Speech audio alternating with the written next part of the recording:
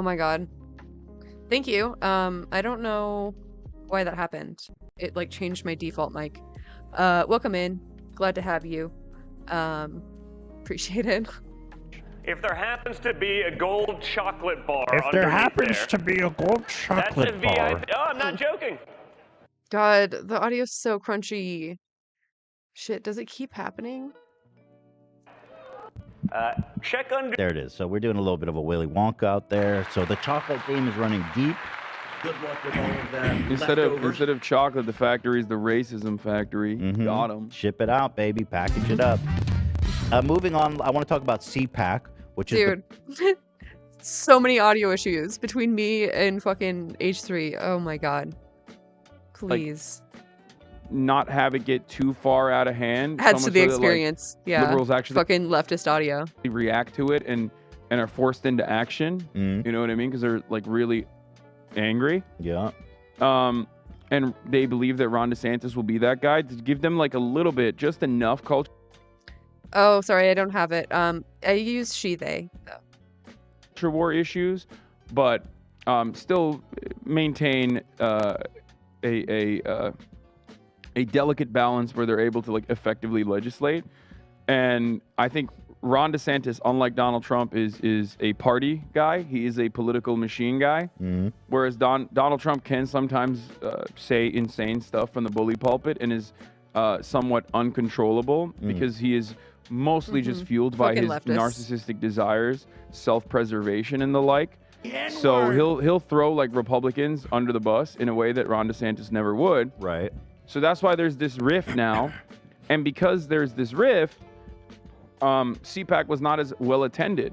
Did you see the video of the Trump speech at CPAC? The auditorium was not even full. It wasn't full. I think we must have that in here. I've got some highlights.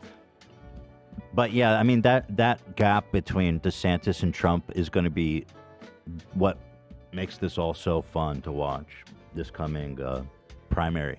But there were some really incredible things, and the point I say is CPAC really does represent, I think, popular opinions within the conservative Republican Party. And so when they have someone who, like Michael Knowles, who is, I want to put this in terms that is actually accurate. He is a genocidal freak. He is like a actual genocidal fucking not only is he a psychotic gremlin, freak. not only is he a gremlin, Prefer hearing Trump in like 200p audio. Yeah, if it's just trash, like, it only helps. The less I can actually hear him, the better. and a lapdog of this Jeremy Boring guy, but he also is like trying to do his own like Matt Walsh shit. Like this is him biting Matt Walsh's aesthetic of like wanting to eradicate trans people. You know what I mean? Well, so here's a speech that he delivered on the floor of CPAC, the most popular Republican, coming of great minds. Check this out. There can be no Trigger warning: genocide. Yeah. middle way in dealing with transgenderism. It is all or nothing. If transgenderism is true, if men really can become women, then it's true for everybody of all ages. If Shocker, it's true. transgenderism is false, as it is, if men really can't become women, as they cannot, then it's false for everybody too.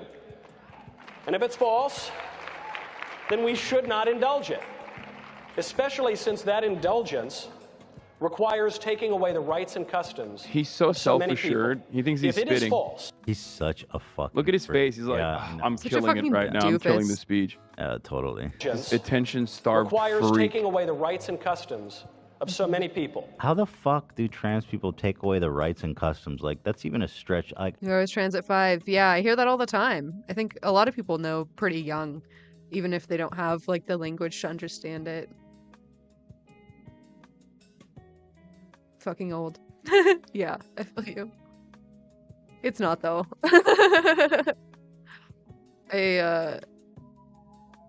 No, I'm sorry. I don't even know what.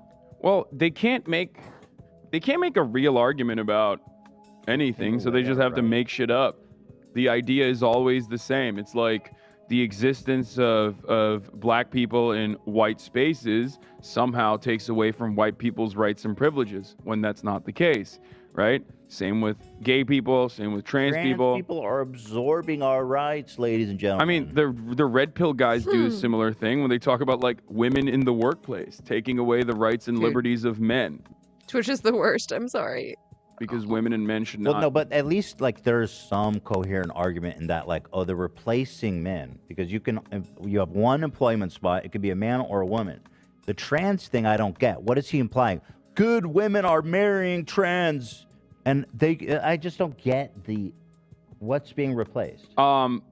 What's being replaced is, I mean, it's the same argument that Nazis used, also directly against trans people as well. Fun fact. That's what a lot of people miss. Yeah, that like Nazis weren't exactly too fond of trans people either. The first famous book burning that everybody knows about was actually a trans medical research that they burned. It was the first famous documented book burning that the Nazis did. Anyway, but their argument is that trans people existing creates moral degeneracy and perversion, like they are an affront to God. They are destroying social norms and constructs that hold Western civilization together. Okay. And that when you see a trans person in society, in public, and you normalize that kind of behavior, more people will become trans. Okay. Just like they made the exact same argument about homosexuality, which is no longer as fashionable or as appropriate to do so, but they're still trying to bring that back too. Because it's not just about trans people, it's about like whatever they decide the norm is, and whoever is deviating from that is abhorrent and must be eradicated. Okay, I see the point. It is interesting. I think if you accumulate how much thought goes into trans people between Jordan Peterson, Michael Knowles, and who's that other soul? Matt Walsh. Yeah, Matt Walsh. I mean, these guys collectively are talking and thinking about trans people probably more than the whole world combined. Yeah, no, they got trans on the mind all the time. Like, that's why I call it like a diagnosable mental.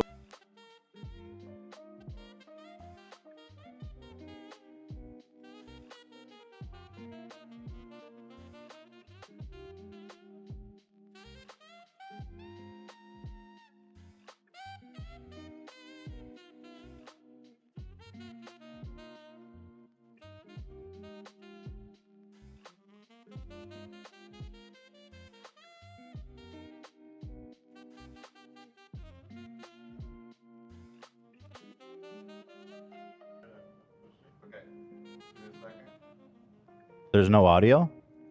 There's nothing right now. Give me 1 second. Has that been an issue at all? Give me a second. No. There's no audio?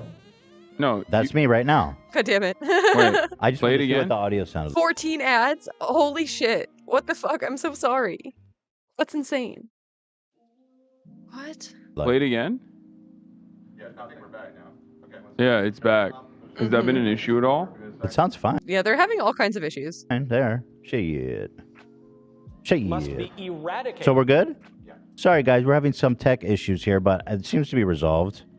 So as I was saying, we are... Now they're saying no audio again. We can hear now. It was out for a second. Okay, now it's back. Okay, just open the stream. Let's hear what it sounds like. Okay. So as I was saying... It sounds fine. Yeah. The button's out, Dan? Oh, we're flying without Flying protection. close to the sun. Uh-oh. Oh, You no. had to kill the button to fix the audio? Yeah, I mean, it's a cabling issue, and there's really nothing, like, I was doing my best to fix it, and it kept fixing, but then getting bad again. And so now I've just bypassed the entire thing. I don't even think I can sign up for the military. No, not the military ads. What the fuck? That's so fucked up. Dude, I think you can disable certain ads. I'll see, tell Google I'm trans. Maybe. We're streaming from Ian's computer directly now. We just It's ripped off the completely- condom. Ripped off the condom. We're raw dogging, baby. You can do it. I believe in you, Ethan. I'm sweating. I believe in you. Also, what's insane about this is that, like, you can say whatever the fuck you want about the NRA or whatever, right? And then you immediately get punished for it. Conservatives go fucking ape mode on you. Yeah. But for some reason, Michael Knowles can say what he's about to say. Let's watch, and then we'll talk about the subsequent lack of backlash. 100% agree. Conservatives, I guess. 100% agree. Then for the good of society, and especially for the good of the poor people who have fallen prey to this confusion, transgenderism must be eradicated from public life entirely. The whole... I hate him. I hate him so much. Such a fucking piece of shit. Like, I can't believe that he's trying to roll that back and say that it's not genocidal. Like, there's no other way to interpret that is not genocidal. Like, there's no other fucking meaning to what you just said, sir. A cartoon rat. Oh my god, for real. Preposterous ideology at every level. Yes, so the way I interpret that is that when you're talking about the word eradicate, first of all, invokes like Nazi final solution. Yeah. And he says transgenderism, which of course is the property, the intrinsic property of a person. So to me, he's just straight up calling to round up and kill trans people. I mean, that's the way I interpreted it. And I think a lot of people interpreted it that way. So I mean, because that's what he meant. That's what he said. He meant we must eradicate transgenderism. There is... Oh my god, dude. This is fucking hilarious. Dude, it's too real. It's the same image. A literal fucking rat. Prey to this confusion. Transgenderism must be eradicated from public life entirely. The whole preposterous ideology at every level. Yeah, transgenderism isn't a thing. There are just transgender people. Yes, so the way I interpret that is that when you're talking about the word eradicate, first of all, invokes like intrinsic property to round up and kill trans people. I mean, I am transgenderism.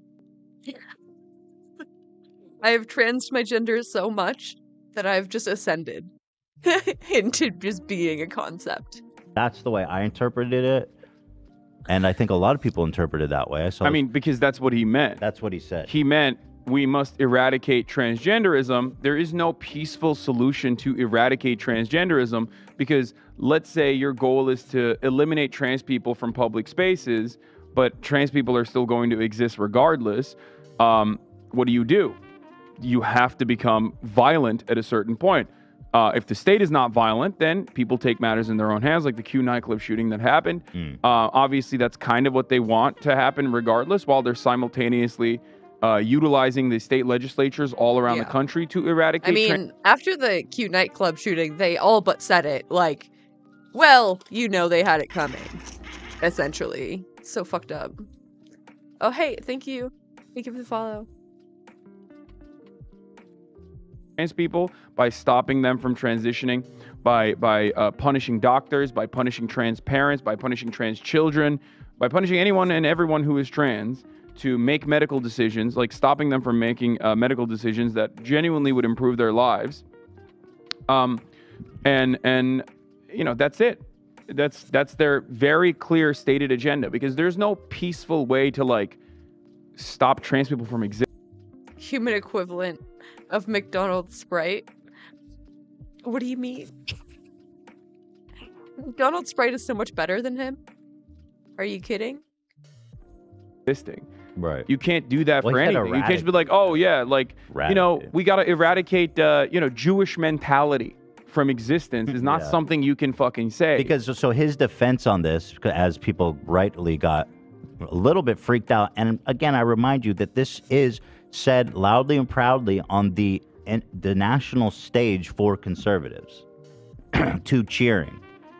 He insists that he wants to eradicate. The cheering is the worst part. Is the wild fucking applause. They're just like fucking like I can't even say sheep anymore because it's like it's played out, but like just like bots, just like ha. He said the thing. He said the one joke.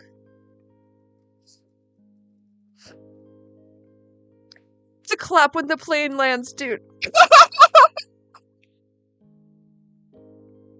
You're not wrong. That's so accurate. Transgenderism as an ideology, not eradicate trans people. Yeah, it's like saying, I'm going to outlaw Judaism. Not Jews, just Judaism. Yeah. No, Does that make sense? Yeah, Not totally, really. totally. Come on, guys. We're just, we're Yeah. not doing anything crazy. I mean, come on. Hulk Hogan with a pussy. But the entire point of that is that, like, eradicate Judaism. it plays along with, like, the dehumanization, right? Like, he thinks that trans people are an aberration that must be excised, that is not, like, a real thing. They're just, like, crazy people that we need to, play this song and dance with. But even if that was the case, then, you could just, like, leave trans people alone, which, by the way, that isn't the case, for the record, obviously. But even if that was the case, you would just, like, leave them alone. That's a good idea. And yet that's not enough because these guys are bullies. That's it. They're weak people. They're worse than bullies. I mean, this shocked me really. Like, I mean, they're genocidal, but I'm saying, like, I'm using simpler terms so that, like, people in the margins can comprehend it too. You are not a man. Yeah, like, they're also just so fragile. Like, to think that someone else expressing their gender, like, takes your gender away, like, you're a snowflake. I'm sorry. Like, you are the thing that you hate. If you go after people who are otherwise not able to defend themselves. Look at this You are not a man. motherfucker's face. This is not photoshopped. No, I am taking their gender. Taking it one by one, and soon no one else will have any gender. You're a weak person. You are barely a person. You're barely a fucking human being. Dude, his smile is straight up like there's invisible fingers forcing a joke smile on he him. looks like you know what he looks like? He looks like the fucking, like, what is it? Like the... Dude, he literally looks like my Trump coom emote. Where is it? He literally looks like this. What the fuck? He's not edited. He just looks like that. Claymation, stop motion Christmas. The Christmas specials that they used to play, like the elf. He's an elfish, little elfish. Like, you know what I'm talking about? Santa's Little Helper? Are you talking? You're not talking about the Grinch, are you? No. What is the claymation, stop motion, like, Christmas special with, like, elves and, like, Rudolph the Red-Nosed Reindeer? Hermie? No, Rankin Bass. Yeah, Rankin Bass. It's just called Rudolph the Red-Nosed Reindeer. Was he the guy in that who wanted to eradicate reindeers? No, bro. He looks like one of the elves. Like, his face looks... Oh, I guess not really. When they smile... Don't they smile? Oh my god. I'm trying to find... I think Dude.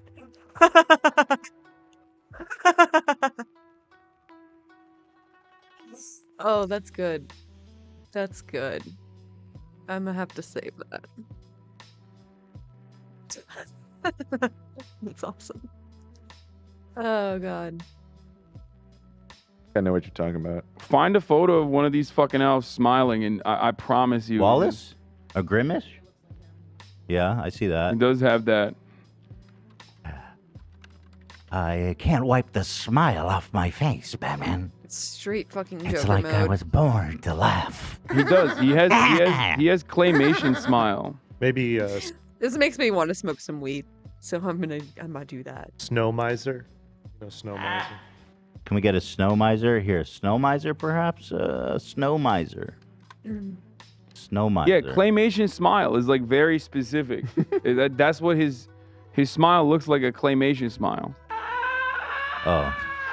Yeah, so what I felt looking at him, listening to the speech, is that this is the face of the American fascist. Like, this is happening in America. Yeah. They found their scapegoat. They're willing to be violent to eradicate. And this is what it is. I think their platform is becoming more and more fascist. and they've got their scapegoat now, and they're ready to be violent. And people are on the national stage cheering about eradicating transgenderism. Of course, he is a giant fucking piece of shit, coward, and he's threatening to sue people now. Yeah. Which cracks me up. Yeah, CPAC speaker calls for transgender people to be eradicated, which is like literally that's what he did, right?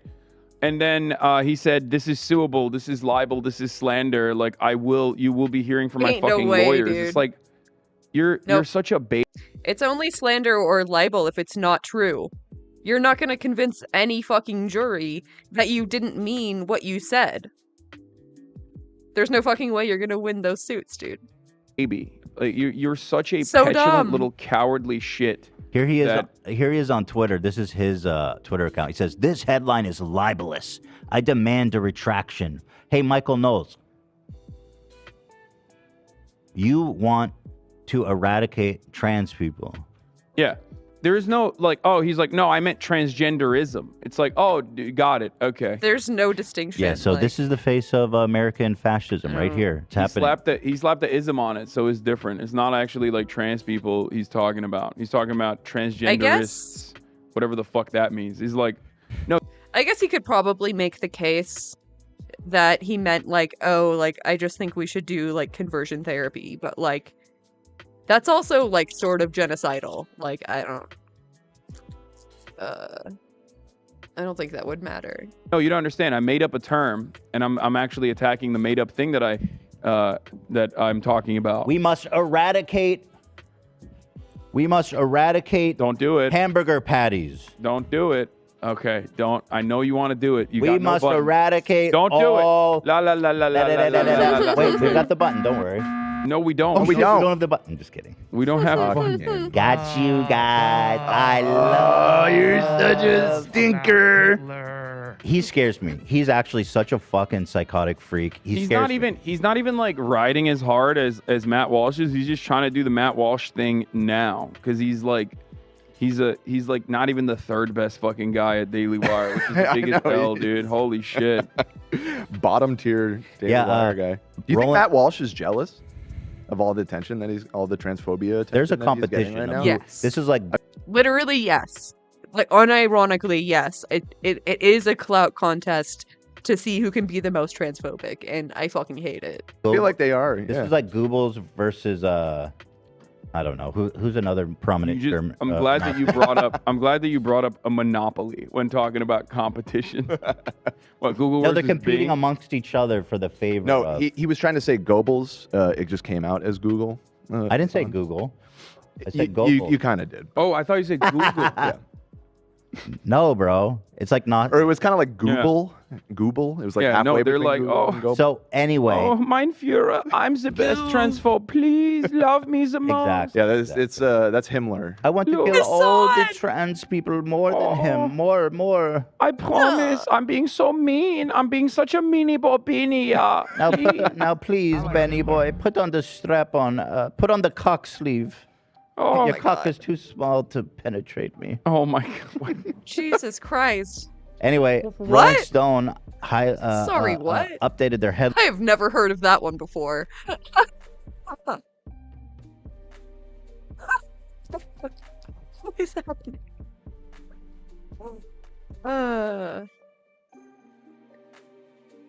Line after being threatened with a lawsuit. They said, CPAC speaker calls for eradication of transgenderism and somehow claims he's not calling for elimination of transgender people. Yeah. That's awesome. Also love that they didn't use his name in the headline. Kind of fire. And also it's under the category of evil, which apparently is a section of Rolling Stone's magazine. Yeah. Let me just see what's going on in evil today. In the evil vertical, yeah. Well, better that than fucking what Breitbart used to have, which was black crime. Yeah, that one's pretty good. Right. Yeah. When Ben Shapiro worked there, by the way, fun fact, Ben Shapiro left Breitbart because he was like, I couldn't stand the anti-Semitism that was happening when the alt-right took over Breitbart. It's like, motherfucker, when you worked there was literally a tag called black crime. That is fucking crazy. Yeah. Unreal. It's almost like they're giving away the game in the headline. They're like, here's our propaganda. We just talk about black crime. Yeah. Take out all the other crime. that you don't want to hear about. Here's Michael Knowles saying that I'm pleased to see the Daily Beast lawyers scrambled to make them stealth edit their defamatory headline about me. Unfortunately, this tweak does not constitute a retraction of the article, which remains libelous. Michael Knowles says transgender must be eradicated. This is genocidal. I mean, it is. It is genocidal. I never said that. And Just demand a own it, retraction. dude. Just own your shit. Why is he being such a baby about Can't it? because he can't because it's like not fully I'm gonna say for legal reasons, it is at least genocide adjacent. institutionalized yet. It's the same attitude that racist people have when you ask Nazis, they won't say that they're Nazis until they reach that final point. They'll just say like, "Oh, I'm a white identitarian," or "I'm just trying to defend white people. I'm just trying to stop white genocide from happening," because they recognize that deep down inside, being considered a bigoted person is not a good thing, and you can't reach out to as broad an audience as possible. New study that came out, an Ipsos poll actually just came out yesterday. USA Today and Ipsos conducted a poll where they looked at the word woke and what kind of, was it a positive image that it invoked or a negative one? And it turns out 59% of Americans consider woke to be a, positive thing, where they consider it to be where they consider to be someone who is social justice minded, and only 36% of Americans consider it to be like a smarmy, annoying. That is actually surprising. Overcorrective. Curious. And that really is a great snapshot for you to just pull yourself away from the extremely online space for a brief moment and take a look at what people who use landlines think. You know what I mean? That is interesting. And all of a sudden you get a way different picture. Same goes for trans issues in general. I talk to trans activists all the time, including Aaron, who's a wonderful journalist who's on that article. I was a part of a charity drive alongside Juniper, also known as Transgender Marxists, where we talked to some, we talked to a trans state legislator and numerous other trans journalists, and what everyone recognizes within the trans activism community as well is that for the most part, Americans just kind of have apathy towards trans people. The normative position for a lot of Americans is just yeah, I don't really get it, but I don't care. Mm-hmm. You know what I mean? Yeah. That's what the normies think. These people are basically honing in on transphobia as their main message, as their main movement, because they are getting reinforced from the cycle of hatred that they see from extremely online spaces. That's what they're cutting legislation off of. That, and also the psychotic, right-wing Christian lawyer network, as another trans hacktivist recently exposed. Mother Jones wrote an article about this yesterday, that there's this deep network of anti-trans movement groups, Christian lawyers, protecting the family group or whatever the fuck, groups like this that directly have a line of communication with state legislatures, and they play a role in crafting the messaging and play a role in selling the transphobic bills that are getting pushed through in almost every single state, with the exception of really blue ones. Yep. Right now, this is very deliberate. And I liken it to the anti-abortion movement in this country. It took around 35, 40 years for that to actually finally become criminalized again, right? But they're doing that with trans people, and it doesn't even matter if people have apathy. It doesn't even matter if people genuinely do care about protecting abortion, for example. Ultimately, these guys will use extra legal circumstances and push through their narrative, push through their nefarious agenda, their violent agenda, no matter what it takes. Yeah, and it's not just happening in the U.S. as well. The UK has the LGBT Alliance, which is propped up by the likes of JK. Even if it does not appeal to the sensibilities of the broader population. Matt Walsh, he doesn't want to be outdone, as you noted, but from Michael Knowles. So he quickly went to Twitter to win back Daddy Benny boy. And he said, "We were minding our own business when suddenly the trans movement came along and Oh shit, you got blocked by one of the biggest UK turfs. Oh shit. Oh shit. Level up. demanded that we totally abandon biology, common sense, and truth itself for its... Oh my god. Of course they are. Of fucking course they are. God damn it. Just so fragile. Like, no, you can't force me to see your trans tweets. Just like, okay. Like, sake. Our war against this scourge is a defensive struggle. They started it. They wanted this fight. Now they have it. Yeah, they just can't leave trans people alone for some fucking reason. Like You they started it. That's like the Jews brought this on themselves. Yeah. That was 100% Nazi playbook shit. Yeah, exactly. Like establish an enemy, an enemy that is both strong and weak at all times, right? And vilify them endlessly, dehumanize them endlessly, make them out to be the villains of every single thing that you feel. And yeah, people denying that the alt-right is using the same tactics as the Nazis, literally the same verbatim tactics, are the same people that would have let fucking the Third Reich come into power. One of the Twitter devs? Holy shit. Oh my god. That's awesome. Just pissing off everybody. in a society where people are experiencing economic instability, volatility, and resentment, and they have no good prescriptions because any kind of left-wing commentary is completely removed from most liberal spaces as well within media. And the only thing that you hear is like these guys making outside of the box look prescriptions. At this. Sorry, go ahead. You no, it's fine. You know, we can move to this. This is a perfect parallel. So listen to this, Joseph Goebbels. You can call him Goober. Fuck him.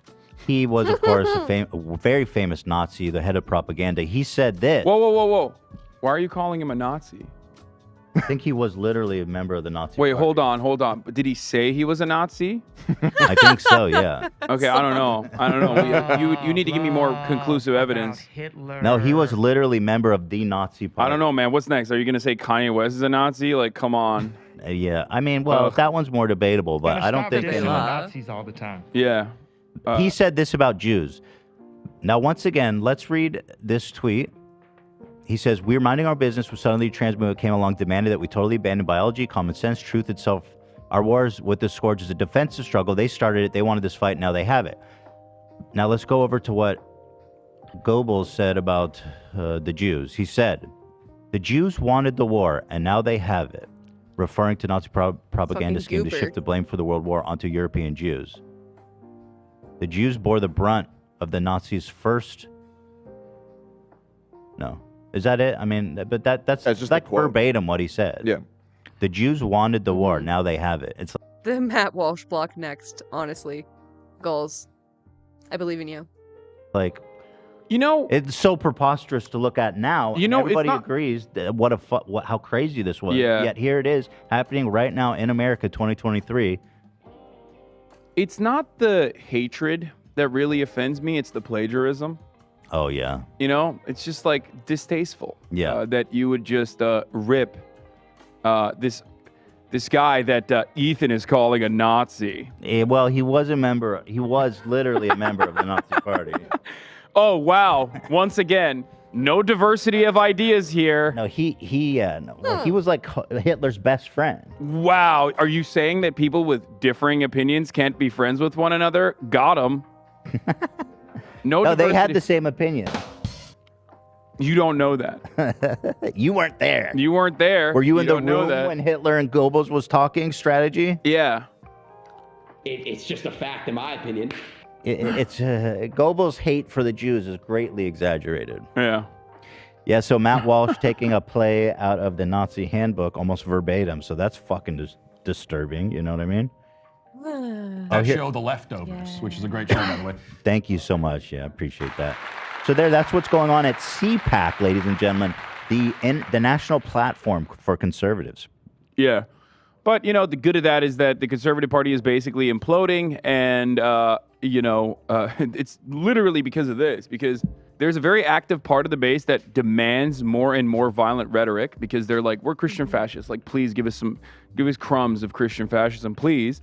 Right. And then there's the other side that's like, I just want to make sure that, you know, we can slowly but surely melt poor people into biomatter. Right. Which is fine, like, if we do it through fascist means or whatever, but, like, it doesn't seem like you're allowing us to do it through fascist means currently. Like, we'll get there eventually, but what we care about is the deregulation aspect of it.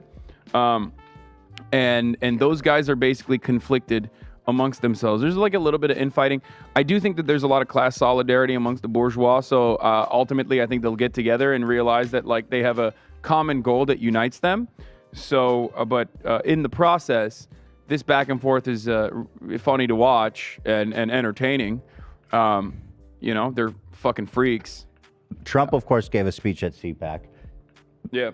Which was, of course, accompanied by a lovely ad for gold coins. Love that. Trump speech special. Isn't that just perfect? No.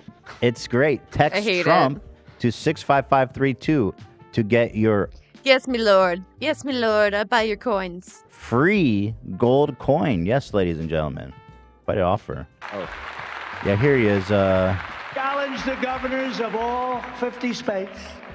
All 50 states to join me in a great beautification campaign. We will rename our schools and boulevards, not after communists, but after great American patriots. Bro, I've never been down like Mark Street or like Lenin Avenue. I don't know. There's one privately owned Lenin statue in Seattle that they like make a big stink about all the time, which like, you know, good luck. Lenin was pretty fucking cool, so suck my dick. But it's not every street. Now my camera's broken. What is happening today?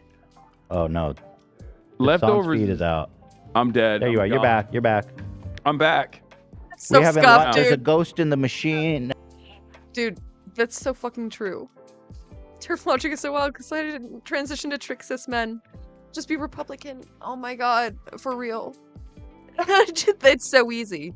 Like, if you wanted to be a grifter, yeah, just be a Republican. It's right there. You could even be a libertarian if you wanted to be. Like, yeah. It's trans people's fault. I'm sure of technically, it. this is the 40th episode, right? 40th. Yeah, which means one episode more than what we did with Frenemies. Yeah, one episode more than you did with Frenemies, which is why, like, I think there's a ghost that's trying to ruin it. They're like, no, we're not letting you film this episode. How dare you? We're filming it, God damn it. Yeah, we're trying our best here. haunted. First. The button is gone, chat. We will and yet get rid of the button is gone for this episode because of the static. Button. bad and ugly buildings and return to the magnificent classical style of Western civilization. We will. Dude, why is his pores so What? visible? This he has pores on his nose that like go down to his sphincter. Like this man has giant holes in his face. Wait, go back. Wait, can you go back to what he was saying? He's talking about ugly buildings. Like what? Yeah, is he anti-brutalist architecture? Yeah, no, he's literally one of the Greek statue guys on Twitter now. Like, Wait, okay. To be fair, Dude, what and is I know with- this is probably my like. What is with the Greek statue guys? I am not familiar. I'm not on that part of Twitter, I guess. I haven't seen them. What the fuck? What the fuck? I just like it's fine to have like a favorite art style or period, but like it's definitely a saucy one. If you're gonna choose from all the ones, it's not a good one. Just stay away from left Twitter. No more discourse. It's exhausting. It's exhausting. I got into one discourse and never again. Literally never again. What art style? They're talking about like Greek Roman statues. I don't know. I think they have like PFPs that are like Greek statues. I think it's like Nazis. Most anti-communist, counter-revolutionary sentiment, but like I don't really like brutalist architecture either. I mean, that's fine. So, Is that a political talking point? I guess we should let him spit. Yeah, they get very worked up Okay. about. But you are objectively wrong if you're choosing a historical architectural style. It has to be Baroque. There's no other option. It's camp. It's beautiful. Like, hello? Everything's gilded. Like, there's paintings everywhere. Gorgeous. Gorgeous. Like,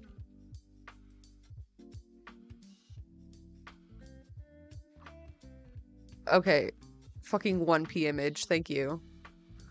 Give me... Yes. Yes. Another 1P image. Excuse me. Google, what the fuck? Okay, give me a large picture, please.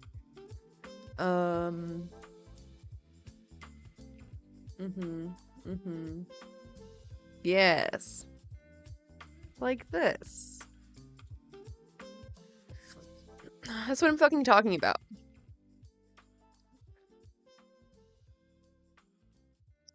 That's what I like to see. These chandeliers aren't like the best, but I like this. I like it a lot.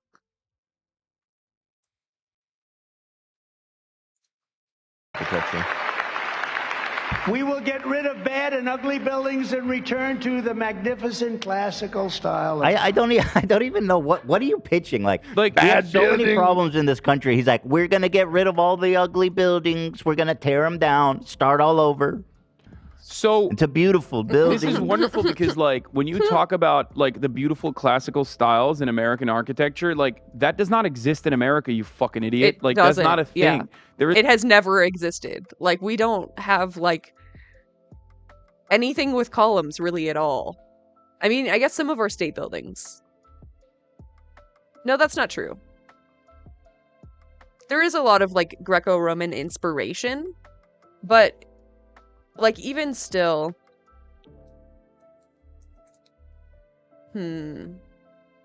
Yeah, like, the best you're gonna get is some shit like this. And it's, like, it's not cute. Like, it's just... I don't know. Like, plain as fuck. Like...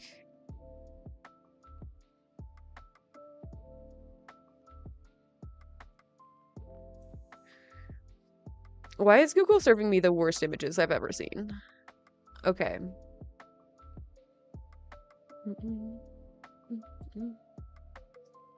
Yeah, like, we managed to do a classical style in, like, a brutalist way. Just, like, made it uglier.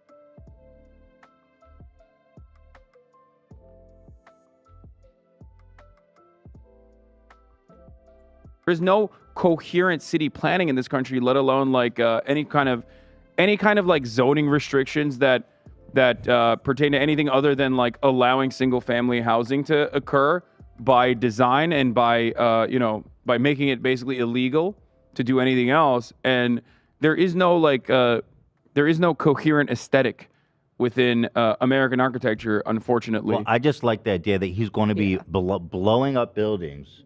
I will be destroying buildings that are ugly I'll determine which ones are ugly. We all agree. Yeah, also, like, his whole vibe is, like...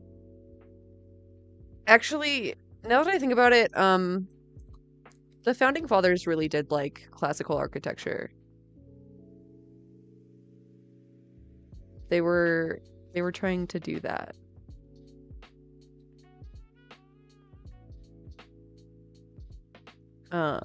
Which it's kind of sussy. Return to classic. Honestly, we should have more pyramids. Like, for real. Why not? I think they're cool.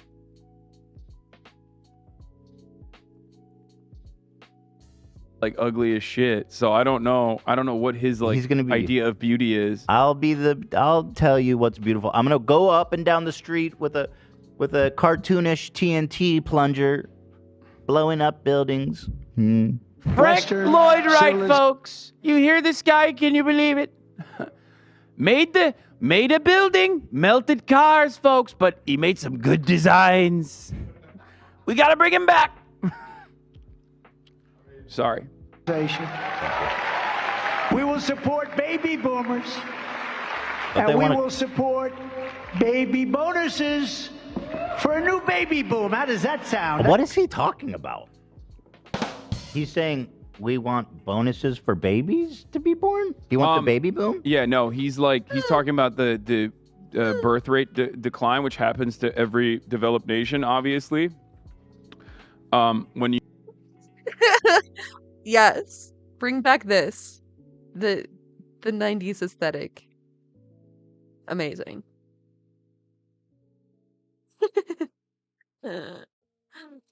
Oh god.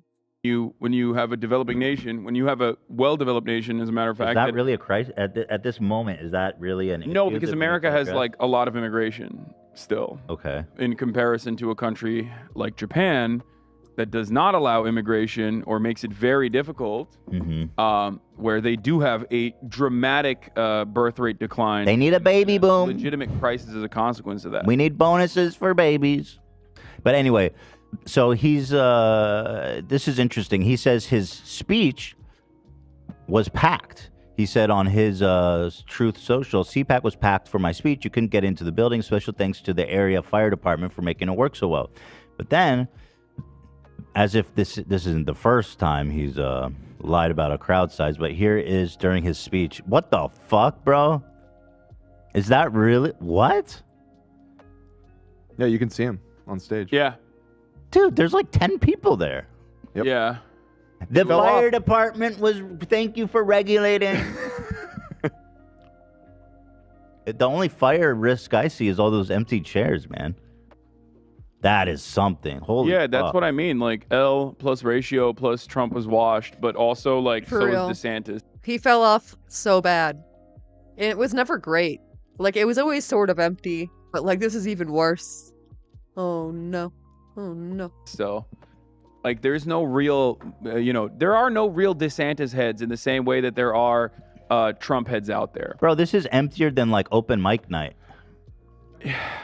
Yeah, this CPAC kind of came out of nowhere. It shocked me. I didn't even know it was happening, and I thought it was because I was in Japan. Turns out Republicans didn't hear about it either.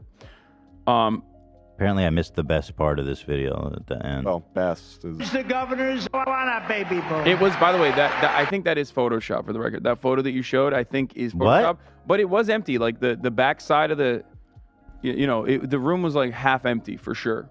Why does it lie? Wait, why does it lie? It's not as it wasn't as like crazy. as Where's that, the real I'm pretty photo sure. then?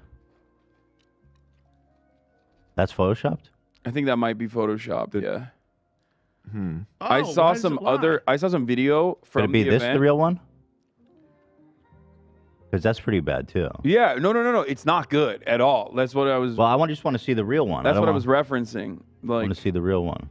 We'll look for that. But in the meantime, here, let's finish this. Oh, you men are so lucky out there. You're so lucky. You are so lucky, men. Why? Because we get to get lots of babies. yeah. Shout out Nick Cannon. By the way, the reason why he's saying that is because he wants, like, White babies. white Americans to. We love our continue white having babies. children. We offering bonuses for He's the the only- whiter you are, the higher the bonus. Yeah. The only reason why, like, America doesn't have the birth rate crisis that, like, Japan has is because it has a steady flow of immigration. I'm both doing my documented part. and I'm having a undocumented. third baby. That's crazy. Because I says it's not enough just to keep it going at 2. We need to repopulate 3. We're going You know all what's out. funny? 3. That's a major flex for you. That like you could own like 90% of these like fucking red pill nerds where you're like, dog, you have no children. Like, fuck are you? Nobody talking even loves you, bro. Yeah, you don't have a wife, you don't have children. Shut the fuck up. Stop chirping on fucking podcasts like a woman, and instead go find a woman. You know Dude, what they I mean? call me fat, but at the same time, guess what's fat? your My semen load? brain. Like what? I did. Yeah, I took a. Got a fat, juicy brain on him. Damn, did you see how fat his brain was? Oh, shit. Fat loads in a cup. Nice. Then I tasted Huh? it. And I'm like, yeah, it's pretty good. It tastes fresh. Oh, You got to hit the Huh? fresh. Bro, I don't know why I said that's disgusting. Yeah. No, I didn't taste my semen. But Cap. not that I haven't. It's just at that time. That's gonna no, be I'm just kidding. soundbite. I'm just kidding. I'm just kidding. I'm just kidding. So you have or you haven't? It's just a joke. Everything's a joke here, folks. I felt worthless. I felt ugly. I felt gay. I felt that no. That's what they told me. But okay, one Yeah, thing but I so want. I'm repopulating. What are they? Tim Pool's out there crying like, no, I can't get a date. I'm repopulating. So who's laughing now? Exactly. Bitch? You are. Maybe I'll have a 4 kid. You are the real trad. You are the trad lifestylist. Those guys are just fake. Dude, They're I am. phony. Bro, They're like, I am. I love the Catholic Church. Like in my adulthood, I decided to convert to the religion that is like most notably known and associated with pedophilia. Like, listen to my podcast, please. Meanwhile, this motherfucker's out here having children, dog. What are you doing? Having Dude. no children. 0 child. Listen to my life. I go home. I spend time with my wife and my kids. I don't even drink. I don't do drugs. Well, maybe that's not trad. But like we eat together. We sit together. I'm having kids. Who the fuck are you, bitch? I'm traditional America. I'm the new America. This is the face of America. You are way this more is the conservative. face of the man who's repopulating America.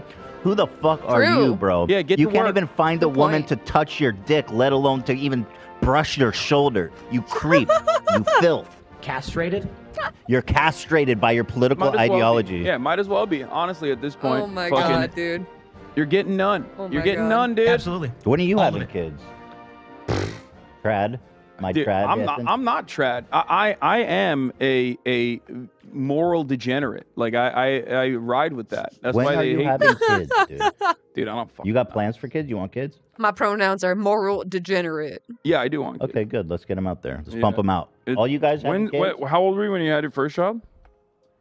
Let's see. Theodore is going to be 4 in June. So how old were you? Vis-a-vis, crunch some numbers, 33. You were 33. Goddamn. Hila was 30 when she had her. Okay, I got 2 years. Or I guess 1 year. Yeah, you know, you said something funny that I didn't comment on. You go, Oh, when Liver King he asked goes, do you have me, kids? You said, I'm only 31. Yeah, I was like, no, bro, I'm was 31. funny as fuck. Not And then that I young. but as soon as I said it, I realized like, fuck, that's actually like need to be the having- time when people have Yeah, children. big time. Yeah. Yeah, but is. it rolled off the tongue so easy for me because I think future generations will probably also look at that and go, yeah, what do you mean he's 31? But right now we're in the in-between phase where like 31 is like kind of the time when you would have children. It is, because you're established. Hopefully, you're more,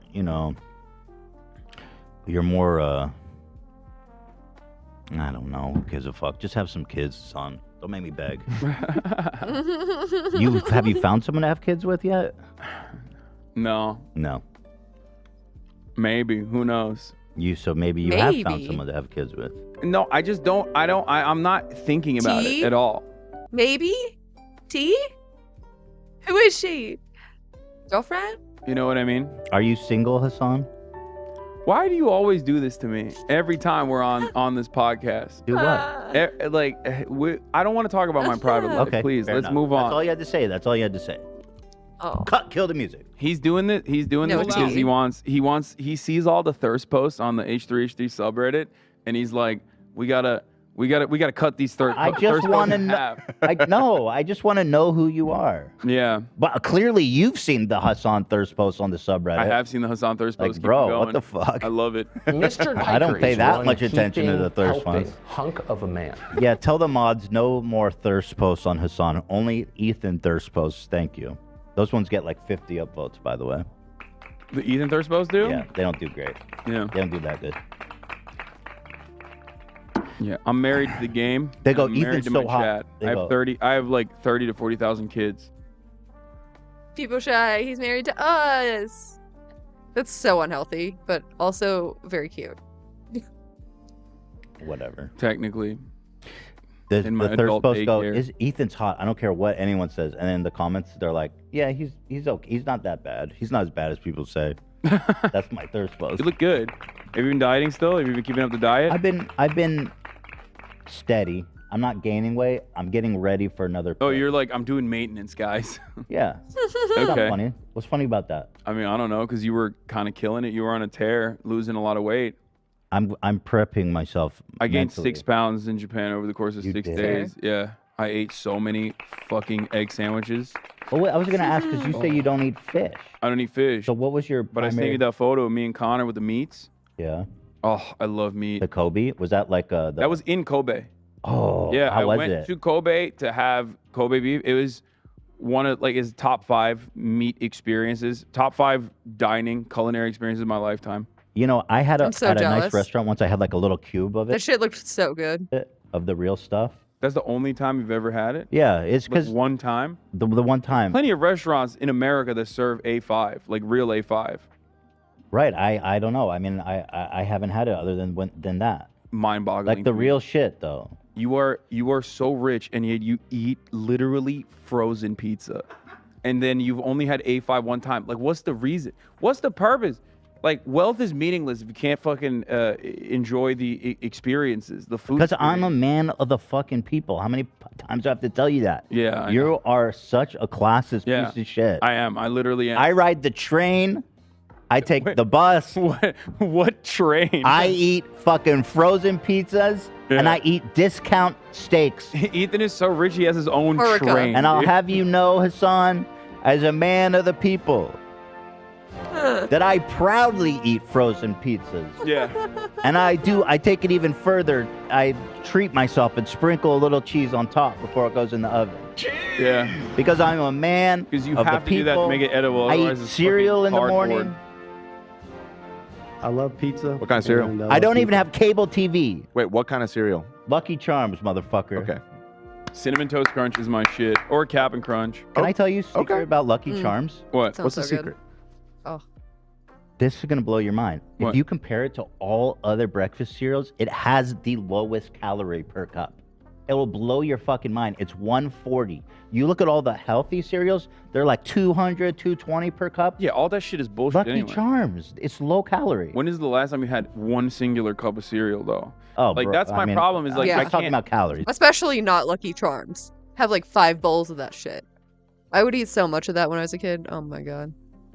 God, I love cereal. But Yeah, I can't have, like, one cup. That's my issue. That's why I never have cereal, even though I love cereal. yeah, cereal is not. It's not a safe meal because you just go all over. Yeah. You It's might be like right about the chips. calories. How much sugar does Lucky Charms have? Well, I mean, it's literally marshmallows in there. I'm talking about calories. Yeah, marshmallows Okay, are what is just straight sugar? sugar, so it's low in calories. I mean, that's where all cereal calories come from. They're all packed with sugar, bro. Yeah. Yeah, okay. Yeah. I mean, Where most else of is it, it yeah. coming from? You know? I'm gonna have to I'm willing to bet investigate they found a way to just, like, you know, because it has a lot of marshmallows, maybe they just, like, put the... they're like, here, in this 1 cup of Lucky Charms cereal, there is no even distribution of marshmallows. There's, like, 1 marshmallow. You So think they're they- like, it's this. 140 Oh, calories. They're fudging it? They're stealing it? They could actually do that. That's an interesting theory. No, I mean, all of this stuff, all of the food regulation is so stupid in So, this country. what did you eat though before you decided to viciously attack me for being a man of the people? I had a lot of, so there's like a konbini culture there. Like, convenience stores are incredibly popular and they are very consistent. Good shit there? Oof. 7-Eleven is huge there. 7-Eleven has its own bank, 7 Bank. Really? Yeah. What? Oh! What? That's fucking crazy. What? Its own bank?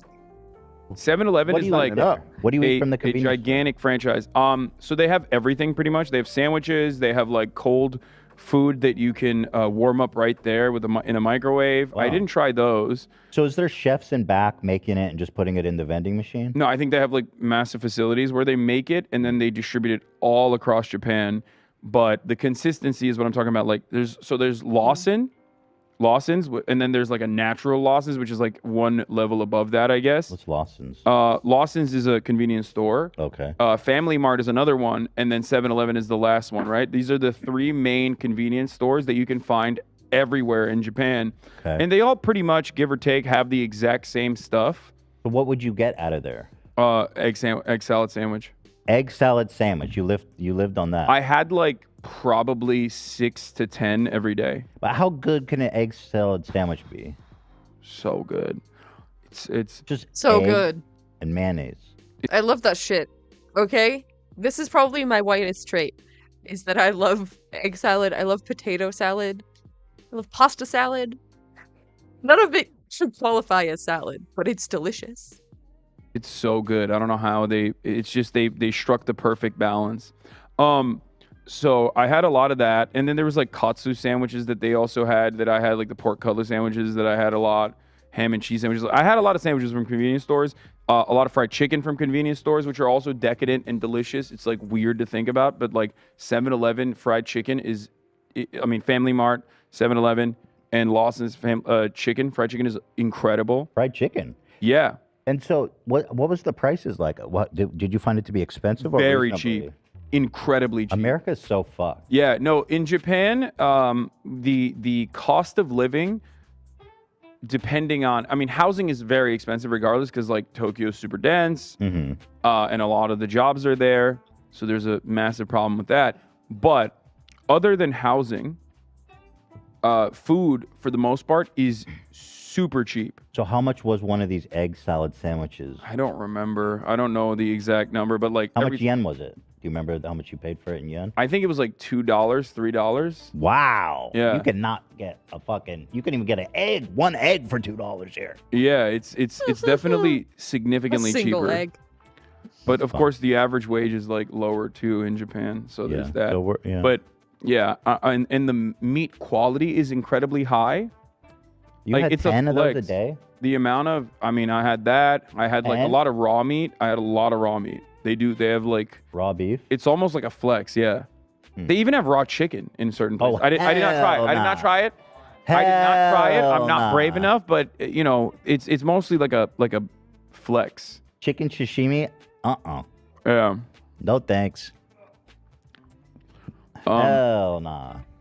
But was people stopping and taking photos with you? Were you like a freak there? no, I think like when I walk down the street in Los Angeles, you know, I get probably the same amount of stares that I do in Japan. It wasn't like that crazy. I didn't notice it. Okay, that's interesting. I thought. Yeah, I didn't feel like, I actually loved it because like I had less fans there. You know what I mean? Right, because you don't get enough. Right. You're so bombarded everywhere you go with. not bombarded, but like Mm. there's always an element of like you know, people looking over when I'm in public, or people coming up, which I don't mind. I love my fans, like obviously, but like when I'm live streaming, it's virtually impossible to do that in America at this point, like without a fuckload of people coming over and trying to take photos. Whereas in Japan, it was like, you know, it happened, but nowhere near to the same frequency that it does in the United I think States. that's one of the reasons PewDiePie moved there, is because people don't know who he is there. That's got to be nice because he was so famous. Yeah, I totally understand why he did that. Like, I get it. I would do it too. Yeah, I get recognized when I go outside. It's like crazy, you know. People, it's crazy. I got to be like, yo.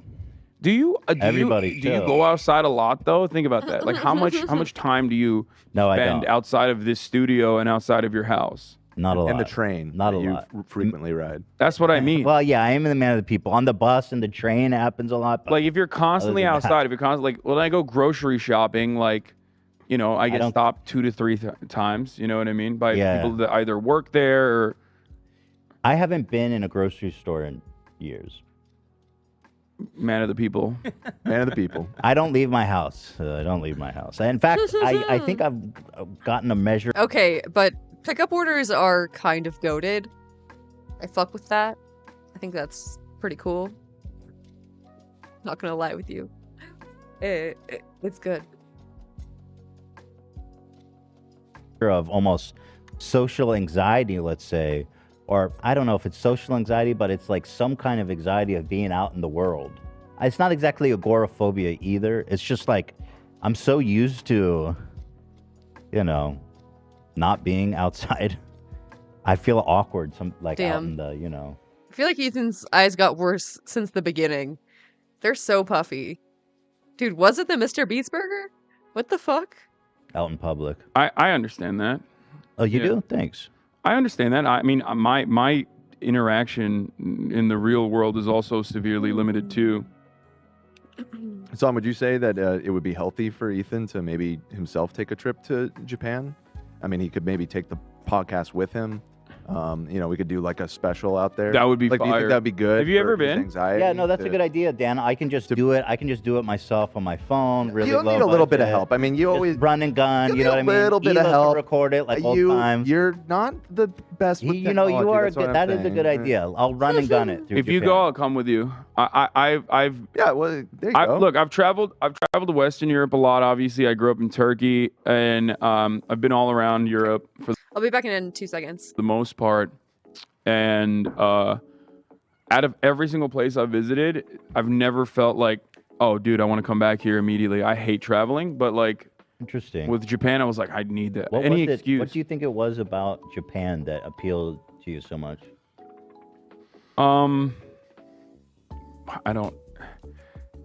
I've been literally grappling with this myself, trying to comprehend it. But I do think that Japan is almost contradicting to like everything I believe and see and experience. There's a lot of issues in Japan that are brushed aside for the most part, especially if you're visiting as a tourist for a little while, right? You don't get to see the full thing. You don't get to, peek inside the curtain. Right. But it's hyper-capitalist. America wrote its constitution, right? There's so many issues that come from that, but because they have like thousands of years of rigid structure and tradition and instilled understandings of collectivism that is reinforced through a culture of shame, which can be very damaging, right? It just kind of makes it work. You know what I mean? One example I use is there's like so many different railroad companies in Japan, right? Mm-hmm. So there's a lot of complications that arise as a consequence of that. There's like, there are issues. You have to like constantly switch over lines and all this stuff, right? Going through different municipalities. However, when you look at a country like America where there's very little public transit, it doesn't even matter, and they somehow make it work. And that transition still is relatively seamless. And it's really weird because like if in America, if you had like Amtrak and other carriers running on similar lines, you'd be fucking constantly hitting one another. Like every public transport train would be like literally doing head-on collisions nonstop. But it works. In Japan, it works. So you like Japan because it works? Yeah, I mean, I like it because it's a developed nation that has. You don't like undeveloped nations? I mean, I grew up in a. I literally grew up in one, so well, I mean, I can unquote, say it. Don Piker. We and hate I also, developing nations. I like the structure of a developed nation that has like a decent amount of wealth, but is able to, in comparison to the United States of America, make more work with less. Okay. That's what it is for me in particular. Should we talk about? I have two other things. We don't have a ton of time, but And it's all about the respect. we've got the Tucker got his hands on the January 6th footage from. We've also got Dominion lawsuit, which I think is pretty good. Yeah. How they were Dude. able to get all the texts from them and Tucker had to come through fucking so many hours and hours of footage to find 6 minutes of people acting normally. Such bullshit. Love that Discovery. It's really good. I'll show you guys the text. Tucker. We can go through the January 6th footage really quickly if you want, like, because that's not as long as a, there's not as long as a video or anything like that. You can just like show. This one's actually really easy, and let's just do this one, and then we'll do that one, because if we run out of time, I think this one will be easier. Tucker. It's easy to set up. So Dominion is the voting system that Trump, Fox News, and Newsmax and all these guys were saying their machines are not safe, and they helped facilitate the rigging of the election. Now, Dominion is suing all those people, specifically Fox News, for $1.9 billion in damages. And defamation lawsuits, as I've said on the show many times, are very, very hard because you have to prove essentially that the person defaming you knew what they were saying is wrong. And, you know, many times you just don't have the kind of evidence to support that kind of a finite claim. But what's happening with this Dominion lawsuit is really interesting. In the process of discovery, they obtained text messages from Tucker. They got text messages from Murdoch. They got text messages from that other big head guy, Hannity, yeah, and also the Laura Ingraham. Yeah, all the executives is a star-studded cast.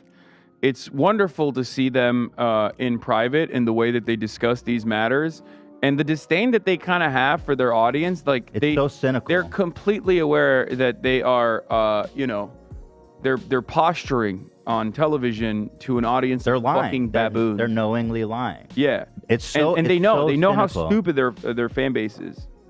Alaskan Bullworm wants to know why your haircut. For one, am not surprised. I don't think I've even heard the clips or the tapes or whatever, but of course. Of course. We knew they were all vaccinated, and yet telling everyone that the vaccine is dangerous and don't get it and all this bullshit. They know what they're doing. That makes your head look normally proportioned. Oh, hell yeah. Thank you so much for that. I paid that person. Yeah, is that you? That was you, bro. Yeah, that was me. I was tweeting it from my phone. Yeah, so here on Trump's business history, as votes were being counted in 2020 presidential election, Mr. Carlson texted one of his producers, fretting about viewers turning away from Fox News after the network called Arizona for President Biden. The producer said Trump has a pretty low rate of success in his business ventures. Tucker Carlson responded, "That's for sure. All of them fail. What he's good at is destroying things. He's the undisputed world champion of that," Tucker said of Trump. Continuing on Trump's plan to skip Biden's inauguration. A staff member texted Carlson to say they'd heard Mr. Trump was planning to not attend the inauguration, an important symbol of the peaceful transfer of power. Carlson said, "I'd heard that about the inauguration. Hard to believe. It's so destructive. It's disgusting. I'm trying to look away," he said of Trump not going to Biden's inauguration. Yeah. He's almost like a normal guy behind the scenes. No, it's funny because it's like that's what I think. No, he's Yeah. he's not a normal guy. Here's why I love I mean, yeah. It's very not normal to be so different in public and private. Like, that's not fucking normal. And also, like, he's approaching it from, like, a very different standpoint. Like, he just wants, like, status quo. that because like I, unlike yourself, am infinitely more cynical about like the American government and also like all this symbolic shit, right? And what it means. So I don't care. Ultimately, like I'll talk about how crazy it is and how funny it is, but like deep down inside, I don't really give a shit, right? But it's funny that Tucker Carlson, on the other hand, is like, what's this? Tucker Carlson is the most Oh my popular God. Fox News host, but one guy who is not a fan went viral after he confronted Carlson at a Montana fishing store. Take a look. You are the worst human being known to mankind. Classic. I want you to know what you have done to this state, to the United States, to everything else in this world. I don't care that your daughter's here. What you have done to people's families, what you have done to everybody else in this society. Son. Don't call me son. Now, the man posted that Don't call me video son. with a message claiming that Carlson's killed people with vaccine misinformation, supported extreme racism, and does more to rip the country apart than anyone else that calls themselves an American. But the question is, should he have approached Carlson like that, Joy? Get out of here. Fucking Whoopi. Yes. Yes, he should have. Well, I'm against public confrontations like that, especially when you're in a hostile state of mind. If you have something to say to me, tweet it. But he was basically whispering. What do you mean hostile? You know, don't come up to me with your hostility I don't like that. But I think that Tucker probably Okay. Such a civility liberal, after all, even though he himself is like a devastating WASP nationalist who cuts racial agitprop every fucking night in a very successful way, if I may add. Deep down inside, he's still like, oh, I can't believe he's not doing the symbolic stuff, though.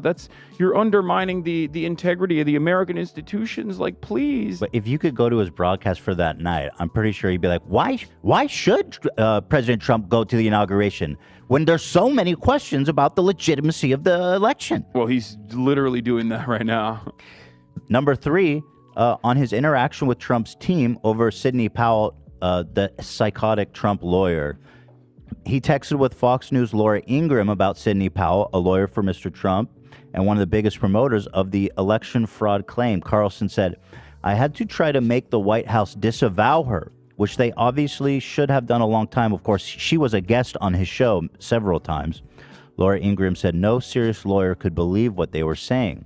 Carlson says, but they said nothing in public, pretty disgusting. And now Trump, I learned this morning, is sitting back and letting them lose the Senate. He doesn't care. I care.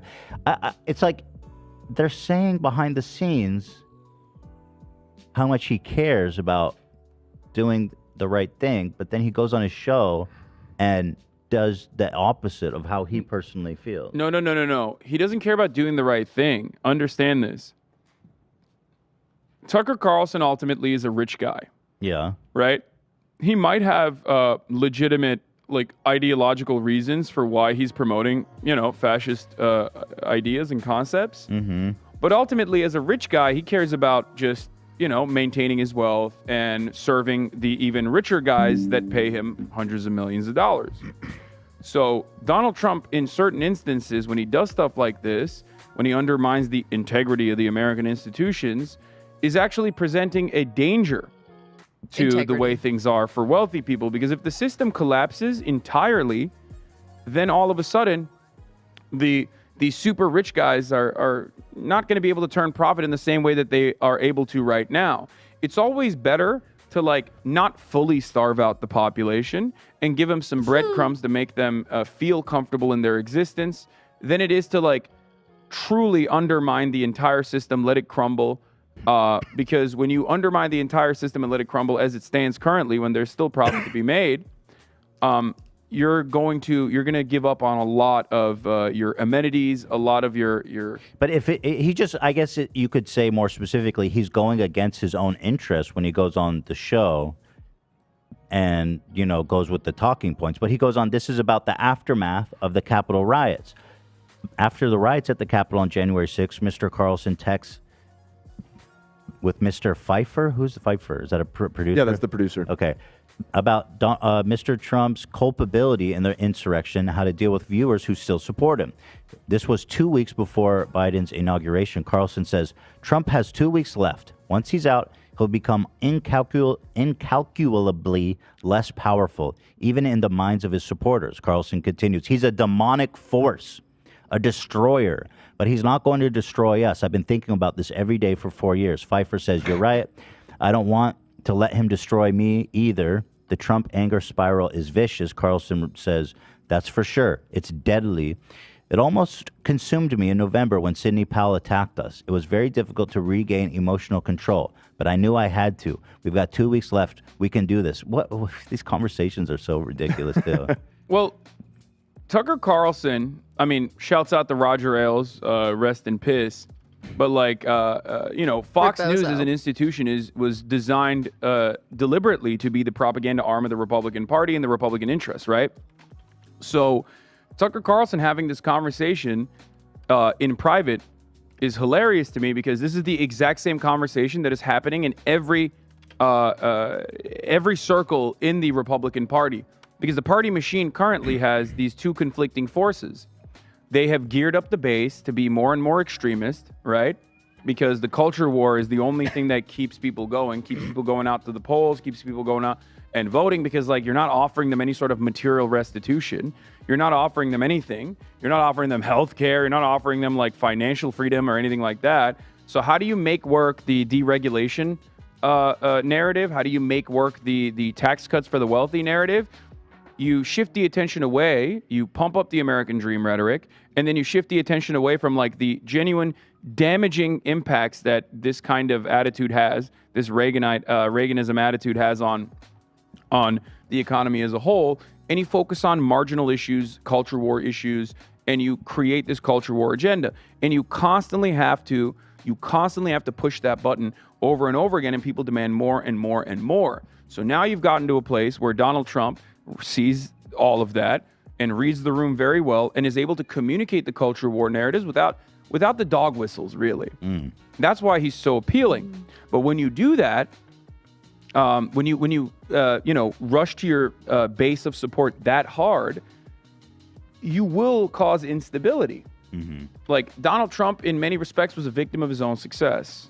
The reason why the Republican Party is currently suffering electorally is because they caved to the demands of a hyper-vigilant, violent, extremist base of support that they have in the form of white Protestants, right?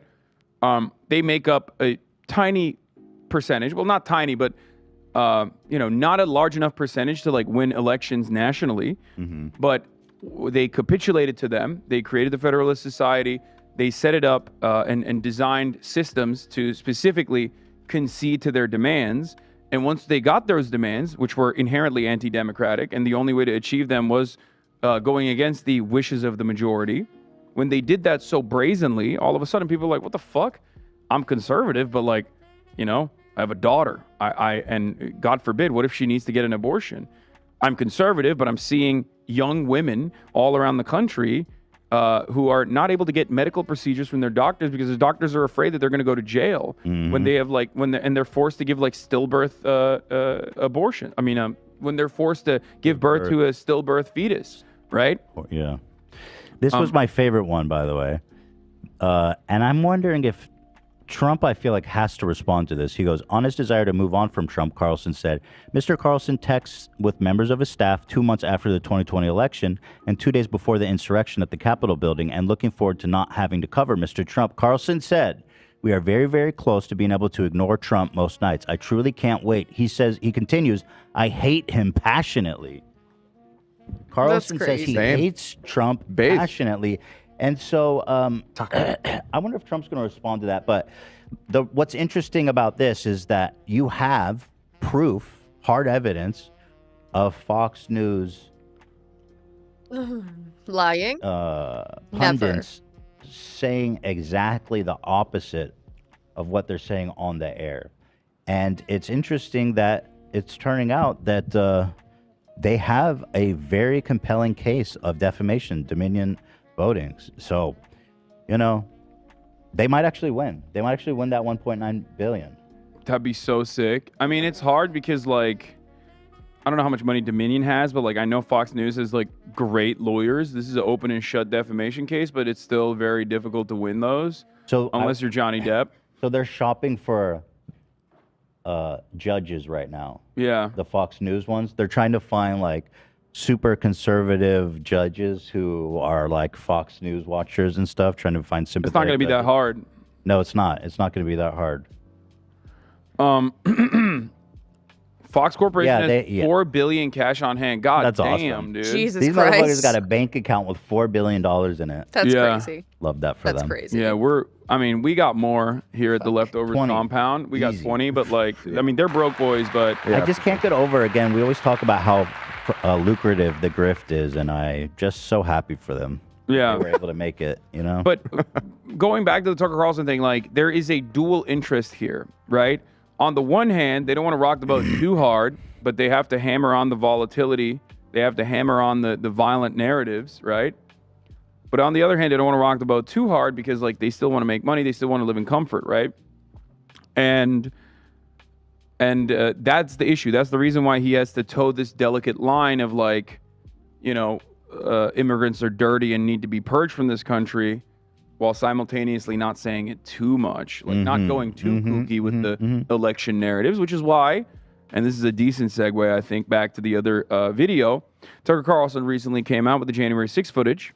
I do want to tell you we have about 3 minutes before. That's fine. The only thing I'm going to say is this. You want me to pull it up? Tucker Carlson was sent 41,000 hours of footage from Kevin McCarthy, Speaker of the House. Yep. So that they could comb through 41,000 hours of footage. And Tucker Carlson cherry-picked through 41,000 hours of footage, I think like around 5 minutes, of the January 6th insurrectionists like walking around peacefully and with the cops like walking them in and Here it stuff. is. Here's the footage that they showed. Yeah, you can even play it as like B-roll in the background with no audio. Yeah, go ahead. And for some weird reason, this is like a narrative that works for a lot of these fucking absolute morons that like 5 minutes of footage on a very public event. Holy fucking captions, dude. That we all watched happen 2 fucking years ago, live on national television, on my fucking Twitch channel, through probably a million different fucking angles because there's so many cameras there, so much CCTV footage, but also because the fucking idiots that were doing this shit were literally filming themselves doing it. You know what I mean? Because they didn't think they would get any punishments for it. They didn't think what they were doing was wrong. But I guess turns out like 5 minutes of peacefully walking through can make up for the 41,000 other hours of them being violent and psychotic. One of the key moments that I love in this is that they talk about how like the police were basically guiding them around, and I'm like, yeah, no shit, because you know cops are fucking they love the hogs. It's like pig on pig violence. Ultimately, they are one the same, and that is precisely the reason why they were walking them around. Just like here it is. Here's the footage that apparently is a smoking gun. Of the like, why is this a smoking gun? We saw cops take selfies with motherfuckers literally on January 6th. Like, I was covering it live. I'm confused because when I see footage of the cops escorting them into the chambers of Congress, I think that, oh, yeah, well, the police are also, as we knew, hogs. Pigs. Yeah, they're also like fascist, racist pigs. freaks.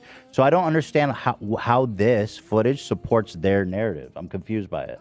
I think they're implying that like there's this other underlying narrative because they threw a lot of shit at the wall to see what stuck. Basically, I do wonder what the fuck are these cops doing? First they said it was Antifa. But then they were like, but also they shouldn't go to jail, even though they're fucking Antifa apparently, right? So then that didn't stick. So now they're like, oh, the January 6th insurrectionists are political prisoners that must be freed. Now they're prison abolitionists. They read Angela Davis. Why are they taking this dude. guy straight to the chamber and opening the door for him? I think it's partially because they were scared. I think that's what one of the cops testified at the when the committee That is pretty crazy. Brought him up to the stand. I think he was like afraid of like what these guys might do because he was walking around with like with a flagpole. But there's like a whole mess. And they are terrified pussies, so that does make sense. They have guns. Like, they never hesitate to use them before.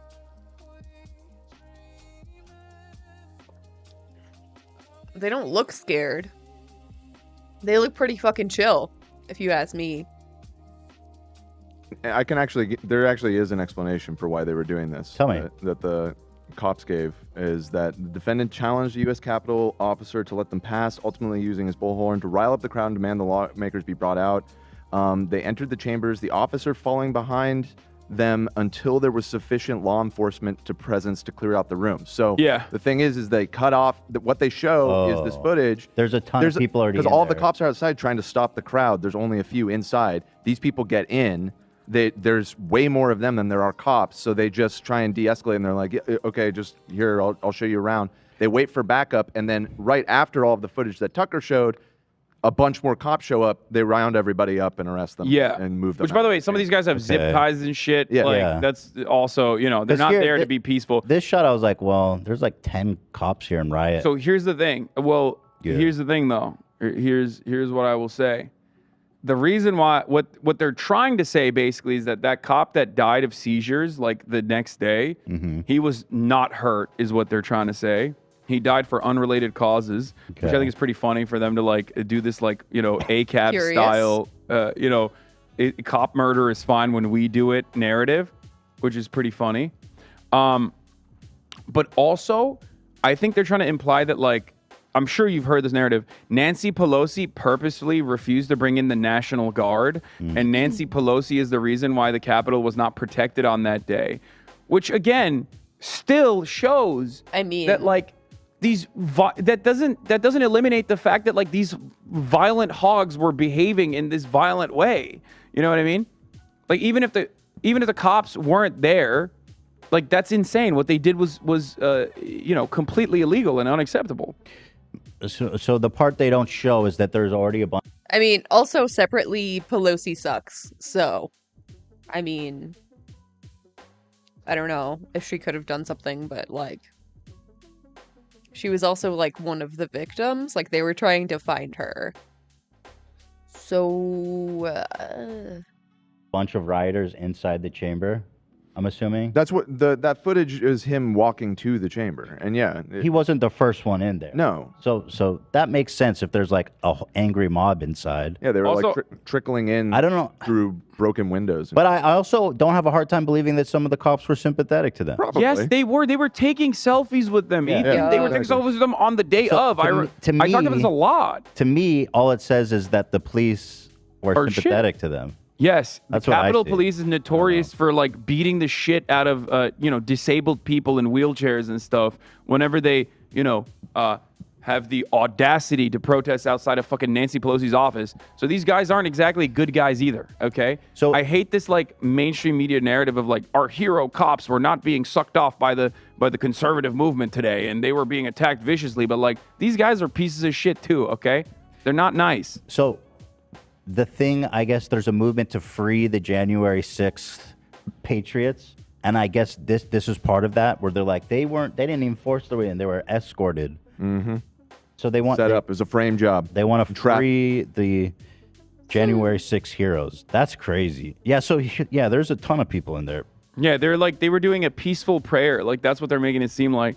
Yeah, brother. They were definitely just, they were there for peaceful reasons. They made it seem like it was like a tourist day at the Capitol, which I think is hilarious because again, this level of like reality denial is unimaginable to me, but I guess like the American conservative movement is at this level of cognitive dissonance that they will genuinely deny what they saw, which is not that surprising when you consider if you've ever talked to someone who is a conservative who went to the fucking Capitol on January 6th, and I know people that have, they literally still say it was peaceful. It was actually peaceful, and also it was Antifa. I'm like, bro, you were there. Dude. Like you were. Are you Antifa? There's videos of them. It's Right. weird. It's like Everybody it's all fought there. them. Yeah, so I have to leave, but I'll just read this statement from the Capitol Police Chief. He said, the program conveniently cherry picks from the calmer moments of our 41,000 hours of video to incorrectly portray the 41,000 hours. 41,000 hours. violent assault as more akin to a peaceful protest. He added that Carlson's commentary fails to provide context about the chaos and violence that happened before or during these less tense moments. Yep. All right, I got to go. Thank you, Hassan. Nice to have you back. God bless. I know you're not happy about it, but I'm glad you're back. Yeah, I'm glad to be back. This was great. And It's all good. we're gonna take leftovers to Japan soon. It's all good. Okay. Yeah, on run and Ethan's gun. dime. Well. Ethan's gonna pay for it. It's gonna be great. We're gonna have a great. I'll time. go with Hila and just one camera. It'll be great. Just Right, I'll both operate times. that camera, and no problem. No, I'll be happy to. No, you won't. It's fine. Hila's got it. She's gonna be busy. She's gonna be pregnant. She can't. All right, guys. Thank you so much. We'll be back on Friday, which is tomorrow, for After Dark. Peace and love. Peace and love. Thanks for watching. Bye bye. Bye-bye. That's crazy. That went by so fast. Holy shit. Okay.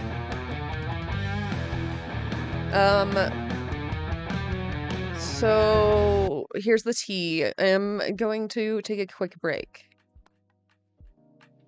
a little tiny baby brick. I want to play with my cats. It's kitty playtime. And I'm gonna throw together a quick salad. But I'll be back very soon. Okay? Okay.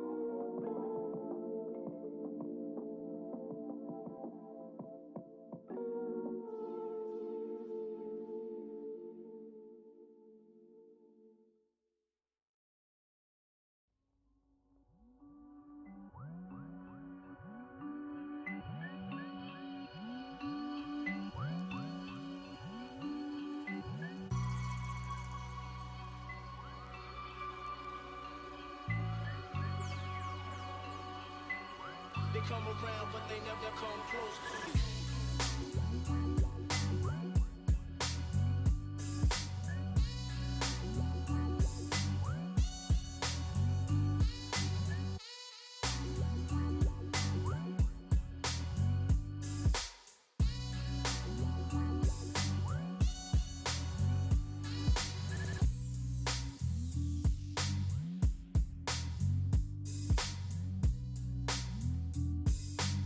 They come around, but they never come close to you.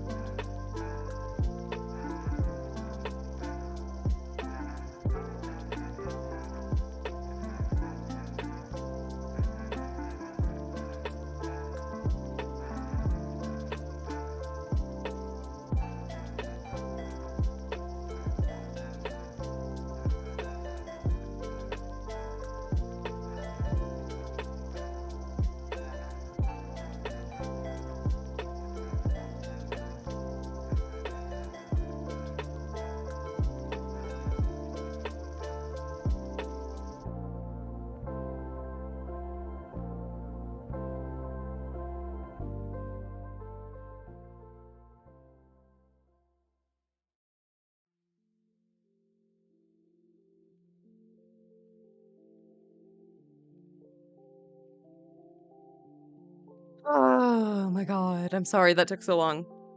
Holy shit. My cats didn't want to play, and my salad froze, so I couldn't even make a salad. I made a bowl of broccoli.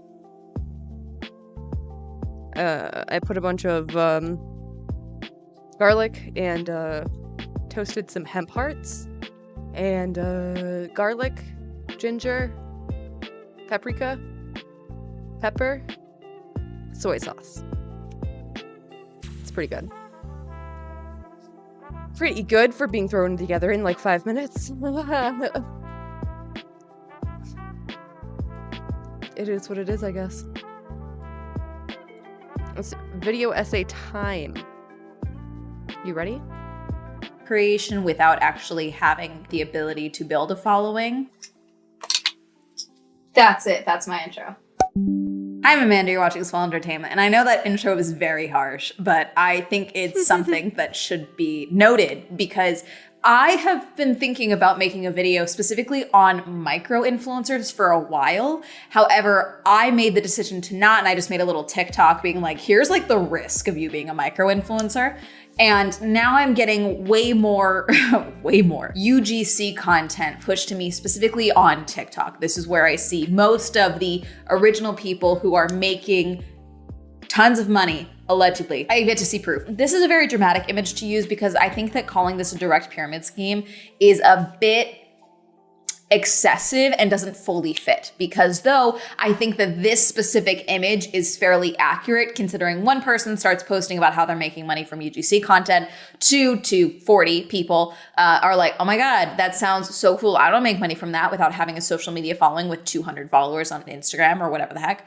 And then they hear all the money they can make and all this stuff, and then they start adding more, and then they start making content and selling courses, because when they bring up courses, that's where I'm like, ugh, what? Then they start having courses, and then everyone has courses, and then you're making more. There's always a course or a book or a pamphlet. Money from the courses than you are making from the actual user-generated content that you're making, that you're promoting as this is how I'm making all my money. And then now we're in now we have a problem, a child-shaped problem. I feel like someone's gonna get mad at me for saying that a triangle is a child shape. What is UGC? UGC stands for user-generated content. Amanda, that's like all content on social media. I know. You could argue that my reviews, though I am not specifically working with the brand and I'm not being paid, are considered UGC. My brain keeps wanting to say UGC content, but that's redundant. So I apologize if it slips out. However, if I do a brand deal here on YouTube, that is not user-generated content, that is influencer marketing or a influencer brand deal, because the deal that I got is contingent on the fact that I have an audience and I am sharing that content with you, the audience, for the brand, and I am receiving a monetary exchange for that. User-generated content does not necessarily need to be posted on your socials. Most of the time, it's my understanding you should not post on your socials. It's not what they usually want. Also, user-generated content traditionally does not have identifying factors in it. For example, if I am showing a product and they're like, hey, we want to show that you're a woman using this product, my face, my identifiable facial features would not be in it. So say I'm advertising this, the image would be like this blocking my face, maybe making sure you don't see my glasses, but you see that I'm a brunette white chick. You know, William's gonna be mad that this is blocking my voice from the mic probably. You're basically creating content with the express purpose of promoting a product without putting any personality into it, okay? Okay. The reason I bring up micro-influencers with user-generated content is because I do think that the line, it's there, but I don't think it's a super solid line. Like it's one of those like dot dash lines that goes between the two. Because though, again, micro-influencers, there is a nature of you need the personality, you need some form of a you are getting this because you are you, and not you are getting this because of your portfolio or because of other content that you make or whatever. You know, that is the nature of micro-influencing. It may not be so super contingent on your audience because you may need less than 1,000. There's a whole thing, lots of issues there. No, let's talk about it. Let's talk about the cult side of the micro-influencer and the rise of micro-influencers. So technically, on paper, I believe, I've joked about this years ago, okay. On YouTube, I'm considered a mid-sized creator. I'm at like 340, almost 345. I'm considered a mid-sized creator. I think I'm considered a large creator either after 500K or after 1 million. I'm not entirely sure what the new rules are for that, but I'm fairly certain I'm still considered mid-sized at this point. On Instagram, I have just about 25,000 followers over there. I think I'm still considered a micro-influencer because I have done brand deals on there, but I am not getting brand deals regularly. And then on Twitter, I'm considered annoying. As far as I can tell with micro-influencers, the goal seems to be how many free products can I get? And trying to maximize the ability to get free beauty products, clothes, etc. She's so real for that. I am also considered annoying on Twitter. I primarily post like clips from the stream there, so it's like not really Twitter content. To do brand deals on your small social media pages. I'm not trying to be mean when I say that it's small social media pages. That is the goal. It's usually people under 5K, 1,000, under 10,000 even, who are talking and making these videos. All the content that I saw during this time of how to become a micro-influencer, you can get free product for under 1,000 followers, and all this stuff was very much, how can I build my platform to appeal to brands? And it was not, how can I build my social media presence to gain a following, grow a community, and create a platform from that community that I can then pitch to brands to then share products with my audience that I believe in, that I like, that I would promote if I wasn't being paid. A lot of my issues with people who are like, I'm gonna be a micro-influencer, is that the overall base of what you build is incredibly flimsy. Because right now, hi, I am a mid-sized creator on YouTube. I make fairly good money from my content. I make fairly good money from brand deals. However, I've been told from my management, friends that are in management, other content creators, that people are being told and sharing how, because of the current state of the US economy and where things are going, especially in influencer marketing, it is going to be affected by the recession that we are in, going into, or whatever you choose to believe. Brands are pulling out of deals. Brands that are being offered deals are much less, and that's going to affect across the board content creation, whether you're user-generated, micro-influencers, or whatever. Same goes with the micro-influencers who are only being followed by other micro-influencers, which is still so crazy to me. They know, like I just think, my engagement's great. It's, yeah, because you're in a group chat where you're plugging each other's stuff and mining interactions. It's so... Don't you want more for yourself? Don't you want to be more than literally just a storefront? Don't you want that for your content and yourself and your digital footprint online? I don't know. Like, I know that's easy for me to say as someone who now has a platform, but like, I didn't for years. I was making content because I loved making content. I did start making content because I wanted to. That's an incredibly privileged position. Oh my God, that's so privileged, dude. Like, yeah, you were making content because you loved it. And also, the important caveat to that is that you also had a full-time job to support yourself and probably had help. Not everyone has those things. Like, not everyone has a chill barista job where they can make content on the side. Like, hello? To be famous, but like that got old very quick. I was 16, we're past that. I'm 25 now. Oh God. We're coming up on 10 years of this. Oh God.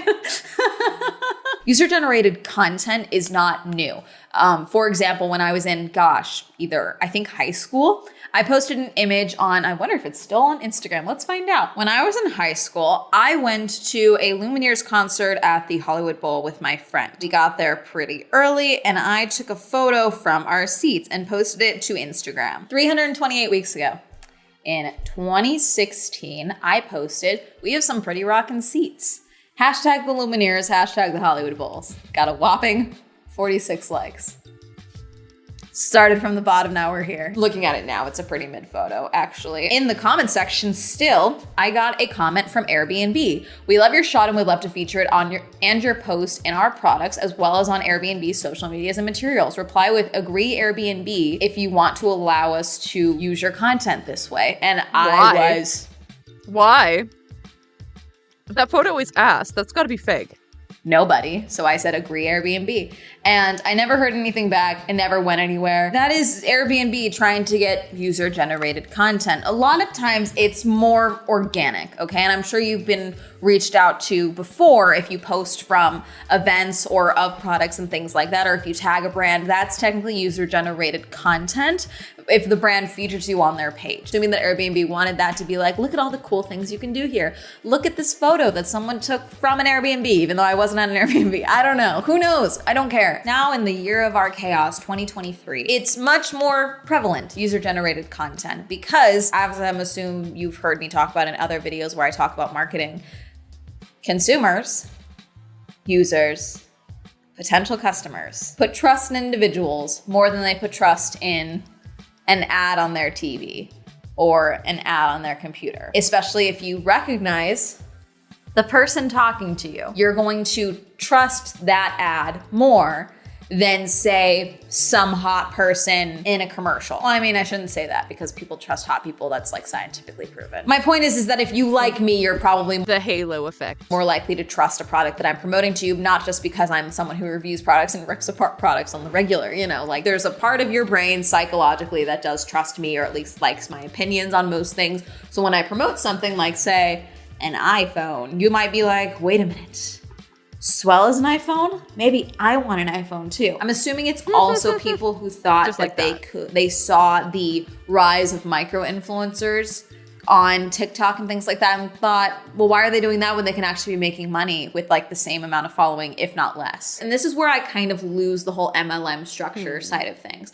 I do still am the what's not a cult feels like a cult. This literally is like has not propaganda, that's not the word, but manufactured authenticity that is framed as real reviews or like content. Not all user-generated content results in money. Sometimes it is just free product, but to build your portfolio, then you start making more money and all this stuff. And I think that's where, again, we lose the like top of the pyramid style of things, because at the end of the day, I take brand deals, I take images, I do that.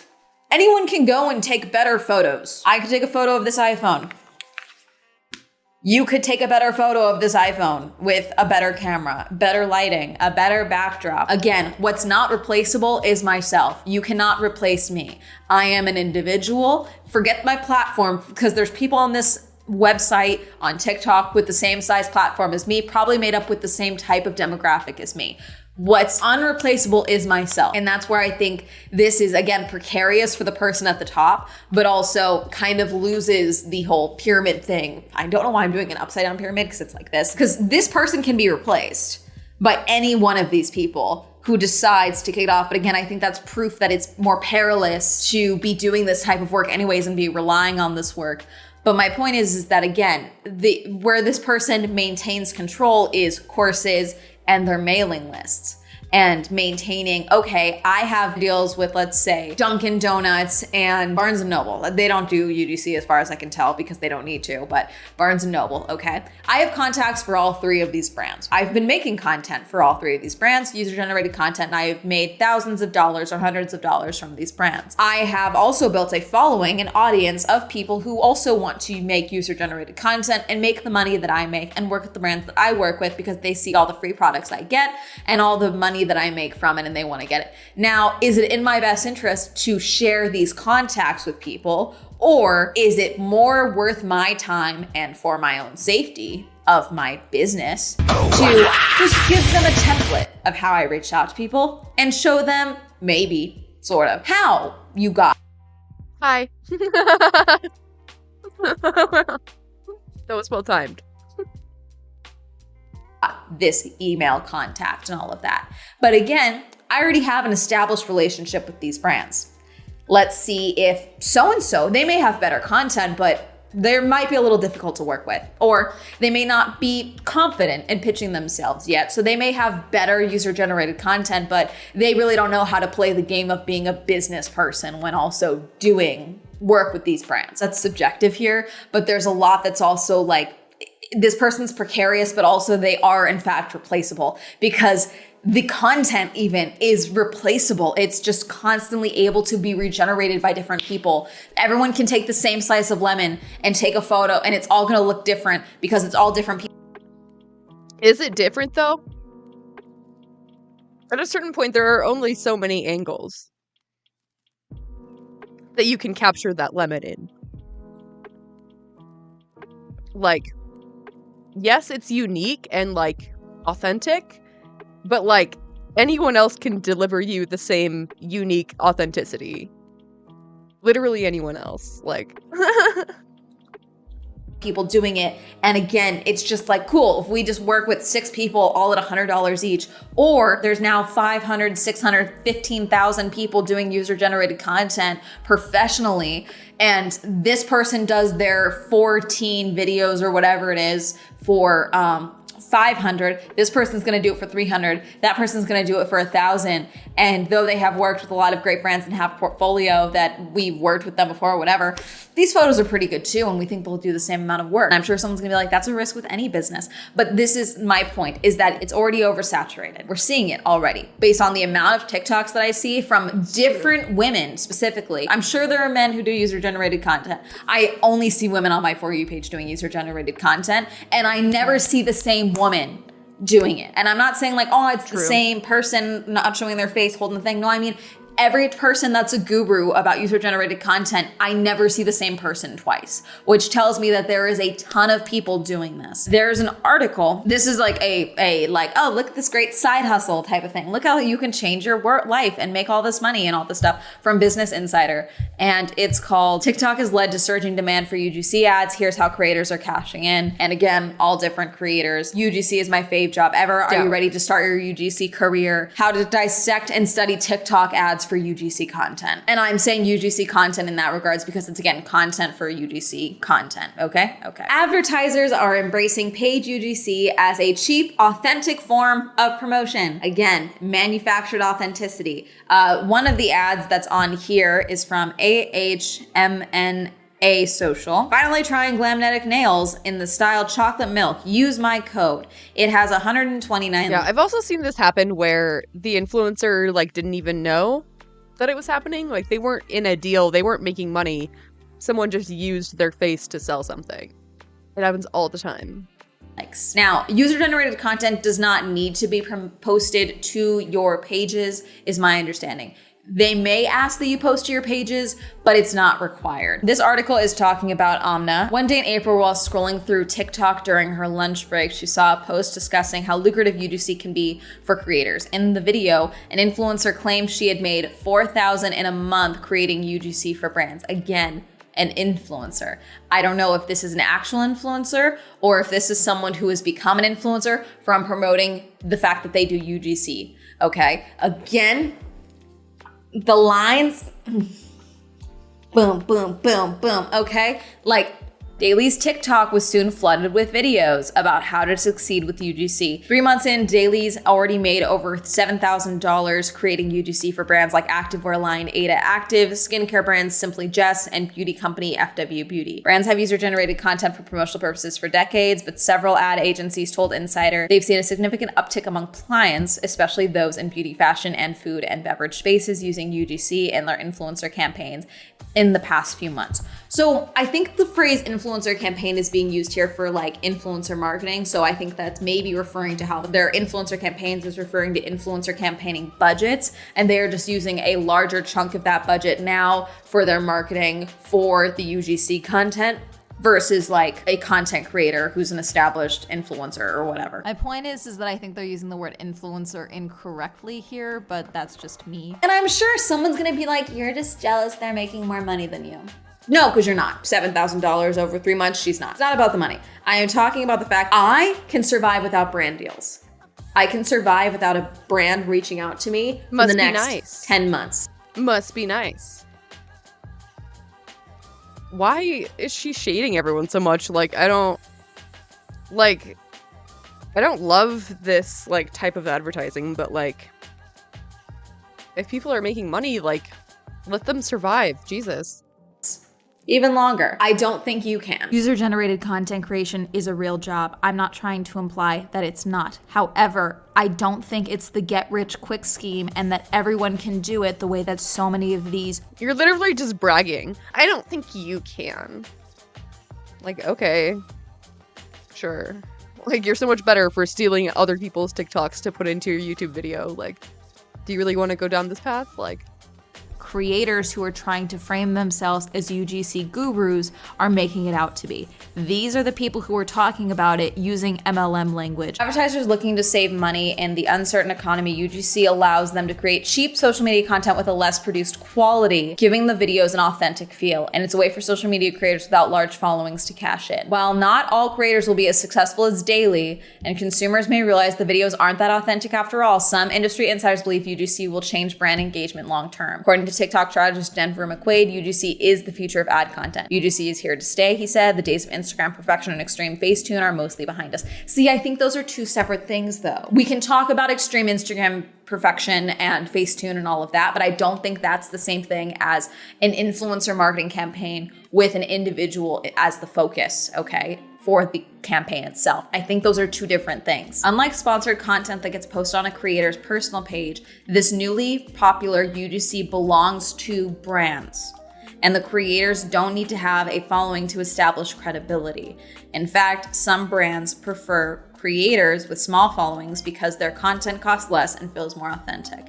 It's my understanding that if I were to take a contract for a UGC deal and make the video, that's their ad. I no longer own that because I agreed to make that under their agreement with them. If I make a brand deal, I'm promoting the product, but it's still mine unless they pay for the rights to use it other ways. Then that's a licensing deal. That's a separate thing. Then I let them use it, never in perpetuity. I don't think you should ever do anything in perpetuity as a content creator, but that's just me. Yeah, that's crazy. And they're always trying to get it in perpetuity. They always want it forever. Like, what? Are you going to run this in 20 years? Like, I doubt it.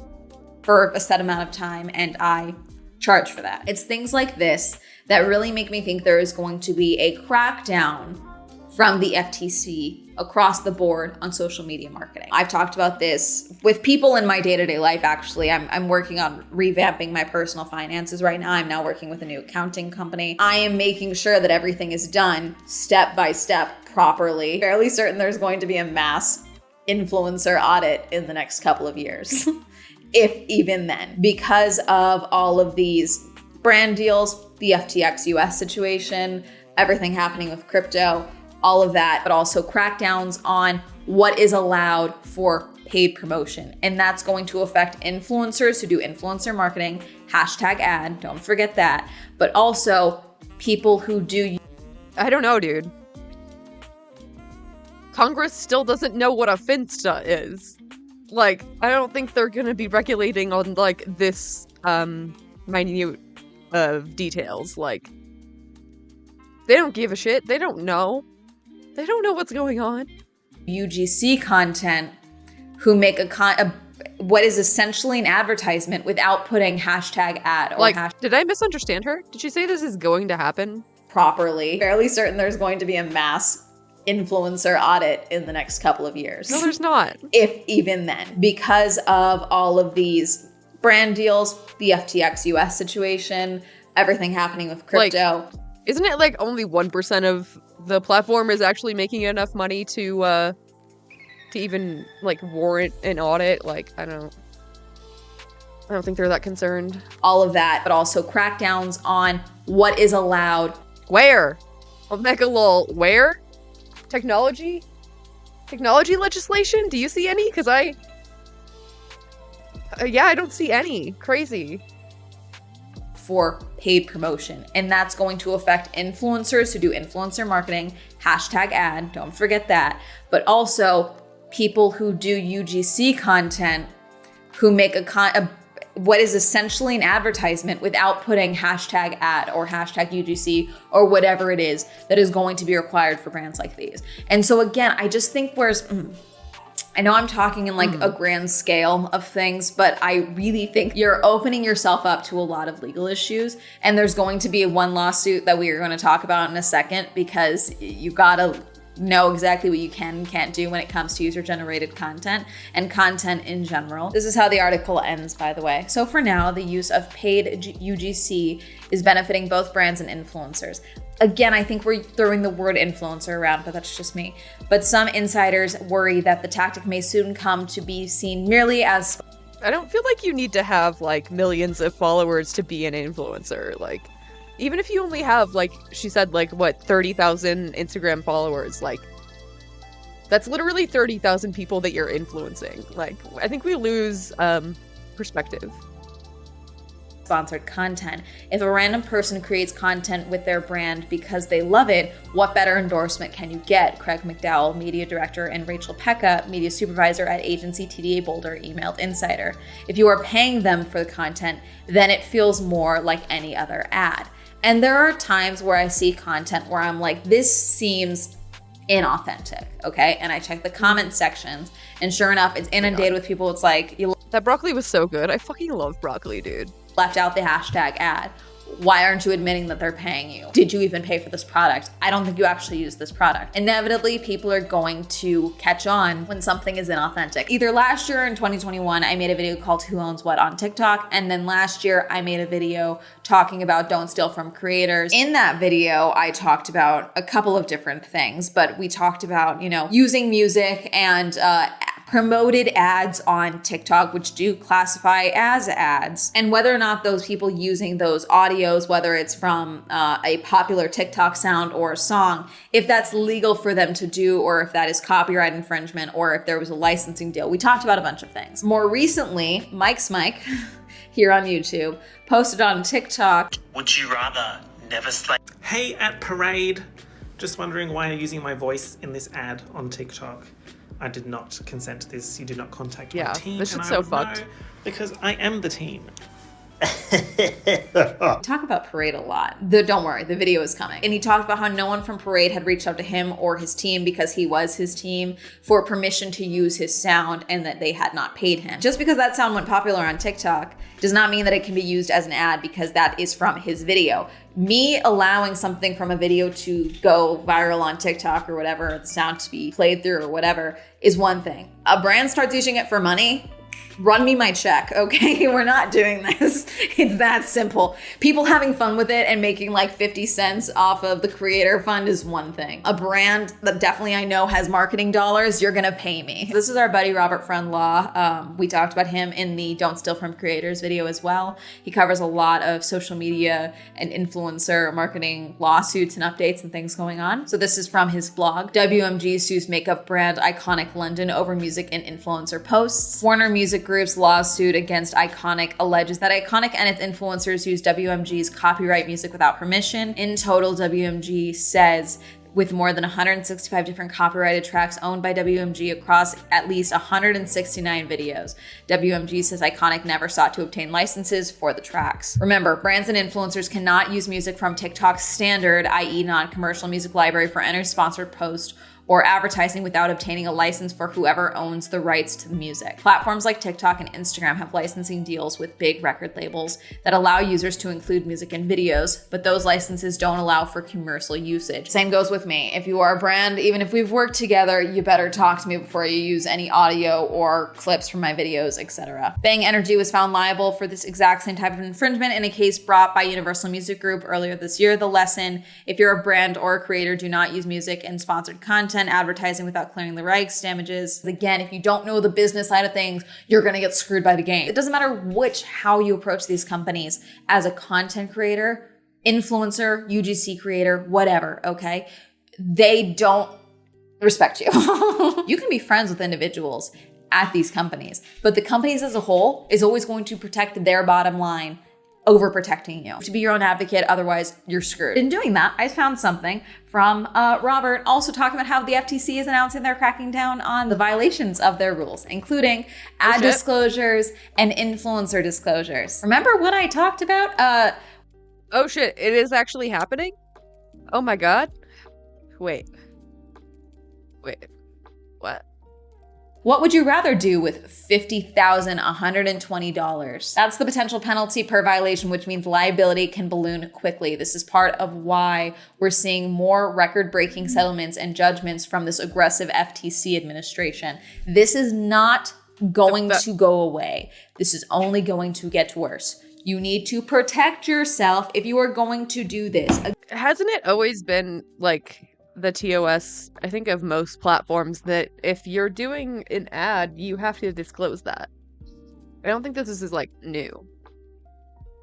Like, you can't just pretend you're making regular content and actually be making an ad. Like, Again, the cult of UGC content. I'm talking about this for a variety of reasons. It's not, look how much money I can make. There's risk with everything. There's risk with me making this video. And that includes any UGC content creators reaching out to me and being like, you're a bitch, or calling me, can I say bitch still on YouTube? Probably. I do think that user-generated content is not going to go away. But my point is that it is not the get-rich-quick scheme that I'm starting to see it pitched on TikTok, okay? The moment courses get brought up, the moment I'm like, you lost me, because I know that immediately you're gonna start making more money from the courses than you are going to be making from the UGC content. Hermes is growling. What is the problem? WMG wins, then Iconic London can turn around and sue the influencer for the 24 million if they in fact did not have the proper protections for their contract in place. That's the risk that you take. And especially if you post it on your page and it still, they can be like, oh look,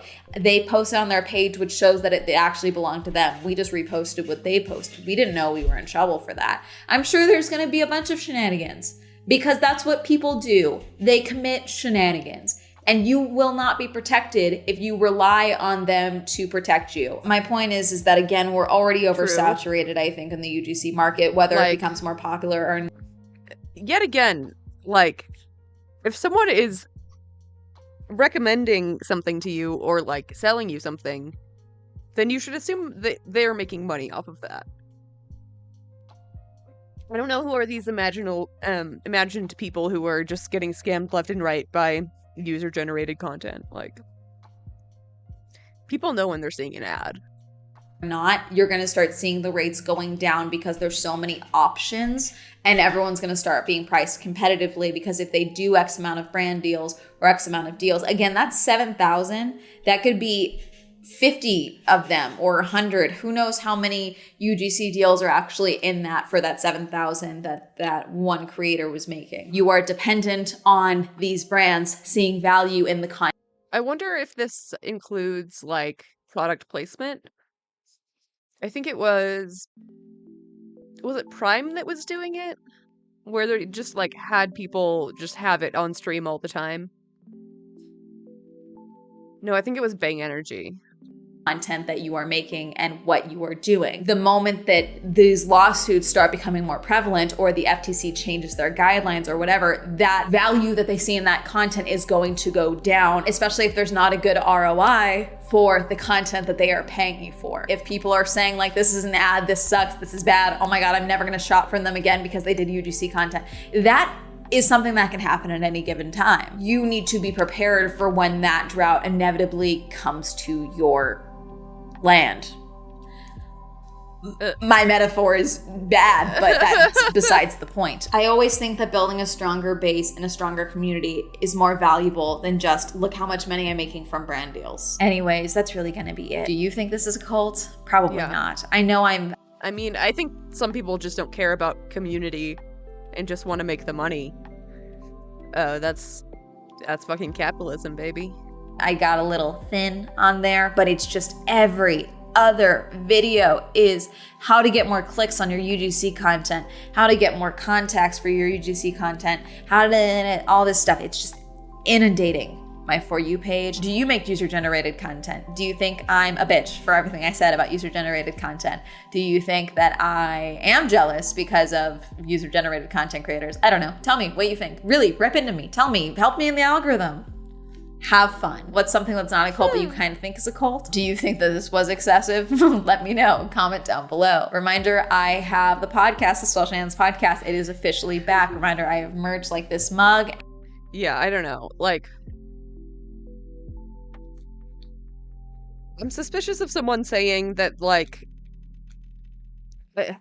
original, authentic, quote, real content is, like, better or more valuable. Like,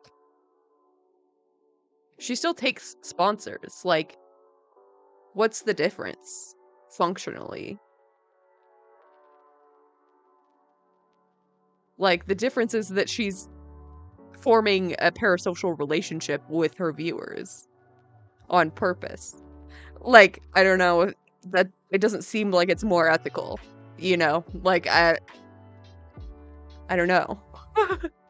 and shirt designs that will be out for this video as well, coming soon to Fourth Wall. Shout out to my patrons. Thank you so much for supporting my Patreon. If you'd also support my Patreon, that'll be down below. Like to follow me on my social media, that'll be all up here. And that's gonna be it. Have a lovely day. Goodbye.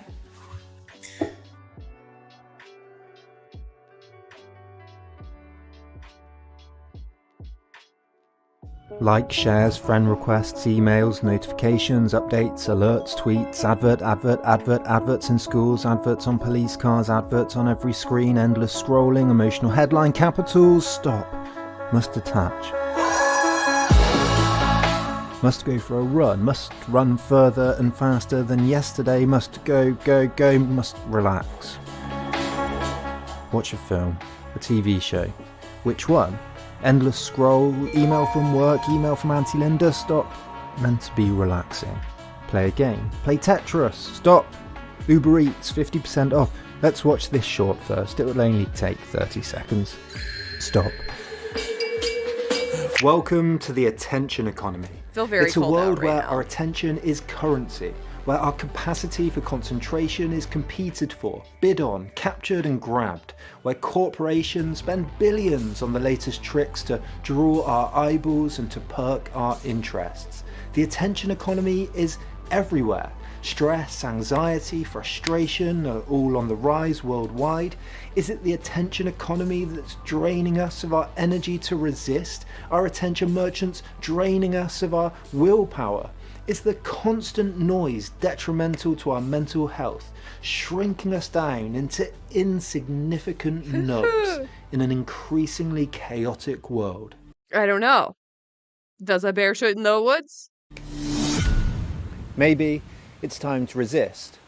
I want to show you how the attention economy developed, the tricks that are used, what privacy used to look like, why it's important to carve out some space for ourselves and how to do that, because privacy was once sacred. The sanctity of the self was once important. Now, companies compete in a race to the bottom of tricks to grab our attention, targeting emotions, feelings, words, ideas, triggers that are increasingly difficult to resist. You might think you're immune, but are you? A study of 100 million articles on Facebook found that the most common headlines included phrases like, "This will make you cry," "People are freaking out," and "You'll be shocked to see." When radio became popular at the beginning of the 20th century, people were shocked to even contemplate the thought of an advertiser's voice in their homes. In 1922, President Hoover said that it's inconceivable that we should allow so great a possibility for service, for news, for entertainment, for education, and for vital commercial purposes to be drowned in advertising chatter.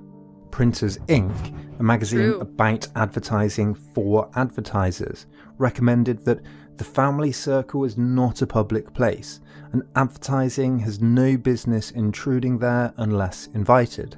But radio and television executives found it difficult to resist the profits. NBC headman Frank Arnold said, "It's so weird to think about a time before advertising was infiltrating every aspect of our lives. Like, that's wild. Like, it's not even like a choice really anymore, unless you want to go like off grid. It's crazy. "Here you have the advertiser's ideal, the family group in its moments of relaxation, awaiting your message.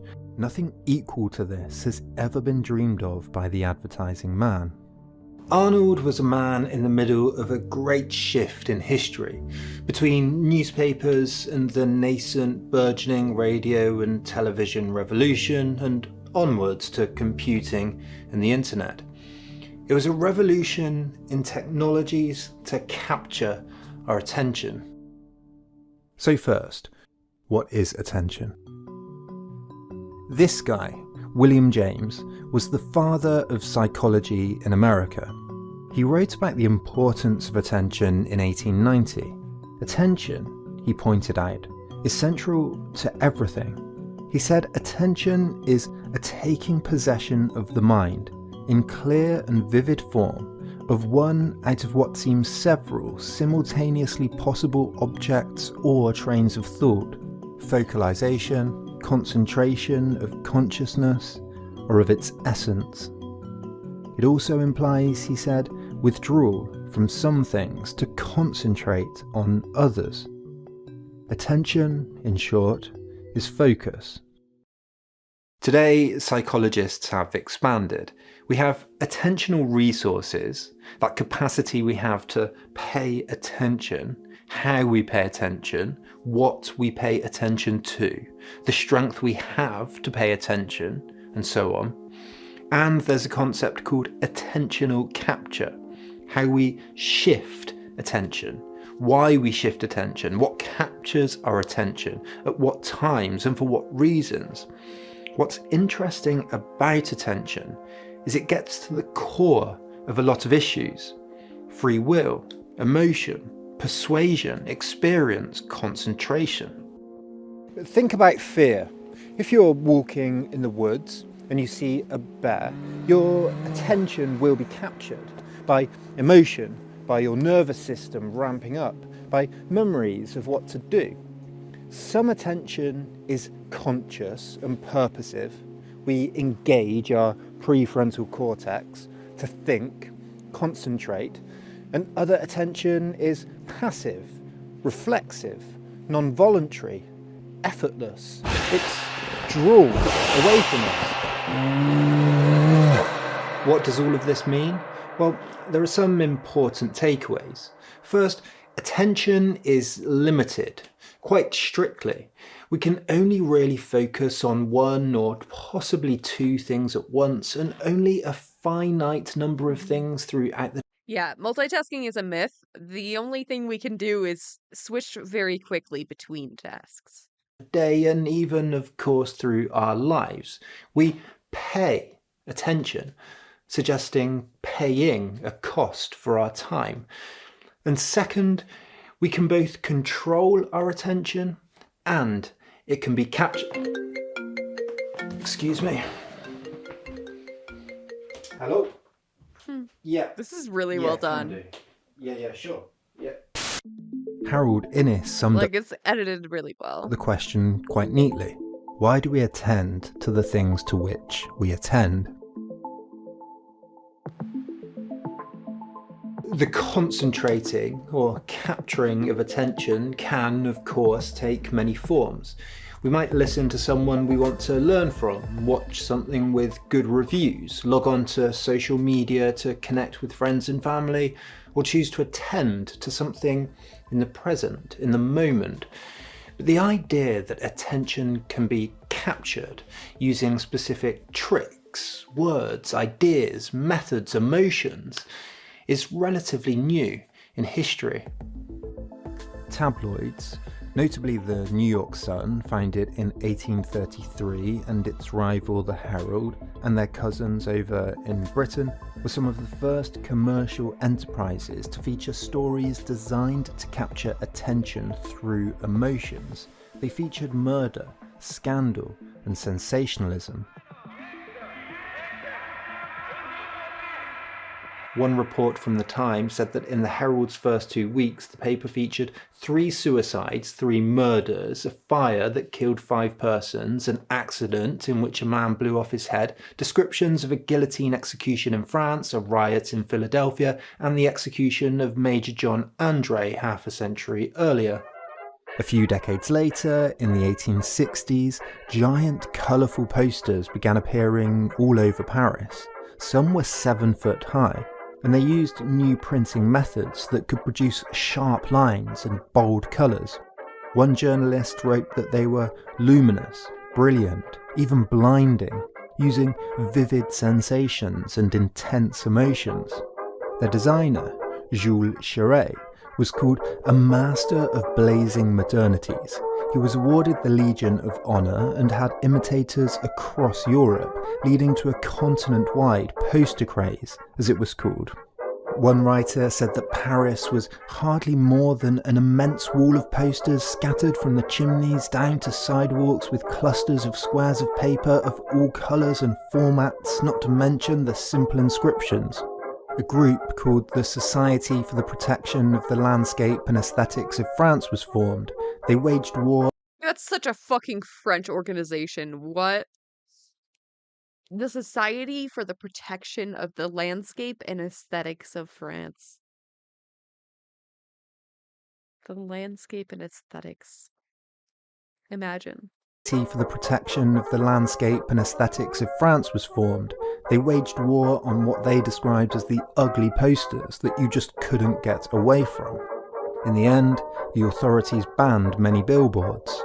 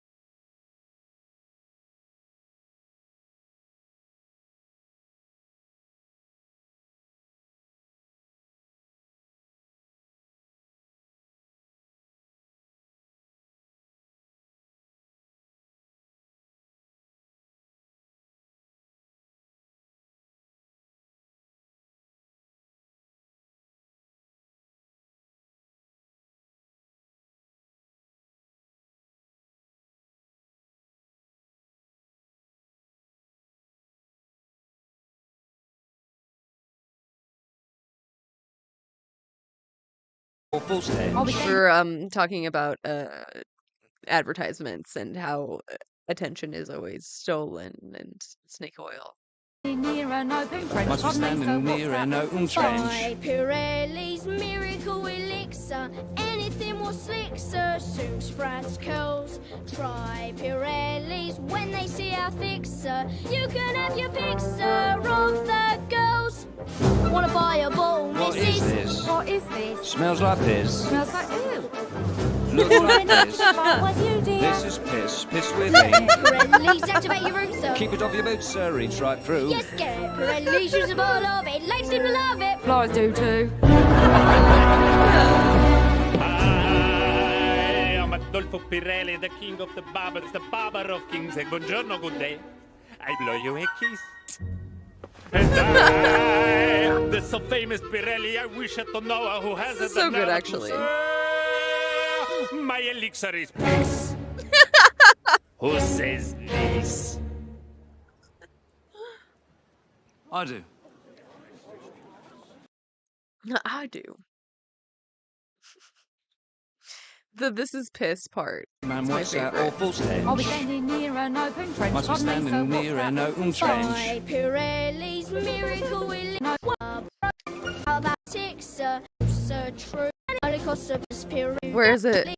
What is this? Smells like piss. Smells like ew. Ew. Smells You like didn't touch piss. it if I was you, dear. This is piss. It's always piss. Dangerous heart depressants to insidious liver stimulants, and far in excess of all other ingredients, undiluted fraud. For fraud, exploited by the skillfulness of advertising bunco men, is the basis of the trade. Collier's reporting led to the first Food and Drugs Act in 1906, banning misleading claims and cracking down on the con men. But ad men had learned that targeting ailments and illness and existential fears using bright poster colours and emotive language was key to grabbing consumers' attention. The advertising industry flourished. James Rorty, once an ad man himself, wrote a bestseller on how those trying to grab attention had to degrade themselves in doing so. He wrote, "The ad man inevitably empties himself of human qualities. His daily traffic in half-truths and outright deceptions is subtly and cumulatively degrading. No man can give his days to barbarous frivolity and live. An ad man don't live. They become dull, resigned, hopeless, or they become demonic fantasts and sadists." Another dude. bestseller. This is relevant to what we were talking about earlier with Tucker Carlson and everyone on Fox News just blatantly fucking lying about everything. Like, yeah, they're just like shells of them for the former selves. Like, it's, I don't know. I want to feel bad for them, but it's like, I feel like at a certain point you chose this. Vance Packard's 1957 The Hidden Persuaders warned of the large-scale efforts being made, often with impressive success, to channel our unthinking habits, our purchasing decisions and our thought processes by the use of insights gleaned from psychiatry and the social sciences. Typically, these efforts take place beneath our level of awareness, so that the appeals which move us are often, in a sense, hidden. The result is that many of us are being influenced and manipulated far more than we realise in the patterns of our everyday lives. Richard Stoley, founder of People magazine, had a method for his style of hidden persuasion. He said that the faces on the cover of People magazine had to be recognisable to 80% of the public, and after that, young is better than old, pretty is better than ugly, rich is better than poor, TV is better than music, music better than movies, movies are better than sports, and anything is better than politics. Further into the century, cable television made grabbing the attention of more subgroups possible: ESPN, MTV, Fox News, the History Channel, and more and more. The instruments of attention capture, the medium, the technology, the paint, lights, sounds, all contributed to an improvement to hyper-reality in such a way that made the immediate world less appealing to the dreamlike world claiming to be able to take the consumer elsewhere, to a sale, to an article, to a video of an exotic land. Attention idealizes the world, idealizes the good and the bad. But with the internet, data and personalization fundamentally changed how our attention can be captured. What was new? Oh my god. Instant feedback. Oh my god. So many flashes. Oh my god, that hurt my head so bad. Oh my god. Oh my god. Just got bombarded by fucking information. Attention grabbers could use all this data about us vacuumed up from as many sources as possible, keystrokes, searches, locations, what your friends were doing, your purchases, what you'd eaten, where you'd been, what you'd watched. To fine-tune precise ways to grab your attention, to suggest the most relevant articles, adverts, takeouts, tweets, posts and videos. Personalised attention capture. It's not great.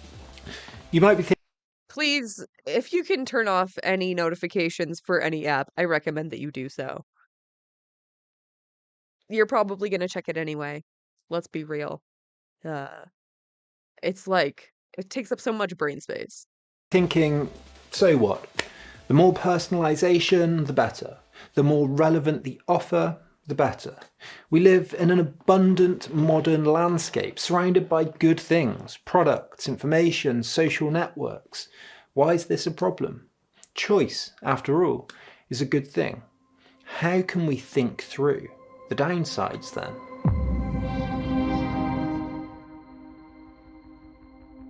First, most obviously, our attention is sometimes captured by things that we want, a good film or article say, but often it's captured by things that we know are bad for us.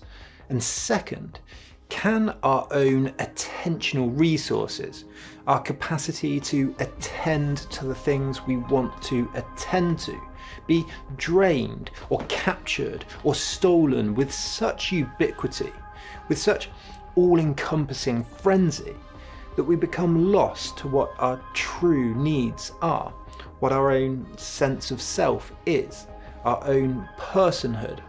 Imagine that you live in a polygon, surrounded by doors and windows. One door has your friends in, another is full of windows to different parts of the planet, the universe even. Another full of people talking about the news, another shops, another movies. What a wonderful thing. A good thing. But we're evolutionarily wired to want more of a good thing. And like doors full of sugar, these doors knock. They call us, entice us. Corporations spend billions of dollars trying to improve and decorate these doors and windows. They try and make them seem like theirs are better than others, more urgent to attend to than others. Reed Hastings, CEO of Netflix, said, "At Netflix, we're competing for our customers' time, so our competitors include Snapchat, YouTube." Wait. Is this Reed Hastings of Hastings and Hastings? Is it the same guy? It's probably not, right? Reed Hastings.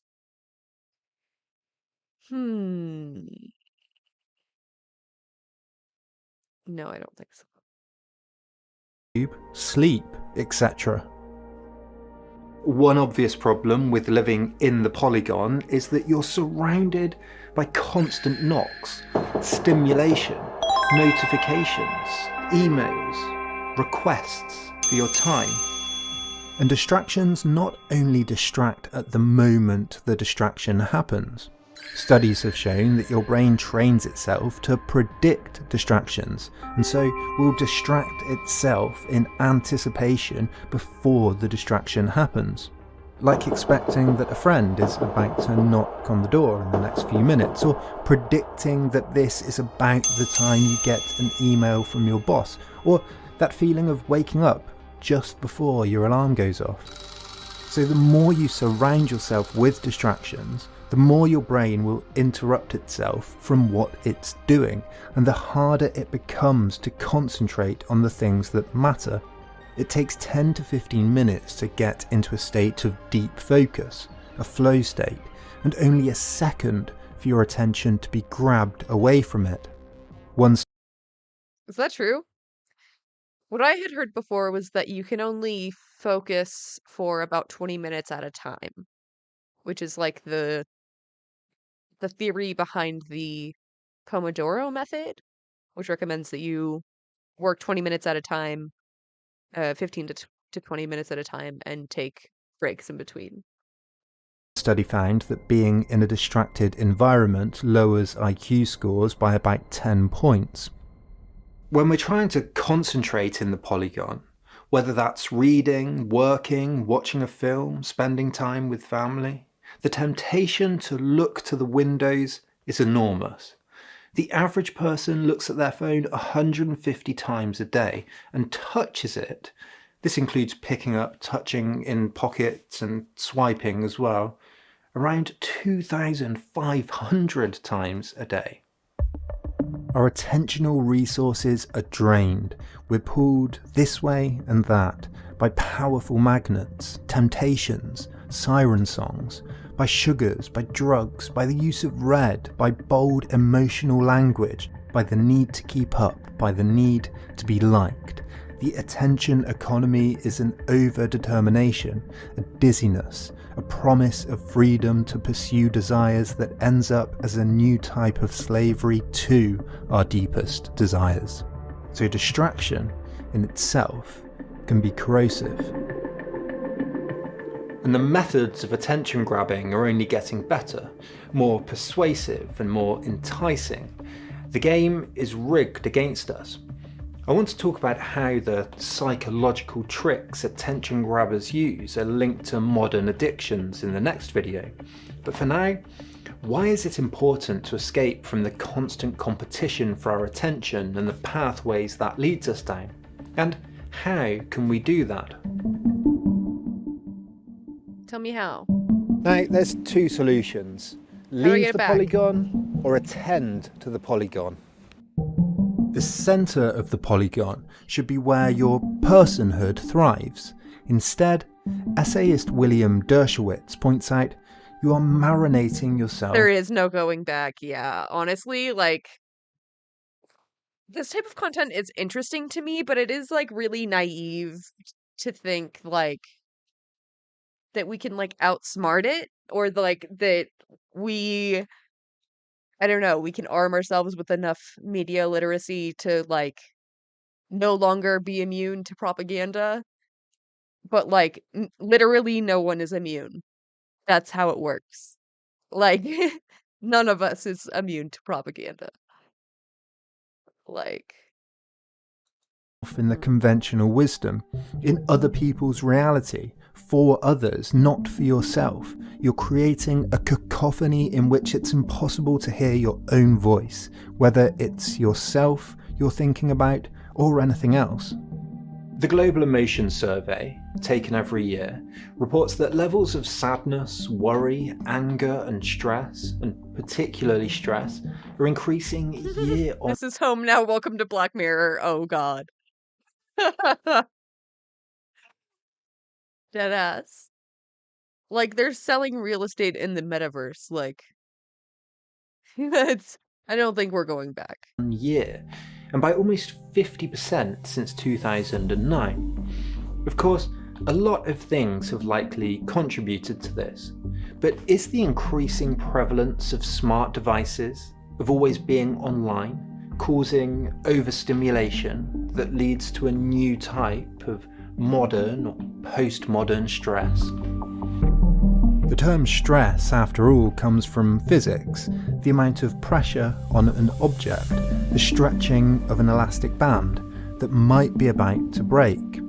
Is the attention economy the cause of quiet quitting, not doing all the extras a job demands of you, the dropping out of the rat race, the moving out of cities, a response to power lunches, to always being online, to responding to emails? We haven't even started yet. It's true. Things are gonna get so crazy in our lifetime. Presuming we don't all just like die. And doing one more bit of work at 10 PM, of tweeting about the latest news at 1 AM, of constantly keeping up with every friend. Ethicist James William writes that we experience the externalities of the attention economy in little drips, so we tend to describe them with words of mild bemusement like annoying or distracting. But this is a grave misreading of their nature. In the short term, distractions can keep us from doing the things we want to do. In the longer term, however, they can accumulate and keep us from living the lives we want to live, or even worse, undermine our capacities for reflection and self-regulation, making it harder, in the words of Harry Frankfurt, to want what we want to want. Thus, there are deep ethical implications lurking here for freedom, well-being, and even the integrity of the self. As James points out in his book Stand Out of Our Light, technology should function like a GPS for our goals, guiding us, showing us the latest information about our interests, keeping us updated with what's important. But imagine if our real GPS took us down wrong paths instead of to our destination, to a sale at a department store, rather than to our grandmas living alone. Should we just turn off the sat-nav then? The painter Agnes Martin, talking about the hippie lifestyle, disagrees. She said, "A lot of people withdraw from society as an experiment, so I thought I'd withdraw and see how enlightening it would be. But I found that it's not enlightening. I think what you're supposed to do is stay in the midst of life." Instead, in her book, How to Do Nothing, Jenny Odell talks about how we should be protecting and preserving spaces for non-commercial, non-instrumental, independent, self and communal thought. Places to maintain ourselves, to care, to think about what's going on here, locally. She writes, "What's needed then is not a once and for all type of quitting, but ongoing training. The ability not just to withdraw attention, but to invest it somewhere else. To enlarge and proliferate it, to improve its security." It's not just about switching off. It's about finding time for things free from distraction, to attend to the things we value. It's about using technology in the right way, so it works for us, not the other way around. If the attention economy draws us away, the correct response is to return to the direct moment.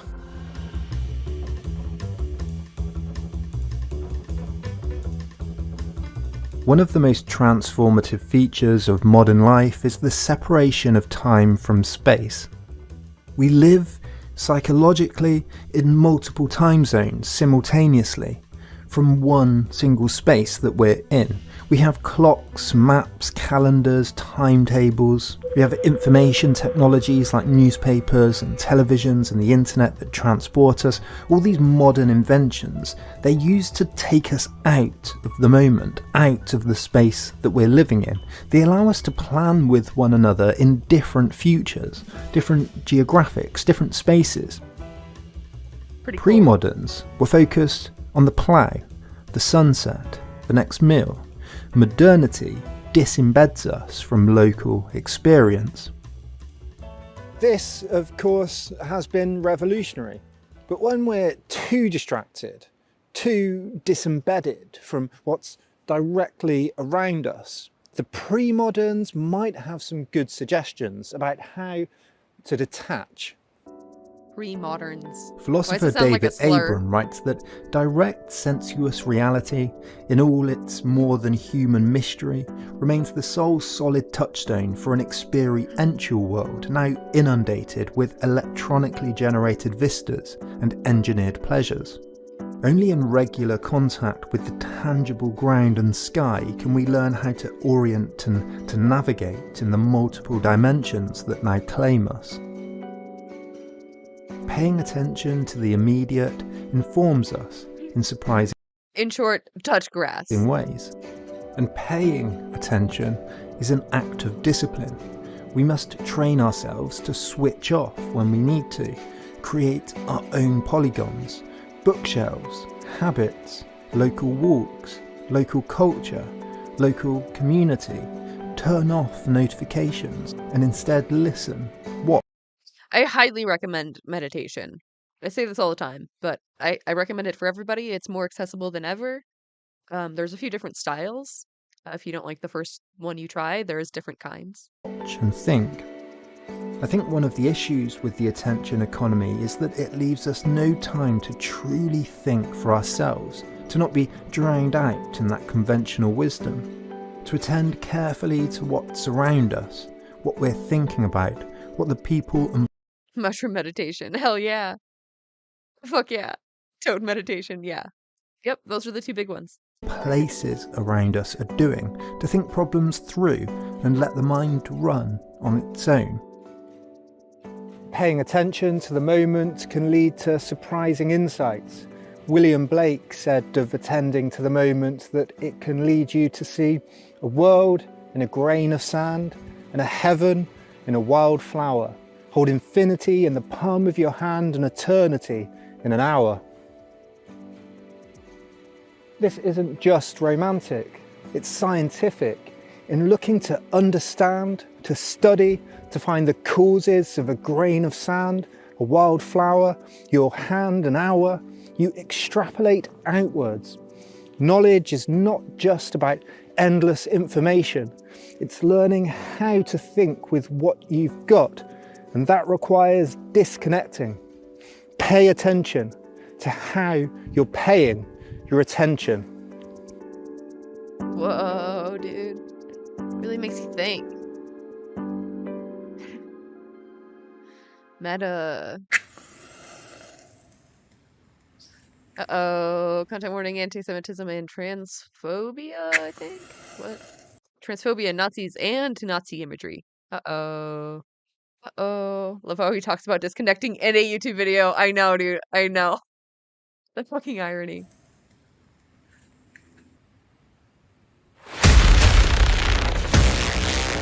Holy shit. Holy shit. Came in hot. God damn. Holy intro music.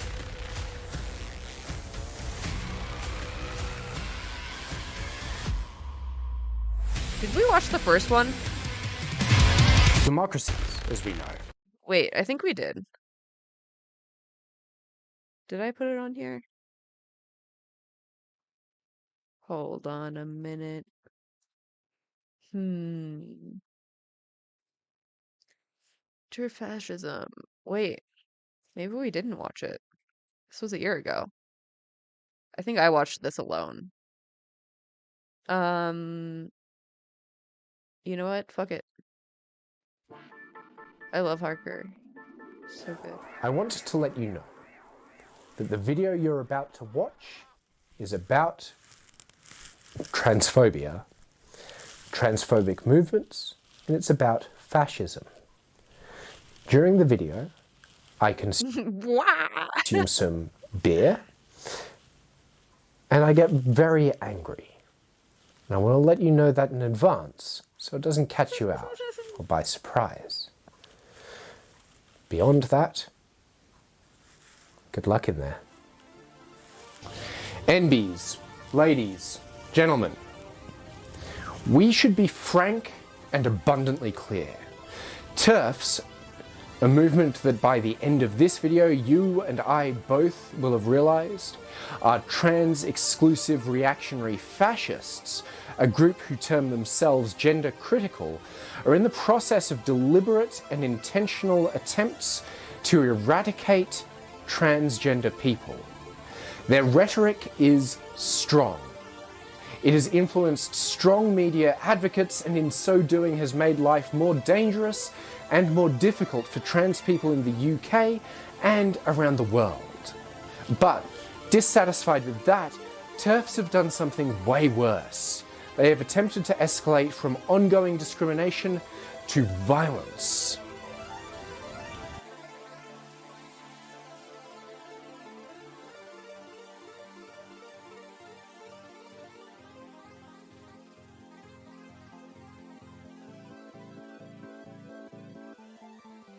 Welcome to the internet, have a look around. Anything that brain of yours can think of can be found. We've got mountains of content, some better, some worse. If none of it's of interest to you, you'd be the first. The ADL uses something called the pyramid of violence to describe how a rhetoric in society developed towards genocide.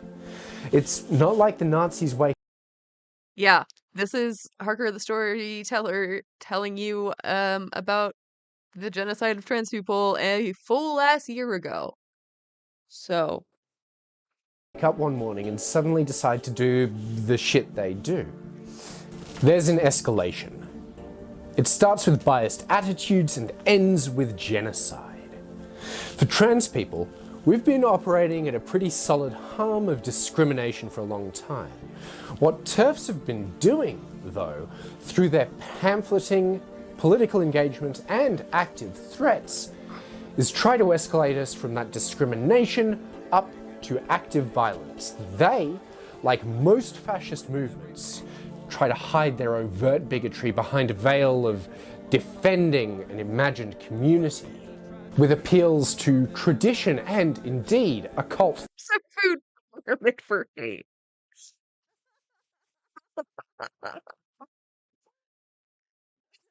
Fuck. I don't know why I found that so funny. Yeah, pretty much. Except I think this one's real. Thereof. They suggest invisible conspiracies and engage in campaigns of anti-intellectualism. When I term them fascist, I'm not being hyperbolic. I'm not overstating for effect. That's not the rhetorical device that I'm using. There are startling overlaps between so-called gender-critical beliefs and the anti-Semitism inherent in Nazi ideology. Both literally, Helen Joyce and Jennifer Bielek have expressed such in their work, and metaphorically, where the way that TERFs discuss trans and indeed other queer people is remarkably similar to, for example, how Richard Spencer talks about Jewish people. It is very appalling and sometimes quite frightening to see how trans exclusionary feminists have allied with right-wing attacks on gender. The anti-gender ideology movement is not opposing a specific account of gender, but seeking to eradicate gender as a concept or discourse, a field of study, an approach to social power. Sometimes they claim that sex alone has scientific standing, but other times they appeal to divine mandates for masculine domination and difference. They don't seem to mind contradicting themselves. But more importantly, the fascistic movement of the trans exclusionary is predicated on the genocide of transgender people through, as Janice Raymond has stated, morally mandating us out of existence, both through limiting education around trans people, essentially advocating a return to Section 28, and through limiting medical access. This, alongside the false claim of sex-based rights, or spaces even, leads the movement towards genocidal aims. The TERFs, trans exclusionary radical feminists, and the so-called gender-critical writers have also rejected the important work in feminist philosophy of science showing how culture and nature interact, such as Karen Barad, Donna Haraway, E.M. Hammonds, or Anne Fausto Sterling, in favor of a regressive and spurious form of biological essentialism. So they will not be part of the coalition that seeks to fight the anti-gender movement. Yeah, but what about you? Intolerance of dissent. Yeah. You're forcing people to believe things that aren't true. Yeah. And the bullying totalitarian drive to enforce your political views. Doesn't that mean you're the real fascist, yeah? Yeah. The well-established Ur-fascism by Umberto Eco lays out succinctly 14 characteristics of fascist movements. What you're describing is authoritarianism or totalitarianism.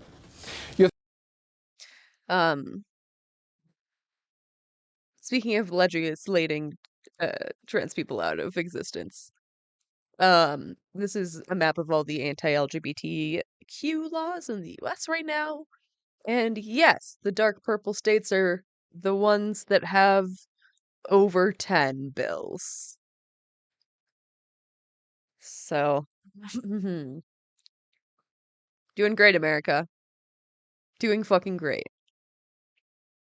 There's literally only a handful of states that don't have any. This surprises me. Louisiana, that can't be accurate, right? Louisiana and what, Alabama? I'm sure they just haven't, like, done it yet.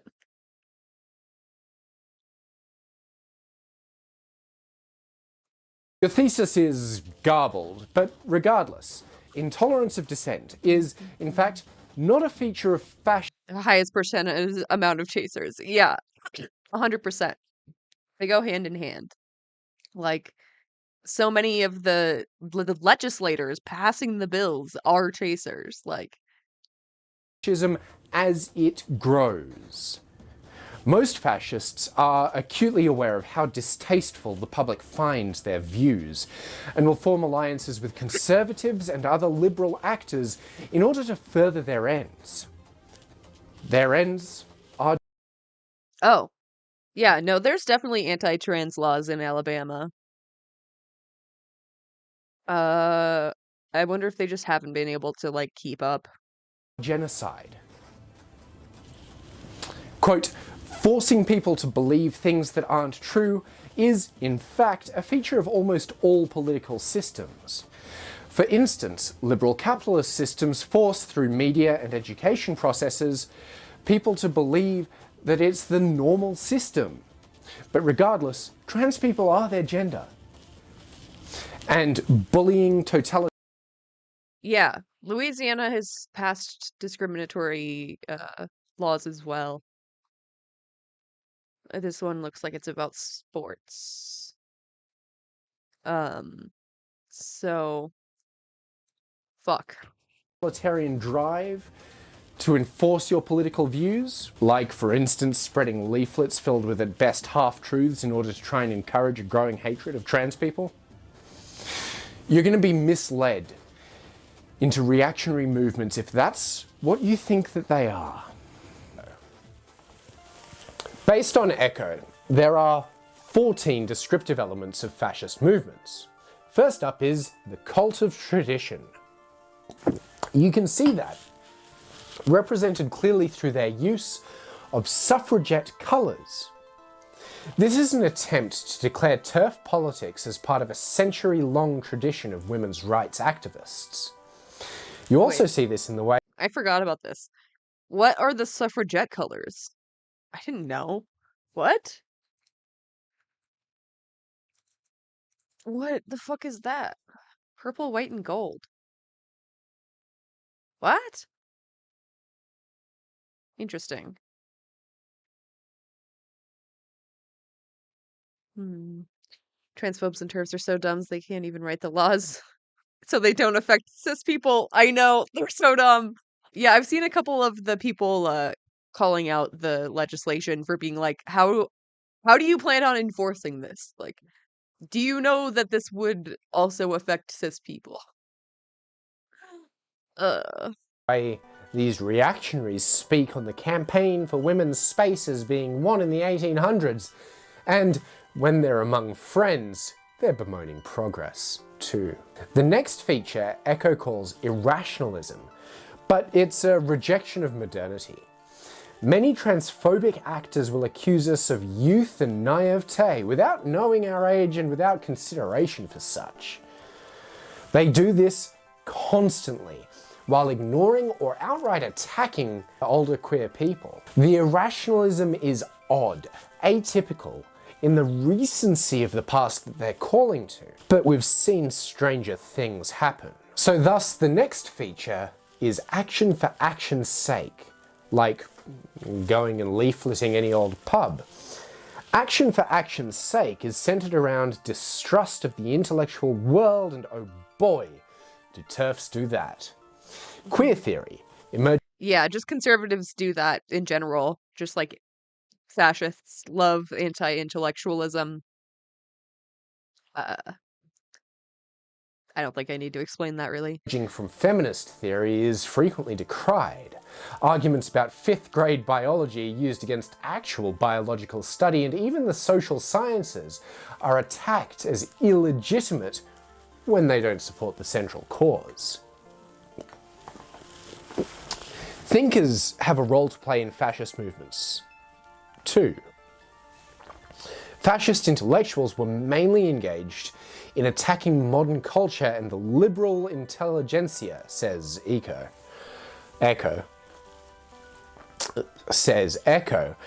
And we see that in books by Joyce and Schreier, among others. Now we reach analytical thinking and the rejection thereof.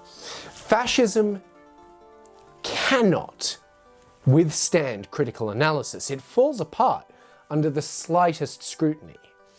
It must, thus, attack critical analysis of fascistic talking points or critical understanding of the construction of fascism.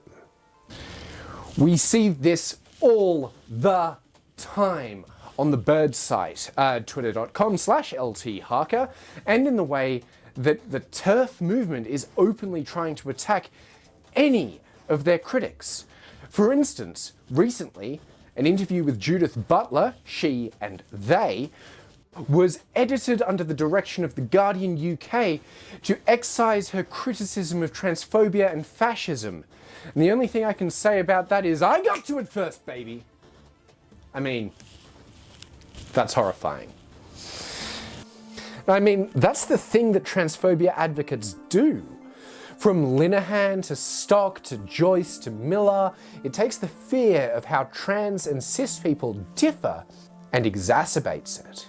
Historical fascism appeals to a frustrated middle class.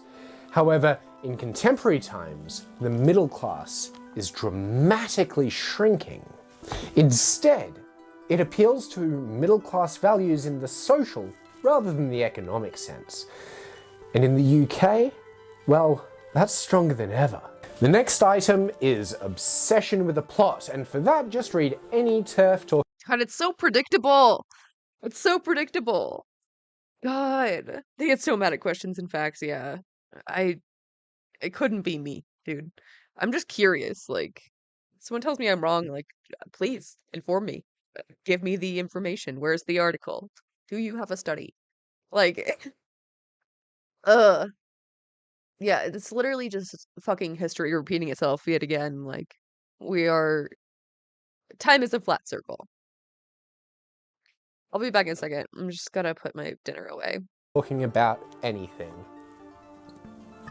Transphobia advocates believe that there is a secret or public plot to destroy sex as a concept. Some believe that vaccines and mRNA are taking over the world. Bielek thinks it's Jewish people. Quoting Echo again, by a continuous shifting of rhetorical focus, the enemies are, at the same time, too strong and too weak, is the next feature of fascism. One could consider the argument saying that trans people are a Machiavellian plot to overthrow women and also are misled children. Or, as Butler puts it, the anti-gender movement circulates a specter of gender as a force of destruction, but they never actually read any works in gender studies. Quick and fearful conclusions take the place of considered judgments. Yes, some work on gender is difficult, and not everyone can read it, so we have to do better in reaching a broader public. Fascism is a death cult. Its principle of life as permanent warfare is critical to that. Perhaps that's why Miller's crowd were wearing TERF shit and ready to leaflet bathrooms. Under this fascistic element, the next group to be targeted are other queer people, bisexual men. The Texas abortion law, through attempted reintroduction of sodomy laws, all followed from the bizarrely violent proposition to attack trans inclusion in sports and the genital inspection law. Then bisexual women. Fucking genital inspection law, dude. We're literally like a hop, skip, and a jump away from that shit. Lesbian women, and last, gay men. We can see that order of attack in the way that lesbian women who dare to date trans women are demonized. Because pacifism is trafficking with the enemy.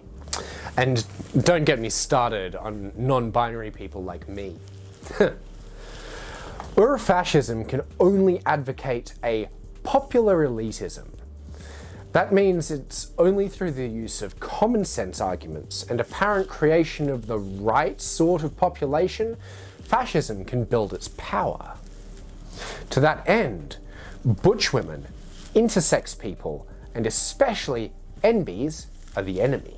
Under fascist systems, They always fucking leave out fucking intersex people unless they're writing legislation, because then they usually include a provision for quote normalizing surgeries for intersex babies, which is so fucked up. So fucked up. What the fuck? Hi Eli, welcome in. That's a interesting first chat. Would you like to expand? Share with the class. What do you mean by that? Everybody is educated to become a hero.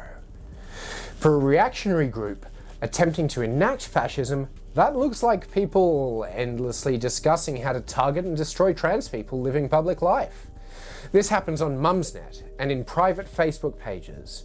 One only need to look to what happened to the Vagina Museum, a wildly feminist organization who posted at some point that trans men exist, and ever since have been under constant harassment from TERFs.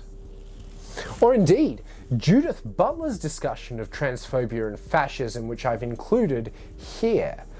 The Guardian, who purchased the original piece from Jules Joanne Gleason, queer historian and co-author of Transgender Marxism, something that I have to read, The Guardian deleted this paragraph, at least following, so the rumour goes, pressure from noted transphobes in the UK editorial department.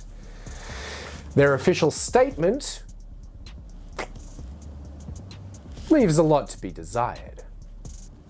Since both permanent war and heroism are difficult games to play, the Eurofascist transfers their will to power to sexual matters.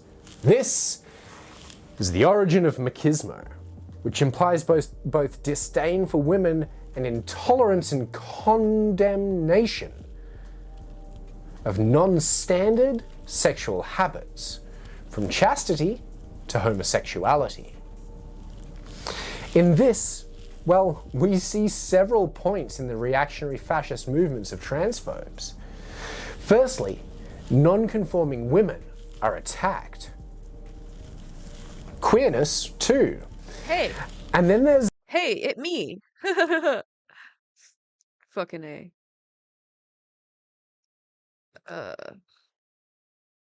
Like, transphobia has always been hurting everybody. Like,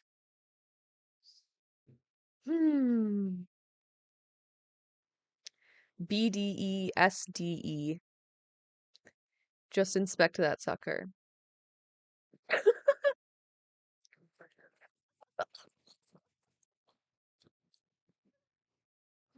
I guess. I guess. Jesus Christ. We are discussing trans issues, so I don't know if that's like the best entry chat message. I'm gonna be real with you. We're literally discussing like school administrators having to inspect children's genitals. Like, that would be a good joke in any other context. But you're on notice. There's a bizarre worship of transphobic men like Linehan within the movement. And indeed, the disdain for trans women and non-procreative cis women is shown in the endless discussion of fertility issues for gender non-conforming and other trans health issues related to fecundity. Eurofascism up, Eurofascism is built on selective populism. A selective populism. That's not a common term, so we'll unpack it a bit, hey. Quoting Echo, for Eurofascism, however, individuals as individuals have no rights, and the people is conceived of as quality, a monolithic entity expressing the common will. By contrast to under democratic rule, where individuals do have rights and express their rights by numbers. With TERF rhetoric, we absolutely see that individuals are not conceived of as having rights. Instead, the perception of people as a qualitative group with a common will. We see this in the argument that TERFs make about sex-based rights. Rights which are, in fact, structured around gender and not related to sex. And in fact, sex-based rights were used to eliminate women's rights to vote. But anyway, they are arguing that women are a monolithic cultural entity. They'll phrase things as expressing the common will of those women. Echo predicted there is in our future an internet populism, in which the emotional response of a selected group of citizens can be presented and accepted as the voice of the people. Chilling. With qualitative populism, fascist movements develop a belief in the fundamental corruption of governments. TERFs focus on how Stonewall trains government departments to be less shit to LGBT. Yeah, I do. I do react to vids with opposing points of view. Typically critically. Uh, this is just like my Sunday stream, so it's like a chill day. The IQA plus folks, and how the Mayor of London restructured advisory councils and I'm planning a whole stream coming up about like the juicing craze. There's a whole cult around juicing and juice cleanses. They're claiming that you can cure AIDS and shit, which is just factually untrue. So I'm still like collecting videos to go over, but that's my next React arc. Jones' job was gone. Last of all, the development of Newspeak. TERF movements have developed a whole host of Newspeak. We're drawing, of course, here from... It's my favourite book. Where is it? Oh, I don't have it sitting there. Fuck. We're drawing, of course, from 1984. From trans woman to ROGD to TRA and even adult... Hey, thanks for the follow. I drank juice that gave me AIDS once. Bro, chill. TERFs are weird and stinky. True. Human female. And a bunch more and less subtle statements that redefine or recreate language specifically to attack trans people. So yeah, if you're gender critical and you're feeling a bit leery... Could cure Tourette's by thinking it away. Cure Tourette's by thinking it away. What the fuck? Dude. What? Do they have any highlights from that? Because that's really something. That's interesting because I remember Ethan saying that he notices that his tics get worse when he thinks about it more. So that does seem like kind of nefarious. Just wanted it more than others. Yeah, I guess so. Just think harder, forehead.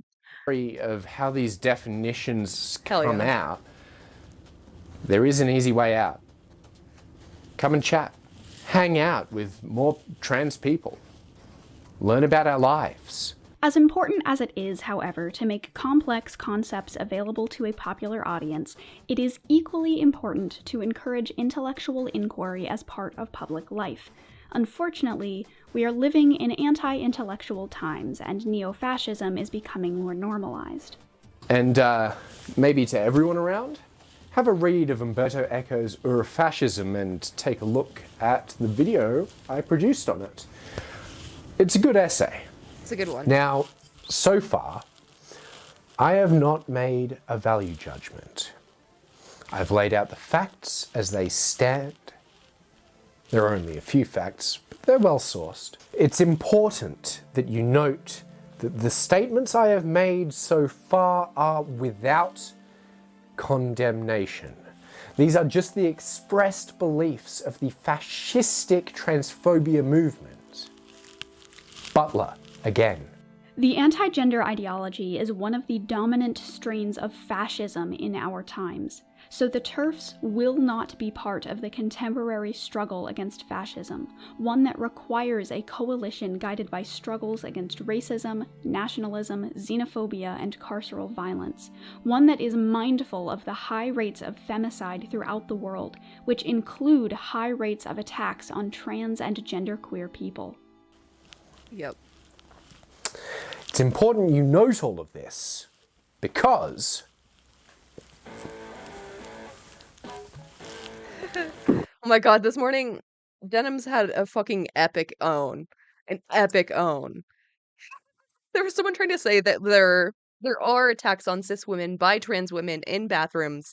Could not provide a source, not a name, not a single instance of this happening. But Denim's just Googled, like, oh, attacks on women in bathrooms. It's always men. And it's often against trans women. So, get fucked. The person literally deleted their Twitch account.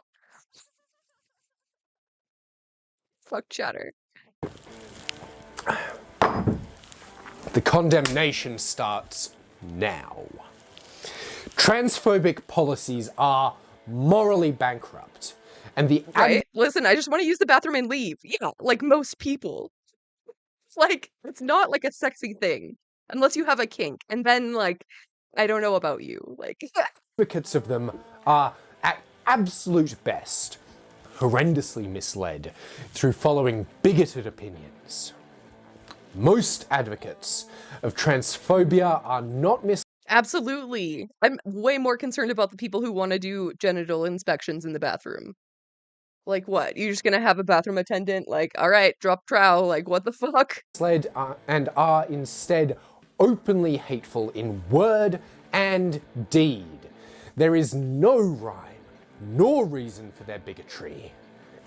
There is no considered argument. They advocate for the genocide of people and in so doing are frankly evil. Some form ringleader. Dude, I love them so much when they're, like, drunk and mad. This video is everything. Some are followers, but just following orders lost its appeal when the Nazis attacked us last time. Of particular note are the actions of bigots like Joanne Rowling, Ray Blanchard, or Maya Forstater, who have operated at best and with the kindest possible understanding of their behavior as useful idiots to the overwhelmingly misogynist and fascistic movements against trans people. There is no coincidence. Damn, they spittin'. That the reactionary backlash to transgender people emerged following the passage of gay marriage and abortion rights in a flurry prior to the beginning of the most reactionary period in recent memory. The bigots moved on and moved their money with them. You can see my interview with Brian Grieg here for that. So, when absolute scum like the LGB Alliance come to people like me and claim that they are defending the rights of gay, lesbian, and bisexual people, you can tell them they are not. None of their actions further gay rights. Instead, they seek to and succeed at driving a wedge to try and fragment our community.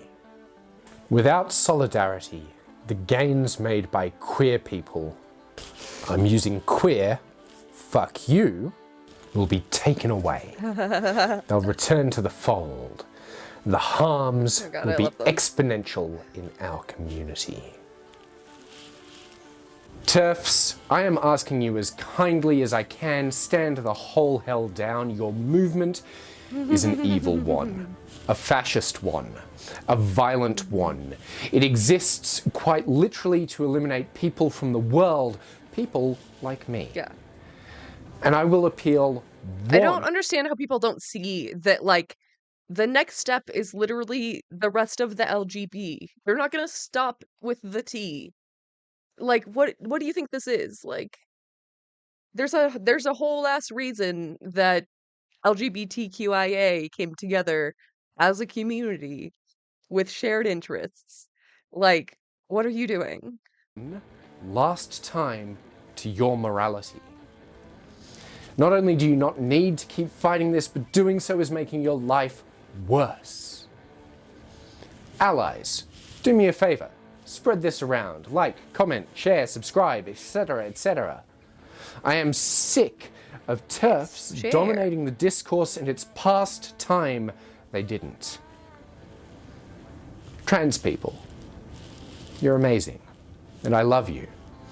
Thank you for being who you are and living your goddamn truth in defiance of impossible odds. And if you enjoyed this video, anyone who's still watching, thank you so much for watching all the way to the end. Like I said, A TERF is a trans exclusionary radical fascist. Yeah, people who basically hate trans people. please like, share, subscribe. Comment below what your thoughts are on this description of the movement. And if you'd like to give me some money, you can. You'll be supporting trans people in a very tangible way. Do it. You can head over to patreon.com/Harker the Storyteller to do exactly that. Okay. Wonderful. Part 2. Let's fucking go.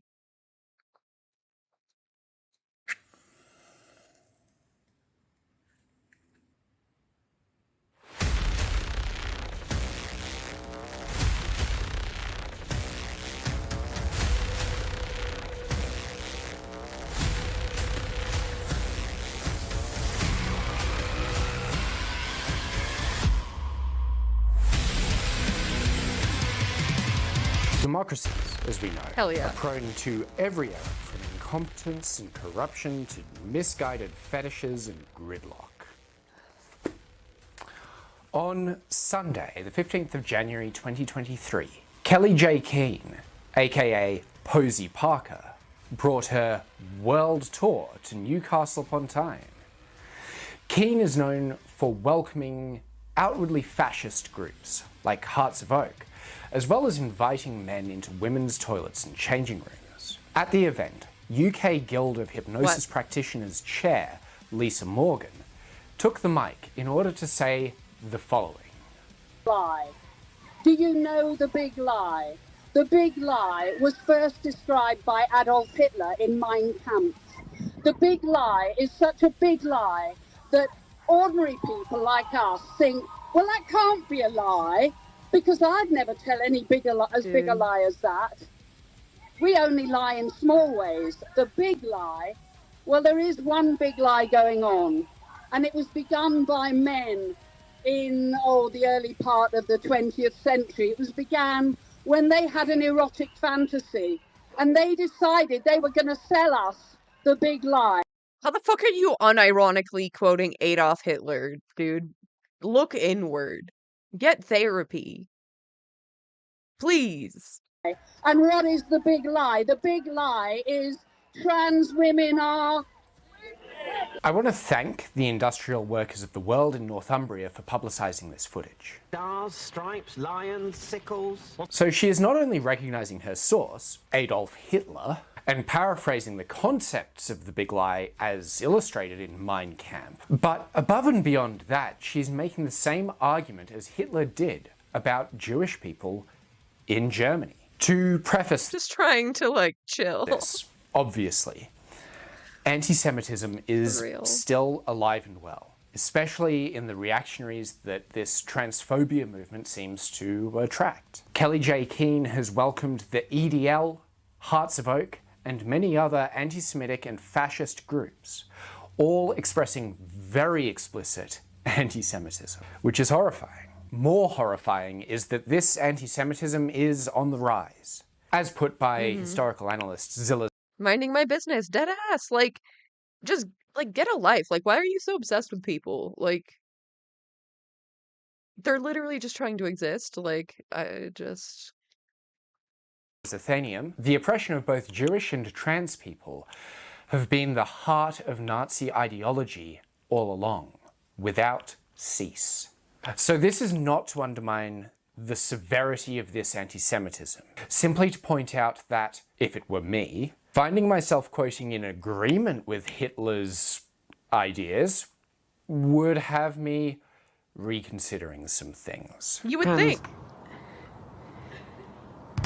Are we the baddies? Of course, this seems... Dude, they always forget that trans men exist. Dude. I have like a little theory about this. I don't like have research to back it up necessarily, but like TERFs like are so obsessed with women. That's why there's like so many lesbians who are TERFs, because they just like really like women. So they're thinking about women like a lot, right?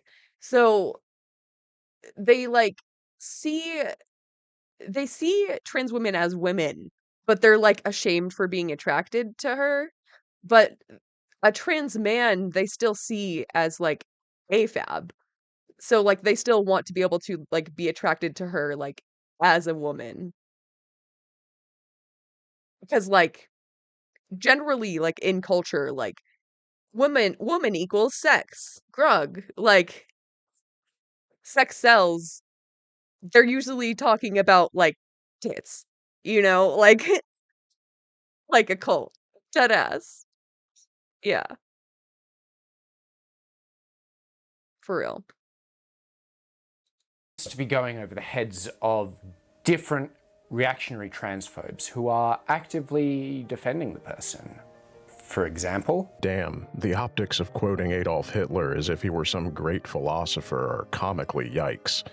There's nothing actually pro-Nazi about her point, so in reality it's fine, very much proves but optically trans activism that is just a looks cult bad. running on othering and siege mentality. She's criticizing Hitler, plain as Claimed that day. in They are Newcastle happy to pretend to be yesterday, a inverted. person quoted Hitler. She wasn't criticizing what? Presumably because one person talked about the concept of the big lie and how people can be brainwashed into speaking untruths and this leading to I did injustice. wonder where she was going with that. It alarmed me at first and then made sense because I continued to listen. As Jesus propaganda and back it up with violence and Christ. intimidation. How does it feel to know you are the Nazi? Uncomfortable truth for you to face as you're using the exact same tactics. Repeat a big lie often enough until people believe it. The point she was making was that Hitler knew that if you keep repeating a lie, people will believe it. Trans women are men, but trans rights activists are repeating a lie. Trans women Hurt my brain. Honestly. You can just vibe and be vibed with. Honestly. So much easier. It costs nothing. I don't know. Maybe I'm in a unique position because I am pansexual as well. Like, I just don't care. But, like, yeah, this shit is giving me a migraine right now. are women. It will never be true. Now they're dangerously Ah, slandering women. so Nazis are people who understand biology. I guess I'm a Nazi in your eyes. Better than a commie dumbass. These communists are all cowards. Actually, she's comparing trans activists to Nazis, using the technique of the big lie to help their propaganda that adult human female isn't what women are, etc. Well, I don't agree with the I'm TRA not a big fan of comparing anything I'm to vibing, yeah. In this case, they've tried to make a point using the wrong example and stupidly, probably inadvertently, align themselves with Hitler. What Very tons silly. of people do, essentially comparing their political enemies to Nazis, which you are also now doing by missing the point of Wikipedia what describes she the big is lie as being coined by saying. Hitler. Yeah, ambiguous is fine. Just fine. Nothing wrong with that. Like, that's why I like the word queer, because it's just like vague. What's this? How many genders are there? I don't know. I just got here. Iconic. I don't know. I just got here. I'm trying to find out. I hope someone told that man. I don't know, at least 3, Jack. That it is hypnotic propaganda is my point. To misunderstand this is revealing of trans. Well, maybe they're the skulls of our enemies. So apparently, at this point, these transphobes are, in a very classically reactionary fashion, unable to determine much beyond it's maybe a bad look. But primarily, they're doubling down. What this informs the more casual viewer is that quoting Nazis about Nazi shit is the outcome of following this particular ideology down the radicalization rabbit hole. Makes a person This is the logical conclusion. It happened a lot faster than I thought it would. But yeah, I mean, it's not shocking. Like, yeah, they're just like boldly quoting Hitler now. Unbelievable. Produce Nazi ideas alongside everything else that's fascistic and ridiculous about them. However, this argument is, I think, incomplete. The bigger issue is that Ms. Morgan made the same argument that was produced in Mein Kampf. And that's what we'll explore now. Do you know the big lie? The big lie was first described by Adolf Hitler in Mein Kampf. All this was inspired by the principle, which is quite true in itself, that in the big lie there is always a certain force of credibility, because the broad masses of a nation are always more easily corrupted in the deeper strata of their emotional nature than consciously or voluntarily. The big lie is such a big lie that ordinary people like us think, well, that can't be a lie because I never tell any bigger. As big a lie as that, we only lie in small ways. And thus, in the primitive simplicity of their minds, they more readily fall victims to the big lie than the small lie, since they themselves often tell small lies in little matters, but would be ashamed to resort to large-scale falsehoods. It would never come to their heads to fabricate colossal untruths, and they would not believe that others could have the impudence to distort the truth so infamously. Yeah, and this is how Nazism came to rise. Like, people just being kind of like gullible, really. Yeah, I've never heard of her. Either. I think she's like just a random UK woman as far as I know. Though the facts which prove this to be so may be brought clearly to their minds, they will still doubt and waver and will continue to think that there may be some other explanation. The big lie. There's one big lie going on, and it was begun by men in the early part of the 20th century. It was began when they had an erotic fantasy, and they decided they were going to sell us the big lie. And what is the big lie? The big lie is trans women are women. For the grossly impudent lie always leaves traces behind it, even after it has been nailed down, a fact which is known to all expert liars in this world, and to all who conspire together in the art of lying. These people know only too well how to use falsehood for the basest purposes. From time immemorial, however, the Jews have known better than any others how falsehood and calumny can be exploited. Is not their very existence founded on one great lie? Yeah, straight up neo-Nazi vibes, 100%. Namely that they are a religious community, whereas in reality they are a race? Now, I've grouped these together into claims that mimic each other on the screen.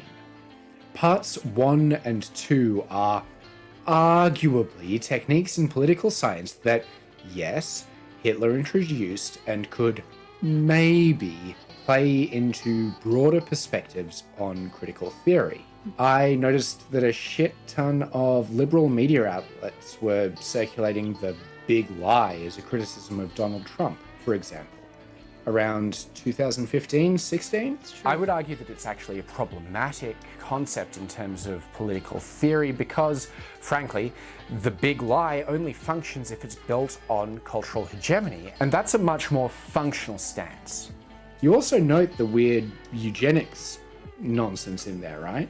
Primitive simplicity of their minds.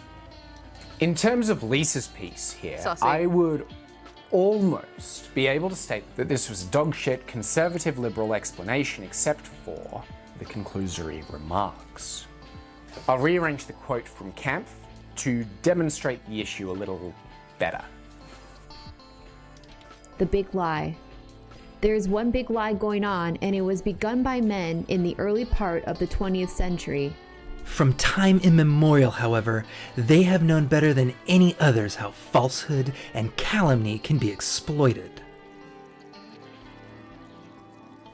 It was began when they had an erotic fantasy, and they decided they were going to sell us the big lie. For the grossly impudent lie always leaves traces behind it. These people know only too well how to use falsehood for the basest purposes. Yeah, it's literally the same, and in both cases, it was just like pure projection, which is crazy. And what is the big lie? Is not their very existence founded on one great lie? The big lie is trans women are women. Namely, that Jewish people are a religious community, whereas in reality, they are a race. So what we see here is a set of claims being made. There has been a big lie that has been going on for a long time.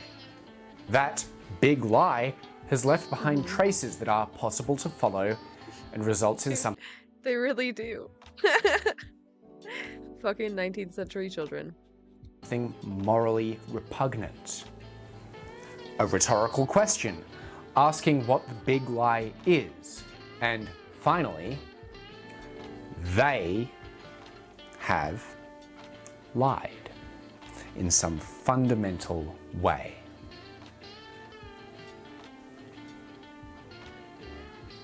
The claims are, in short, the same. If we are being astonishingly generous to Lisa Morgan, the sequence of claims that she has followed is identical to those made by Adolf Hitler. The only reason I would give her the benefit of the doubt there is because of what her tweet justifying the horrendous claims said. Wikipedia describes the big lie as being coined by Hitler. She's saying that she only found the information by skimming the Wikipedia article. So with that generosity extended, what we're left to understand is that Lisa Morgan has reproduced perfect. What do we got? Yes, I love this song. Respect to the trans community. And fuck you, transphobes. Trans people are my friends. Transphobes gon' catch these hands. Trans people are my friends. So respect them for we're going in. Trans people are my friends. Transphobes gon' catch these hands. Trans people are my friends. So respect them for we're going in. Transphobes on your fucking mouth. I'll knock you out. I'll knock you out. Transphobes on your fucking mouth. I'll knock you out. You better watch out. For real. Trans people are my friends. Transphobes gon' catch these hands. Trans people are my friends. So respect them for we're going in. Trans people are my friends. Transphobes gon' catch these hands. Trans people are my friends. So respect them for we're going in. Such a bop. Trans people are my friends. Everyone. Trans people are my friends. Actually, the sequence of claims published in Mein Kampf in order to justify the genocide of Jewish people in Germany. This is what a mindset of reactionary transphobia leads you to accomplish. That, of course, leaves me wondering, what comes after? Assuming that Lisa continues to, apropos of nothing, synthesize the remainder of Mein Kampf, she'd proceed to explain in glowing terms the power of deception this notional cabal of enemies maintain. Then explain a social group in terms of contagion, of rot, which has already set into the society, extending the focus to a possible cure to that disease. In Nazi Germany, that was the Holocaust. Lisa, What comes next? A declaration of trans people as the great master of lies? The comparison of trans people as a contagion, a prescription of a cure which is genocidal in action?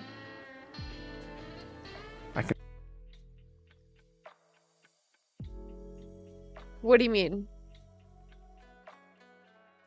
Ideas like what?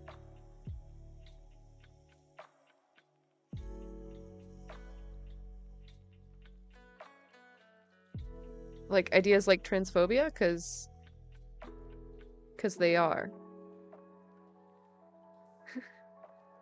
It's already happening. I got bad news for you.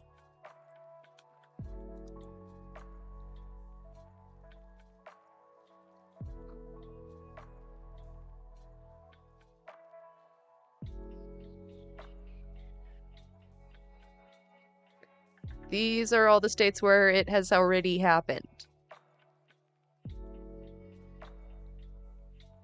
Dark purple, there is 10 or more bills. Yeah, about 400 bills. There are anti-drag bills that prevent people from, like, dressing in the fashion of the opposite sex. Which is completely up to the discretion of officers to just decide. I think that was in Tennessee. Where was it? Was it?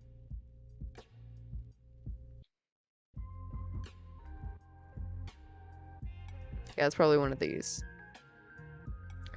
Yeah, and this is just this year. So, it is for sure happening.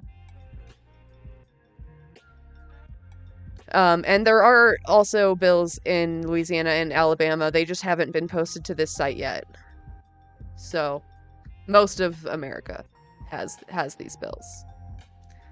There are bills preventing transgender healthcare from childs to adults. There's bills preventing teachers saying what pronouns they use or that they're gay. Yeah, all kinds of shit. There are bills that are trying to separate trans children from supportive parents. There are bills trying to take away children from transgender parents. Anything you could think of.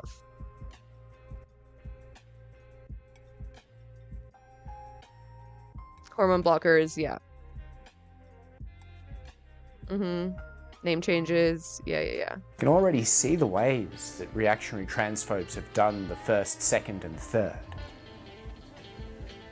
If you're a gender-critical activist, a trans-exclusionary radical feminist, or otherwise engaged in this movement to try and remove trans people from society, I would ask that you look at these claims and ask,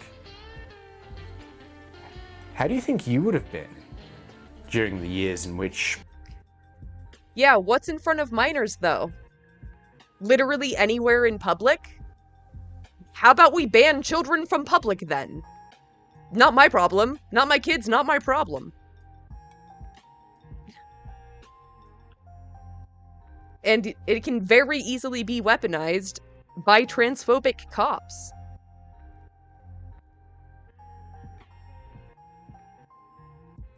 Yeah, fully clothed people? Oh no. Hitler rose to power. Would you have been a brown shirt ideologue or opposed them entirely? You can still get out. Trans people have remarkable patience for people who have left your movement, willing to spend time to help you learn, develop, grow, and understand, and to move a bit further away from those same people who burned the books in the Institute for Sexual Wissenschaft in Germany, 1933.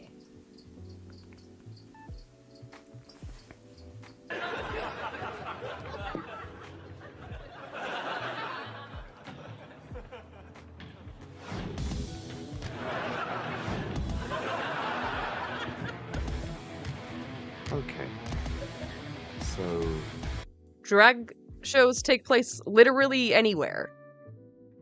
It doesn't have to be at a bar. What are you talking about? It's fucking freedom of expression. Dumbass.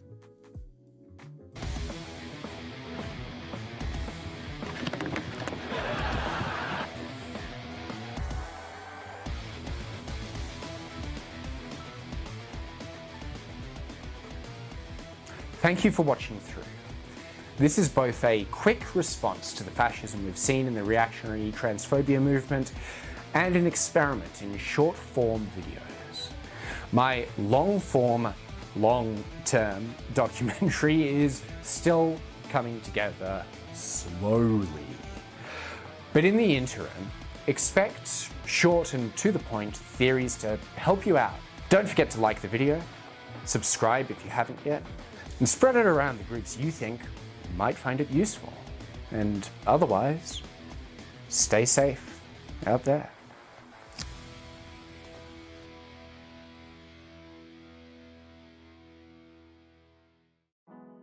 This episode and others like Trying to find a good article about this.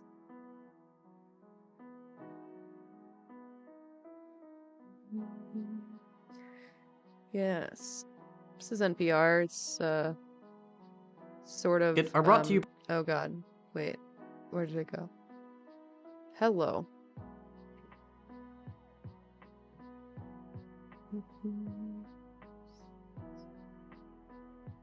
Okay. The bill that passed in Tennessee last week restricts adult cabaret performances in public or in the presence of children and bans them from occurring within 1,000 feet of schools, public parks, or places of worship. Oh, so most places. Most places. Curious. This was passed alongside separate legislation that bans transgender minors in Tennessee from receiving gender-affirming care like puberty blockers, hormones, and surgery. As of a month ago, at least 9 GOP-led state legislatures were pushing similar anti-drag bills. Those found violating the anti-drag law face misdemeanor charges in the first instance, punishable by a fine up to $2,500 and or a year in jail. Those found for subsequent violations face a felony charge, punishable up to 6 years. 6 years in jail. For what? For dressing in a way that you perceive as incongruent with my assigned sex at birth? Like, that's weird, dude.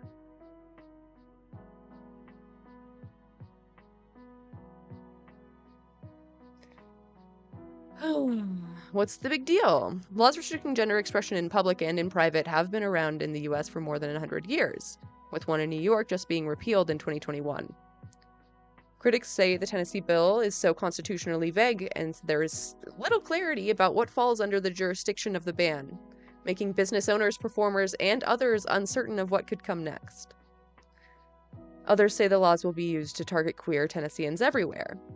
It's this subtle and sinister way of further criminalizing just being trans.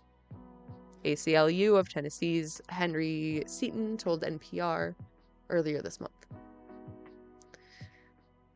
Tennessee Senate Majority Jack Johnson, the drafter of the state's drag show bill, told NPR in a statement, just as current law prohibits strip clubs from admitting children, this legislation would also prohibit sexually suggestive drag shows from being performed on public property or on any non-age restricted private property where a minor could be present. A minor could be present literally fucking anywhere.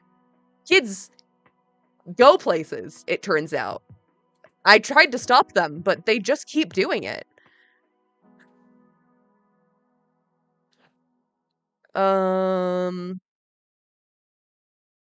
So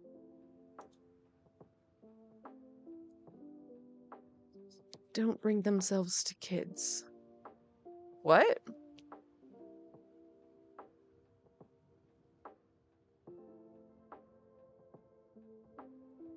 What? What the fuck are you even saying? It might turn them Christian, yeah. Fuck that.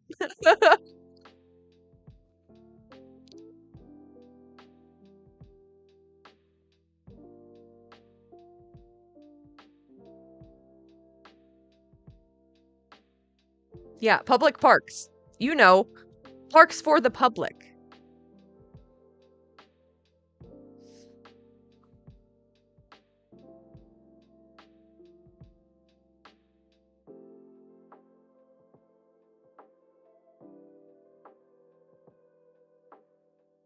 Your message?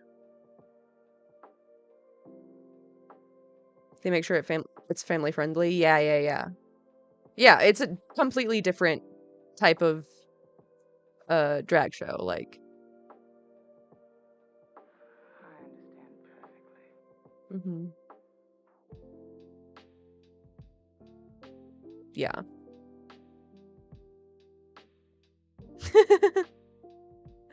Yeah, I mean, we can ban the church. I'm fine with that. Like, the institution? No problem. By the generous support of my patrons on Patreon. If you'd like to help support this channel, join our patrons-only Discord, and get early access to every video.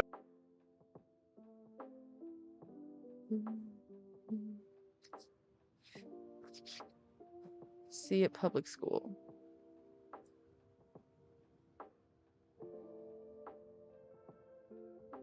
I mean, I guess. But I don't think parents should have control over what their kids see at public school. It's not the parents' job to educate. That's why you send them to school, for the educators to educate. If you have a problem with the subject of drag being brought up at all, like, you're just against education. Like, right? America. Hell yeah. Hookers. Like, but I'm sure you think Hooters is just fine. It's fine to take kids to Hooters. I'm sure that would be fine. Or, say, for kids to watch a football game with a bunch of cheerleaders who are scantily clad. That's cool, right? That's fine? How about taking your kid to see a Beyonce concert, but she's wearing something kind of sexy? So what's the difference?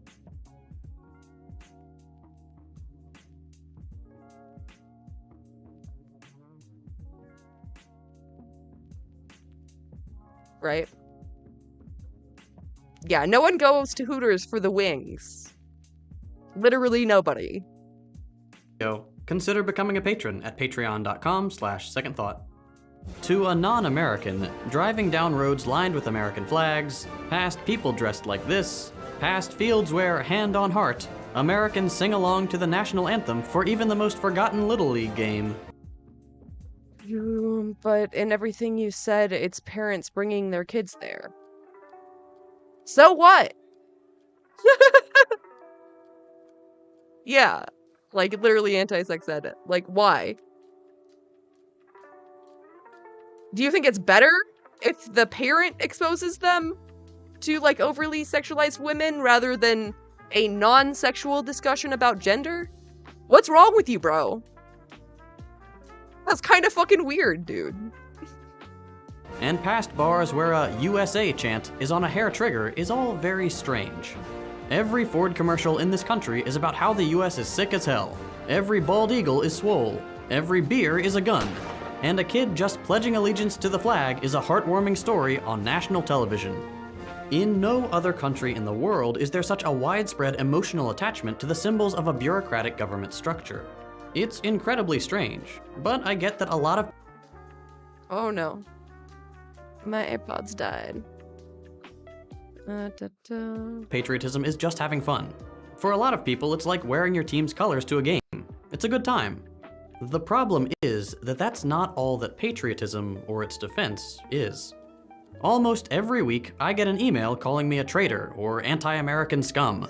For some reason, in this country, Goddamn commie. Good faith criticism almost always triggers this knee-jerk reaction that the person raising their concerns, or more often just advocating for their own self-determination, hates America.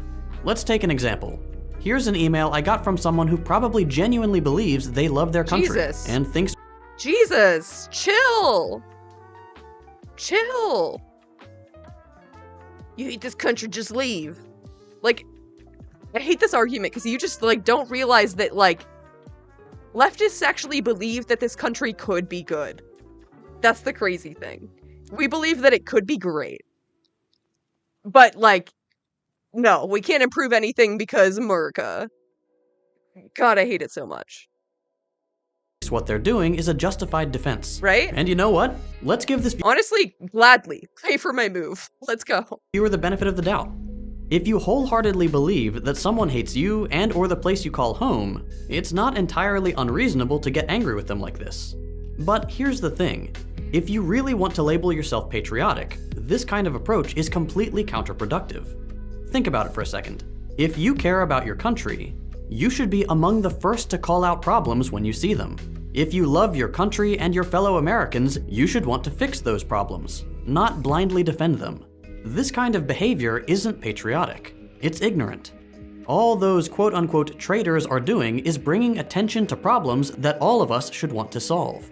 There's nothing un-American about caring for your unhoused neighbors. Nothing unreasonable about pointing out that our medical bills are the highest in the world and that we should work to lower them.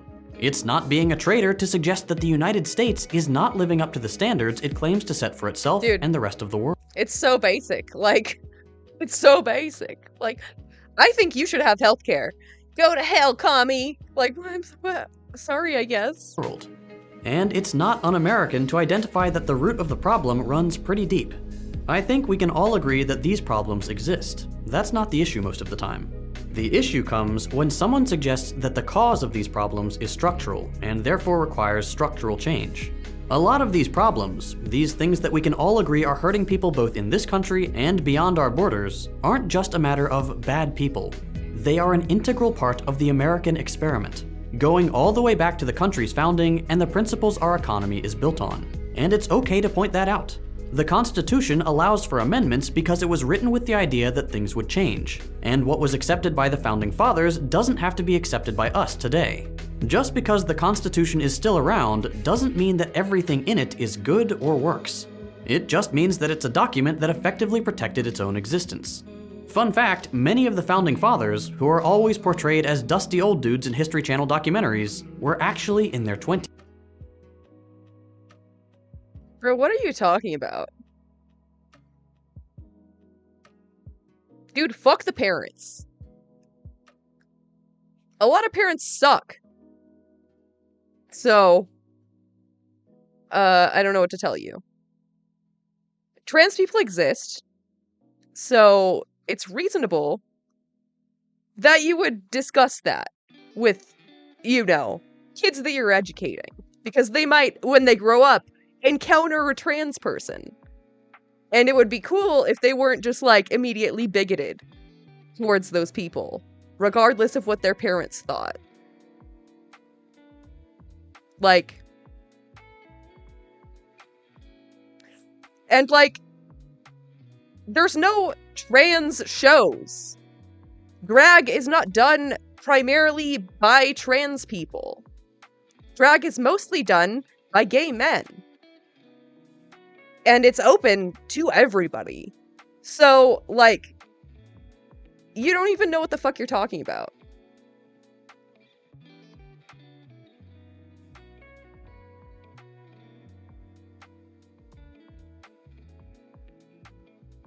Yeah, I don't give a shit about parents' rights. Like, sorry. It took, like, 2 seconds for a dude to come in a chick. That doesn't give them the permission to ruin the life of this tiny person.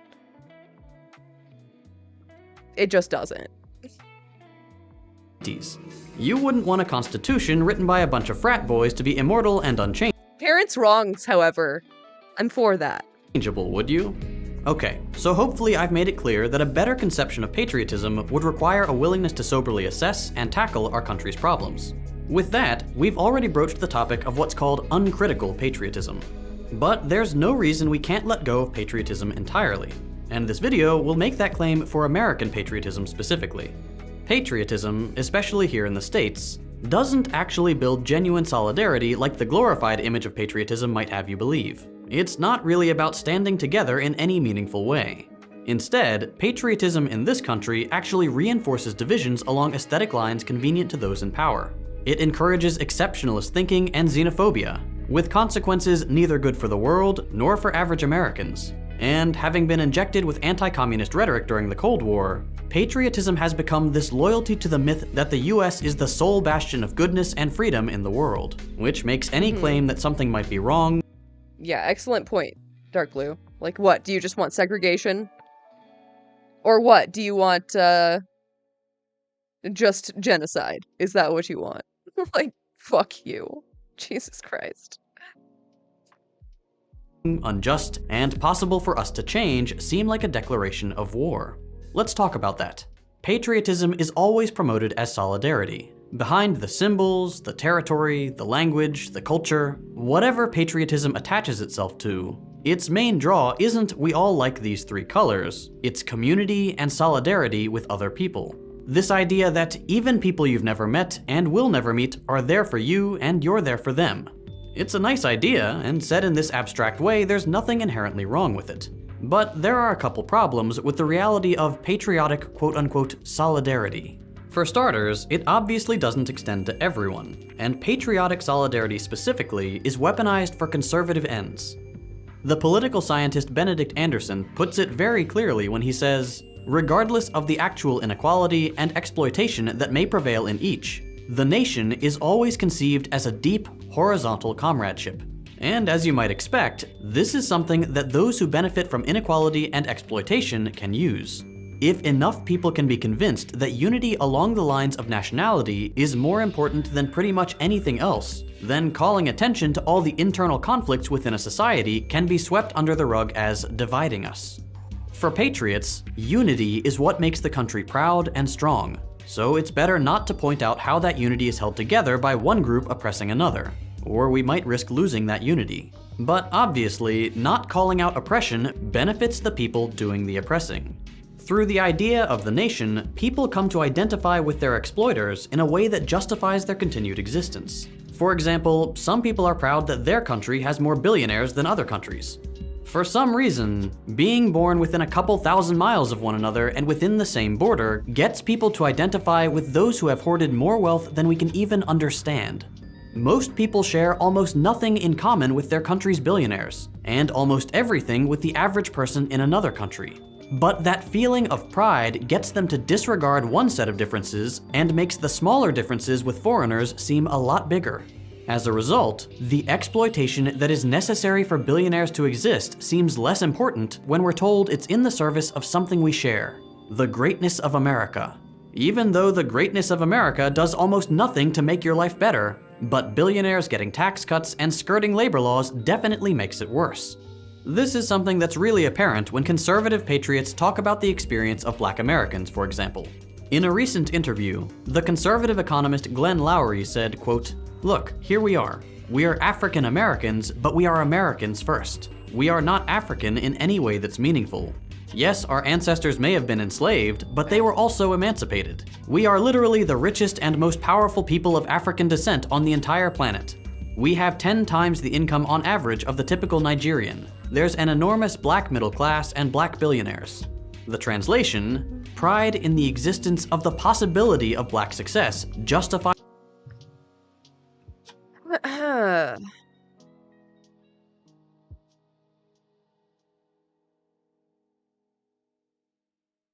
freedom of religion and all that.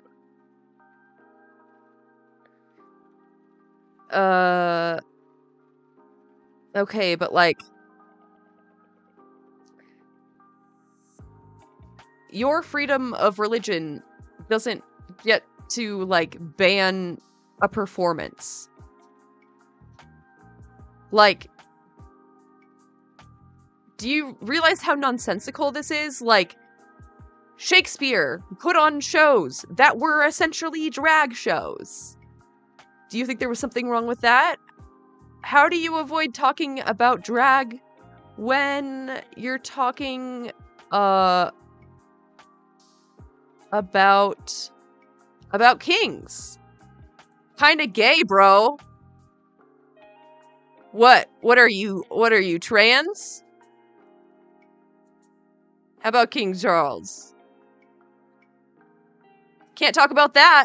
Can't talk about King Charles because he wore a dress. What about that? Oh yeah. Nope, can't talk about this Duke guy because he wore a dress. Like, where does it fucking stop, dude? The continued exploitation of the vast majority of black people. If you are black, you should be grateful to have the incredibly unlikely chance. They do look cool. They're honestly drip. I wish men would wear more dresses. Like, kind of a vibe. To have more money than you know what to do with, instead of complaining that this system is rigged against you, and in a similar way, is rigged against other black people in another country. By implying that black Americans should prioritize their national affiliation rather than their class and race, Lowry is subtly implying that black— Oh god, it's a Reddit link. I'm scared. Oh god. Okay. Dress manly, like the good old days. Lace collar and cuffs. Puff sleeves. This is fucking iconic. I love this. Make sure you can see it all. Okay. Medieval suspension method. Ooh, those are hot. I love some suspenders. Some thigh suspenders. Thick legs, silk stockings, high heels, ballet dance. This is fucking awesome. Makeup. Lovelock hairstyle. Yup.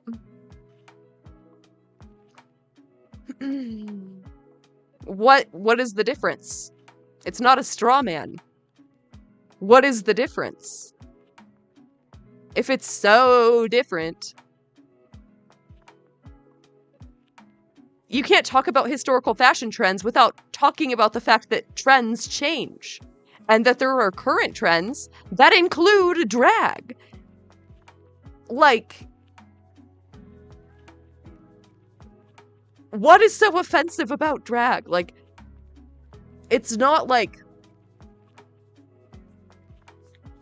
they're coming to school and, like, worshiping Satan. It's not that. Like, like, oh, if they're Christian and they don't like men in dresses, that's kind of weird.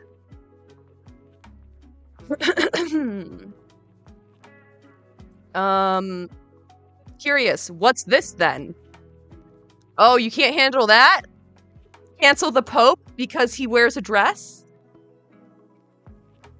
What's the difference?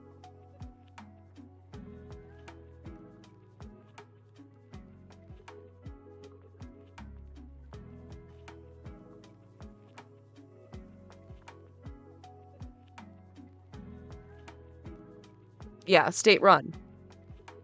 Yeah, they can homeschool them. And they do. They literally do. They might look better than me in makeup. It's true. Slippery slope. Americans should not be so critical of a system with a legal and policing system that targets and kills them disproportionately, that exploits their racial otherness to deny them a comfortable life unless they assimilate to the dominant white norms of behavior, and that black Americans should distance themselves from people living in another country whose poverty can be explained, at least in part, by the same phenomenon of slavery that is at the root of the present inequality between black and white people in America. The fact that other people have it worse turns rightful indignation into pride for those who can be convinced, and makes those who stay rightfully indignant look ungrateful. Lowry defends capitalism, and he knows that capitalism requires exploitation. He's just hoping that by calling attention to your nationality, you'll accept how exploited you are because someone else has it worse. A non-patriotic approach might look at the inequality between black Americans and black Nigerians and find that the plunder of Africa through colonial— Kings weren't cross-dressing. That's the entire point.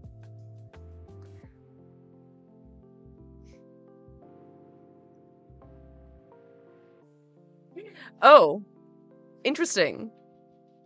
So you're saying that it doesn't mean that you're cross-dressing simply because you're wearing a dress. Oh, that's a really interesting point. So drag performers could also not be cross-dressing. There's no difference.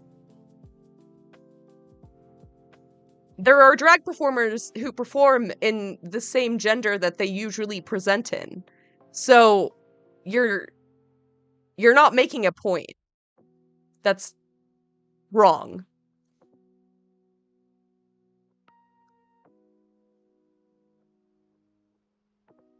It's theater. It's literally just theater. Yeah. It's just like dress up at theater. Yeah, like...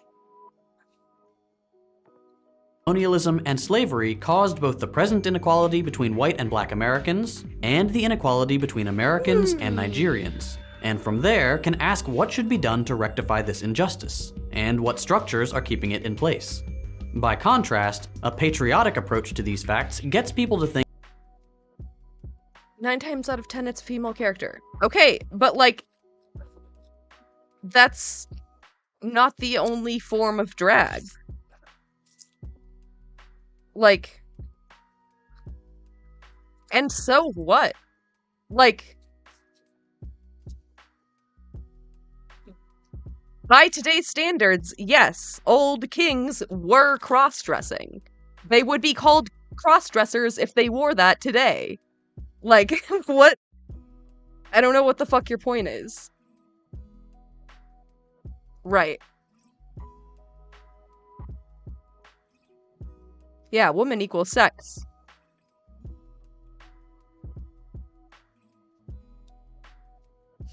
Fuck it, no arithmetic. Yeah, fuck that. Yeah, kids should be able to learn about everything. Think that the best we can do is protect what we have. Never try to get more. Never question the nature of the system as it exists today. And never hope to achieve justice, especially for those not part of the patriotic community. At the end of the day, the existence of black billionaires still relies on the exploitation of black people, and is still supported by the systemic discrimination of black people. But drown all that in a little American pride, and it goes down a lot smoother. To recap, patriotism replaces solidarity among people who suffer under the same structures of injustice, in this case international racial capitalism, and replaces it with solidarity. It's theater. It's entertainment. And like, yeah, you can teach about theater. It's a whole ass class. That's crazy, right? What, now ban the arts? Get fucked. Between those who do the oppressing and those who are oppressed.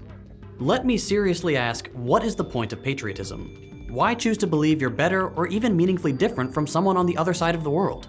Your material concerns are the same. You have bills, you want to take care of your family, you want the freedom to pursue your own happiness. There is far more in common between you than the differences created by a borderline decided hundreds of years ago in random wars and brutal, bloody conquests.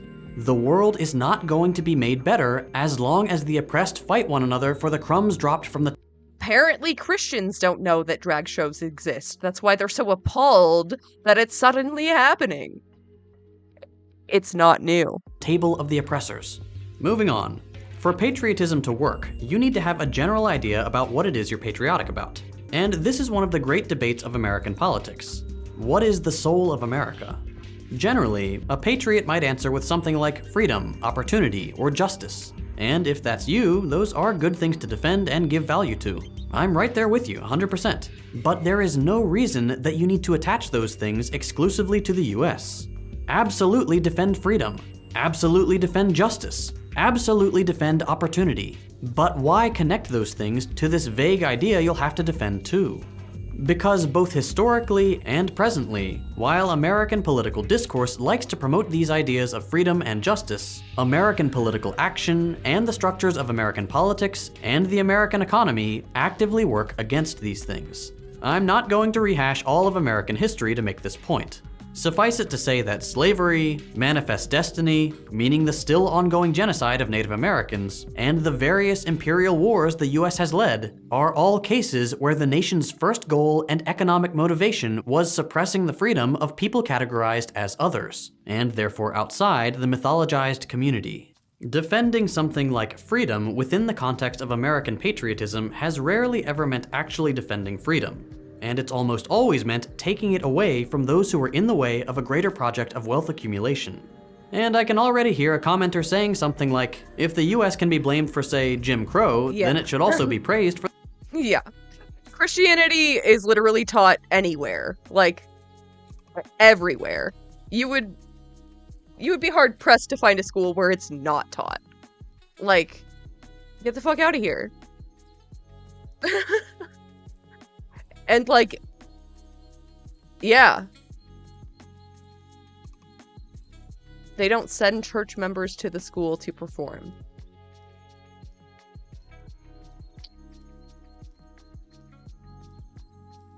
No, they sometimes for sure do.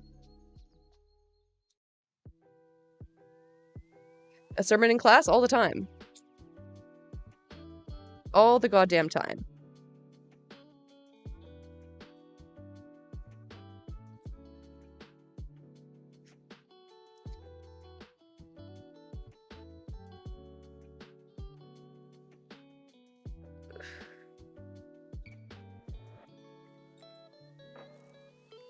Yep. Yeah, there were people handing out Bibles all the time. Everywhere.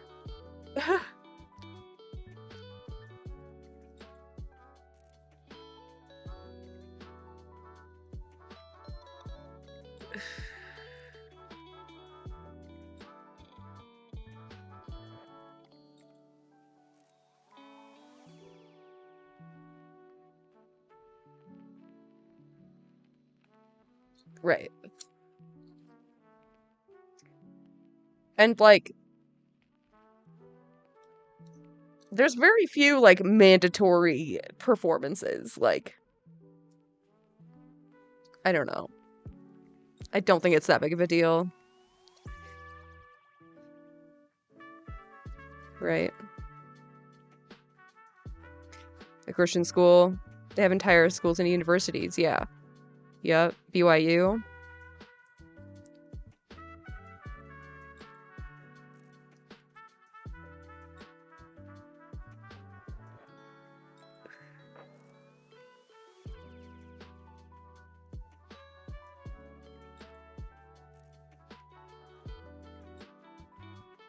I don't know, dude. I think it's a false equivalence. Like, Christianity has murdered, like, hundreds of thousands, millions of people. Drag shows literally hurt nobody. Nobody.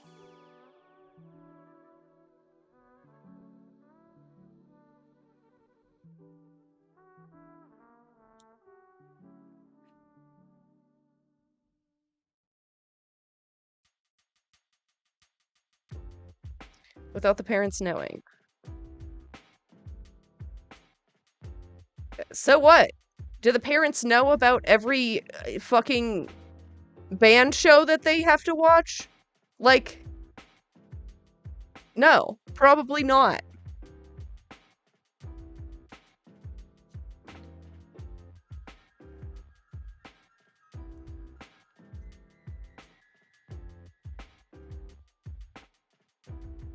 The parents would need a school. For real. for the civil rights movement. But I'd argue you'd have a really difficult time defining something as America and showing it was on the right side of the civil rights movement. For example, if America to you means the community of people living in this country, the majority opinion of the US was decidedly against the civil rights. No, I'm saying it's a false equivalence, as in they're not the same thing. As in, yeah, you shouldn't be able to indoctrinate someone into an ideology that has murdered millions of people. Like Christianity. And yeah, separation of church and state. Public schools are state-run. So, no, they shouldn't be allowed to send them to a church sermon. Get the fuck out of here. rights movement, with the press calling its leaders like MLK and Malcolm X un-American. If America means the government of this country, then it too was decidedly against the civil rights. No, not yes, exactly. You're so dumb. Drag shows have hurt nobody. They hurt nobody. Except when fucking fascists decide to come shoot up the place. Movement, sending police to crush the protests. If America means the country's founding documents, civil rights for black people is clearly not what America is all about. When it comes to justice, freedom, and opportunity, these things were not achieved for millions of people by being patriotic, but by working outside of and rejecting what was considered American at their time. If you understand why flying the Confederate flag sends a specific message, regardless of the values people who fly it say it represents, consider how the same things might apply to the American flag. Retroactively, historical moments like the civil rights movement have been folded into the America that one should be patriotic for. But that doesn't mean that freedom isn't still being suppressed in the name of patriotism. When movements for self-determination like BLM and the decolonization movement make waves, for example, the knee-jerk reaction against people wanting a more free society, free for everyone to build their own lives without the threat and exercise of state violence against them, is time and time again patriotism. BLM and decolonization proponents are ruthlessly attacked by an angry mob mobilized not against their ideas, but by the "They Hate America" slogan repeated endlessly on conservative media. These movements are indeed contesting the hegemonic idea of what America is right now, but they are clearly defending the values American patriots claim to hold: freedom, justice, and opportunity. Finally, we should talk about how anti-communism is a core pillar of American patriotism. Part of the reactionary nature of American patriotism can be explained by the long-standing myths that have surrounded the relationship of the American public with socialist ideas. When movements for justice are called anti-American, they're usually also called Marxist or communist pejoratively. And when movements like the civil rights movement are repackaged into the American patriotic canon, their radicality and the socialist politics of their leaders like MLK are either outright erased or hotly contested, with some even going so far as to say that if MLK was alive today, he'd be a conservative Republican. Two myths inform this idea. One, that America is ontologically capitalist, meaning that it is in the nature of the United States to be a capitalist nation, rather than the more realistic idea that economic systems come and go, and just because the US has a capitalist economy right now doesn't mean it will forever. And two, that capitalism is the only thing that works, and socialism always fails. Sexuality and gender expression is not a personal idea. It's just, like, some people exist who are queer. Like, what the fuck? It's not the same. Do you know what a false equivalence is? Do I need to define that for you?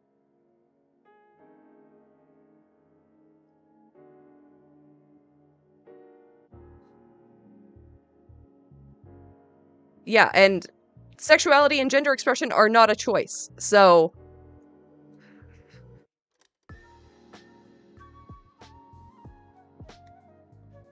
Yeah, bruh, are you listening? Are you on mute?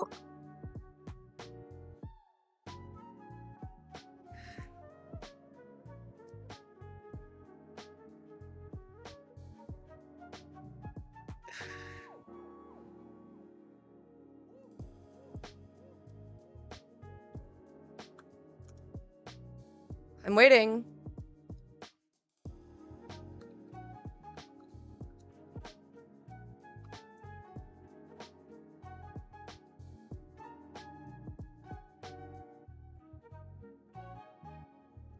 Here, this has pretty pictures.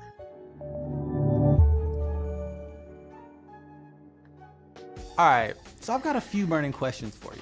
Who's the better Chris, Evans or Hemsworth? Should you use Apple Music or Spotify? Which is better, DCEU or MCU? Some questions just defy easy answers. Well, not in that last case, but you get my point. Sometimes there is no consensus on what the truth is.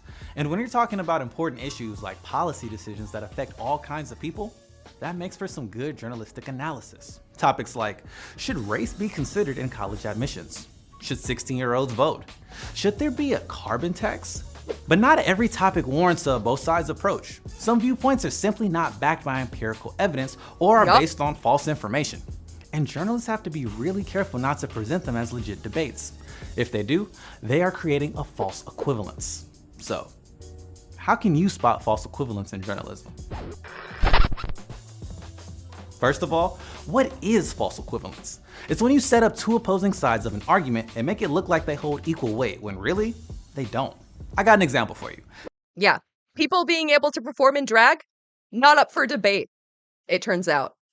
People are allowed to express themselves in whatever way they like. Take genetically modified foods or GMOs. The science is pretty clear. GMO foods aren't harmful to your health. This has been validated in peer-reviewed journals, yet you often find articles and news segments about GMO foods where non-experts and interest groups question the safety of GMOs. And presenting both of these views as valid is actually illogical. A false equivalence. These two sides don't deserve equal time in a news story. Chill. Not even close. One is based on scientific consensus and the other is based on vague speculation by interest groups and non-experts. The logic of comparing them is flawed. So now that you get what false equivalence is, why does it happen? Do we get it, class? Do we have any questions? Well, it can be tricky for journalists to avoid, especially when— Dude! Did you not see this map? Did you not see this map? I'm timing you out. Holy shit. I cannot. I need you to stop typing and look at this map. I need you to pull this up on your device and look closely. It lists by state. Let's click on Utah. And then it lists the bills. And then you can click on the bills. And then it tells you what they're banning.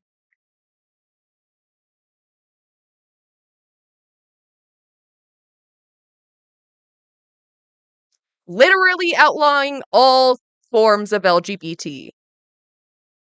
From same-sex marriage to literally drag, which isn't openly defined in any of these bills.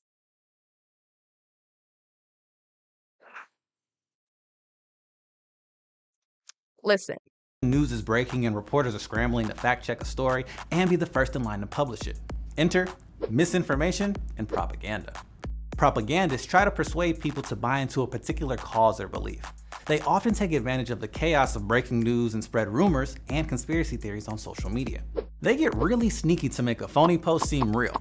They create a bunch of fake accounts and then use those accounts to like and comment on the post. Even trained journalists can fall for false posts when they are shared widely by real-looking accounts on places like Twitter or Facebook. And it's easiest to get fooled during breaking news events. Online convos start on social media, where there's no focus on fact-checking. These platforms distribute more information than any other institution in history, but they aren't doing a good job at checking for what's real and what's not. And propagandists don't just manipulate journalists on social media, they also know how to game news programs. In an effort to be balanced, news shows often bring on people with different views to debate each other, leading to those screaming matches that go viral. If you think that's trivial, It would never happen. Would never happen. Exactly. It's common sense, yeah. Like, there are adult drag shows which kids do not go to, and there are family-friendly drag shows which they can go to. And kids think it's fun. They literally just think it's fun. It's just dress up to them. You're actually a physician. Look, this is the most studied excuse element me, I'm in not medicine. sure where you this get is your something facts that from. is actually Your the facts biggest are correct. Go to the Dr. CDC Dorian, finish, and then website. Dr. Wolfson, I'll give you a chance to reply. Now, when one, not at all credible side comes on to spew false information or distort the facts, it's treated the same as the factual side is. Just being on the program legitimizes it. Then those clickbaity sound bites spread on social media and we all end up engulfed in a toxic misinformation wildfire. So with all this manipulation going on, how can journalists stop the spread of misinformation to the public? We thought it would be a good idea to talk to a real journalist about how they deal with false equivalence. Meet Marisa Lagos. She covers politics for KQED, so she has to think about this stuff all the time. So could you give us some tips on how to avoid false equivalence? Absolutely. My number one tip is to think like a journalist, and that means to be skeptical. Do your own fact checking. Don't just accept something somebody's saying just because they're on TV or they're in a certain newspaper. Tip number 2 would be to check your sources. So when somebody says something, when you're reading it, or when you see them on TV, think about where they're coming from. What's their point of view? What's their agenda? Understanding the reason somebody might be making a certain argument is really important so that you can make your own call about how valid that is. Make sure that when you're talking to people or you're, say, looking at different types of news outlets, that it's not all coming from kind of the same place. And that also means to sort of check your own biases and question maybe, why do you feel a certain way about something? Is that because of your own life experience? So kind of back to the first point, be skeptical of everyone, including yourself. There you have it. If you think more like a journalist, you can avoid the traps of false equivalence. Recognize it when you see it and think twice before hitting that share button. What are a couple examples of false equivalence that you've seen recently? Let us know in the comments below. And if you like this video, check out this episode we did on how to spot. Religious indoctrination is not the same as a drag performance. In any way. In any way. There's no, like, ideological underpinnings to drag. Like, it's fun. A mom went to a drag brunch undercover. What? Kids had a blast, yeah. Yeah. It's, like, it's just fun. Like any other fucking performance.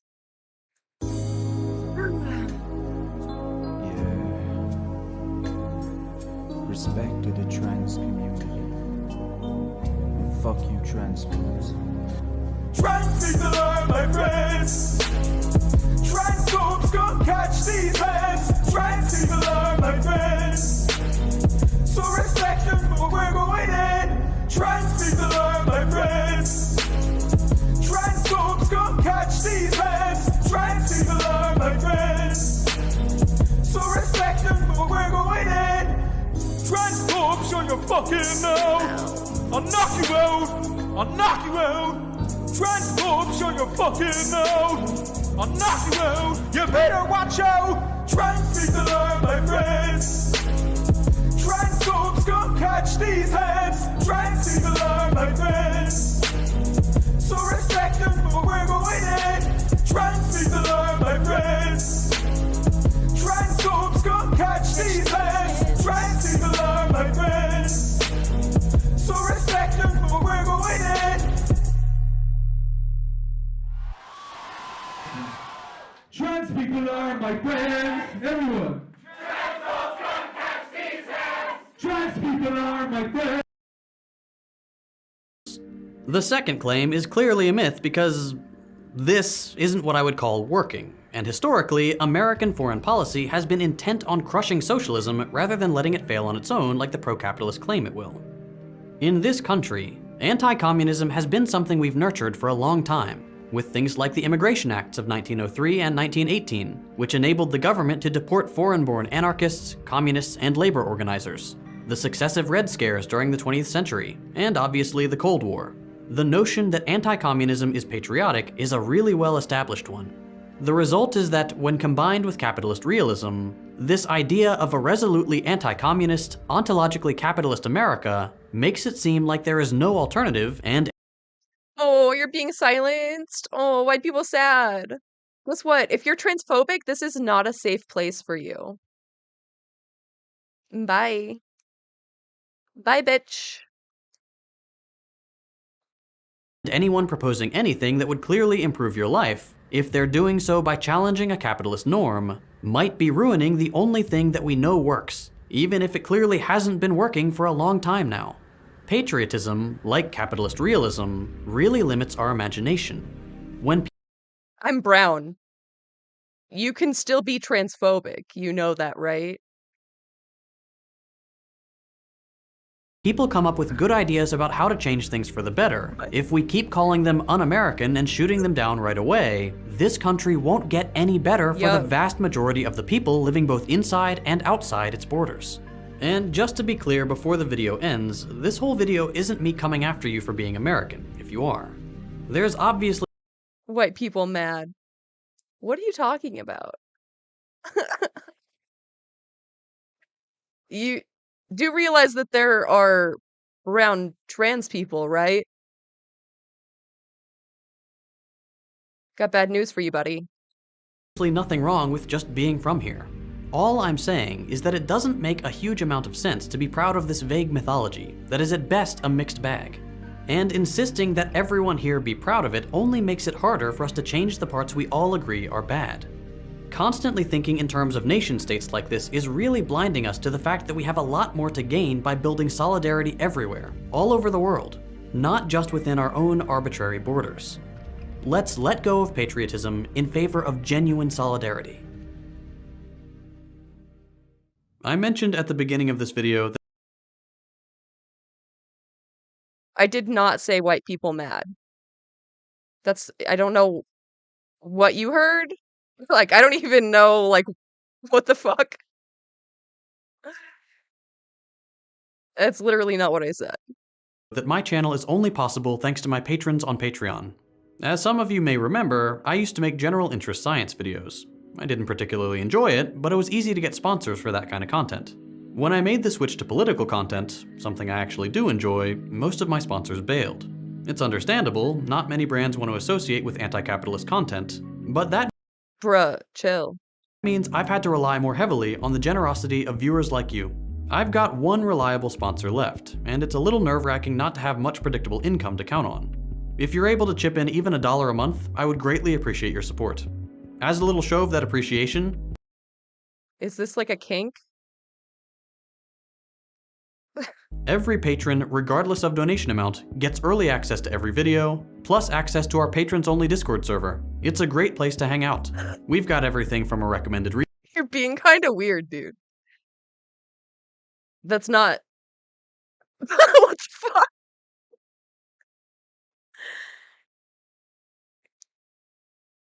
I don't even know what to say right now. Bro, are you okay?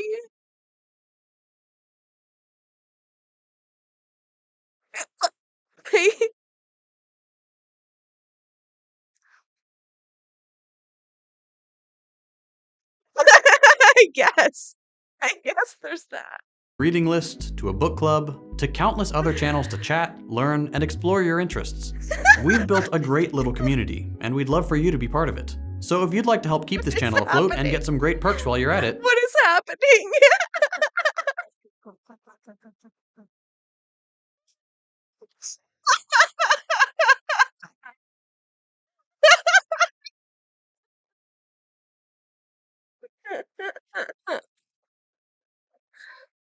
No!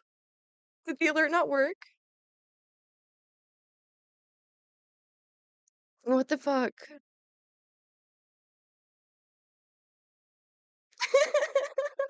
Scammer.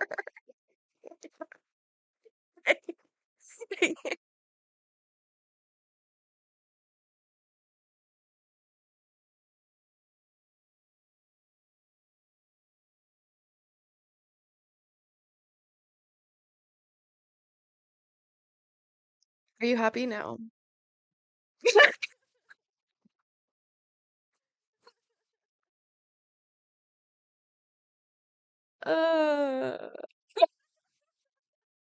consider becoming a patron by visiting patreon.com/secondthought. If you enjoyed this video, consider dropping a like. If you hated it, a thumbs down. You can check out my other content by following the links on your screen. Thanks for watching, and I'll see you next week. I appreciate the sentiment.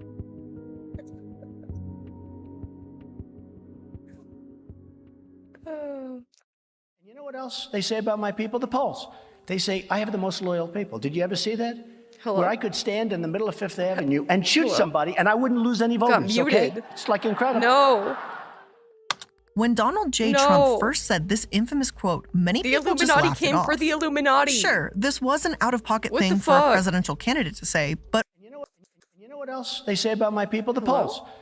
sure, seems like he might. We have seen Does this. it- Trumpism is more of a cult of Is it personality. my browser? This isn't quite Wait, what's happening? of January 6th.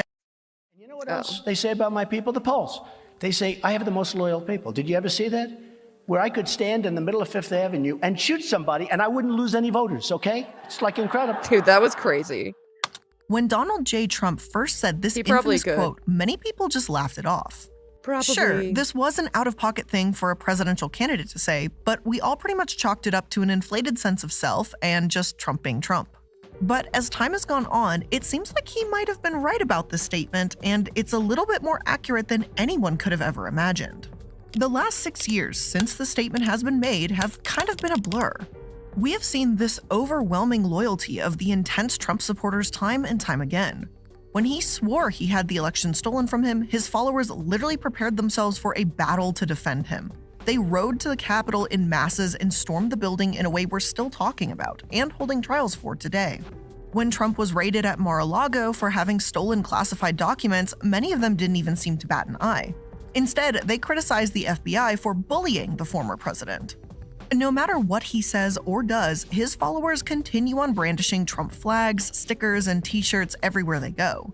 Some have even created stores or restaurants dedicated solely to him, and their commitment is so strong that many were convinced that he would magically appear as president in 2021. The MAGA followers are something like we've never seen before in American politics. The pageantry of them, the violence, and their willingness to quite literally follow their leader into battle have raised quite a few questions. One of the biggest is, hey, is this a cult? Well, we've got a charismatic leader, conspiracy theories, followers Hey, is this a cult? I don't know. It looks like a cult. It sounds like a cult. unable to listen to others' opinions or even facts, and of course, this is MAGA country, brother. Undying loyalty. And to a lot of people, that sounds like the literal recipe for a cult. But a political cult as big as this? That can't be true, can it? Well, today we're going to try and find out.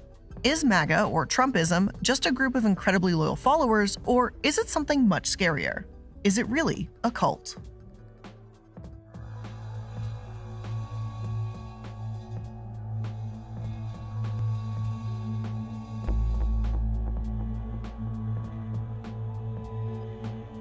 Hello and welcome to Dark Dives. I'm the Illuminati, and today we're going to be talking about the cult of MAGA or Trumpism. Now, I'm going to try my best to be as in-depth as possible. Sources today will include books, interviews, studies, the works. But as Stephen Hassan, the writer of The Trump of Cult, a leading cult expert, explains how the president uses mind control, writes in his preface, when writing about another person, there is always a certain amount of subjectivity and many opportunities for bias to slip in. But with that being said, let's go and buckle up, kiddos, though I hope there are literally no kids actually watching today's episode, or really any of my content. Since 2016, when Donald Trump surprised the world by actually becoming the President of the United States, people have been claiming that he had created, whether intentionally or not, a cult. Through the years, and through all that has happened, such as the Unite the Right rally in Charlottesville, the insurrection of January 6th, etc., that opinion has only grown. But how true is it? For experts, there is a divide on the question, mostly in one of two ways. For Stephen Hassan and some others, Trumpism has literally become a cult, ripe with brainwashing and a need for deprogramming of the followers. For others, Trumpism is more of a cult of personality. This isn't quite as terrifying to think about, but it— Oh. Interesting. Surely this isn't the same Eli Adams one, right? We could meet again somewhere. Apparently, it's impossible to smile. Truly not. I don't know, it's a pretty unique username. Is just as concerning when it comes to the supposed leader of the free world. So let's start with the less scary option, the cult of personality. What is this exactly? Well, the simple definition is an exaggerated devotion to a charismatic political, religious, or other leaders. Right off the bat, bells are probably ringing in your head. Trump's followers have a tendency to hang on to his every word, to wear everything Trump-related they can get their hands on, and worship him in a way that the world has never seen with any other politician, or at least in quite a while. I mean, for God's sake, there are even Trump-themed restaurants, which are quite terrifying, might I add. It's hard to look at that and not think, there's nothing happening over there, like this is totally normal.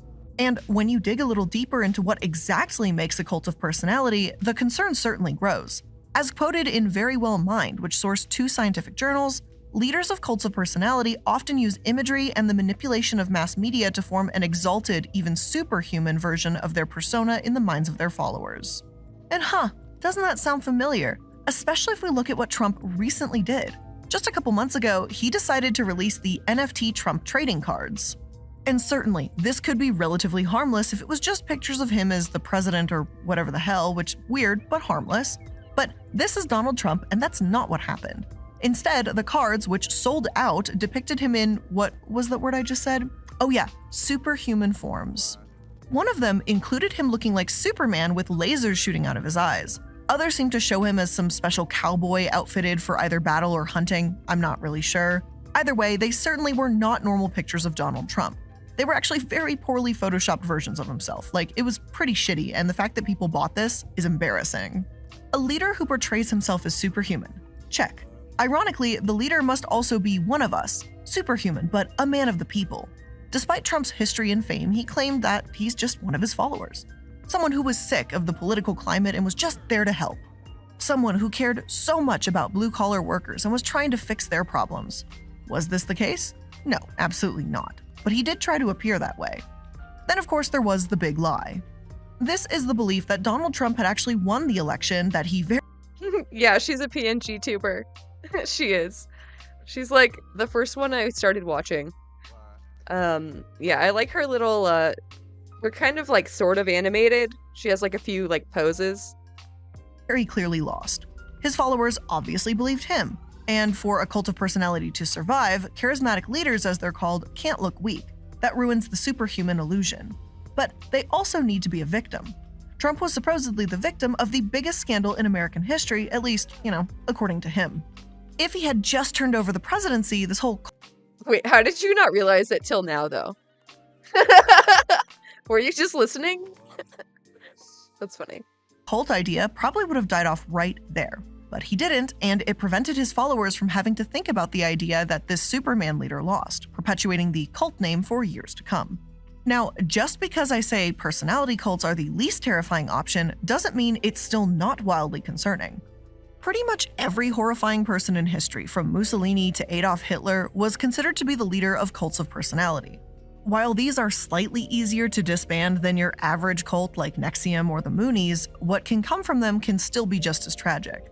While some believe that Trumpism is just a run-of-the-mill authoritarian cult of personality, others believe that it's a little bit more serious than that. According to some, MAGA has become a bona fide cult, complete with brainwashing and all. Yeah. Yeah, she's pretty good. She does a lot of research. Dr. Stephen Hassan was once a cult member. Hassan? In fact, Hassan, what the fuck? What the hell?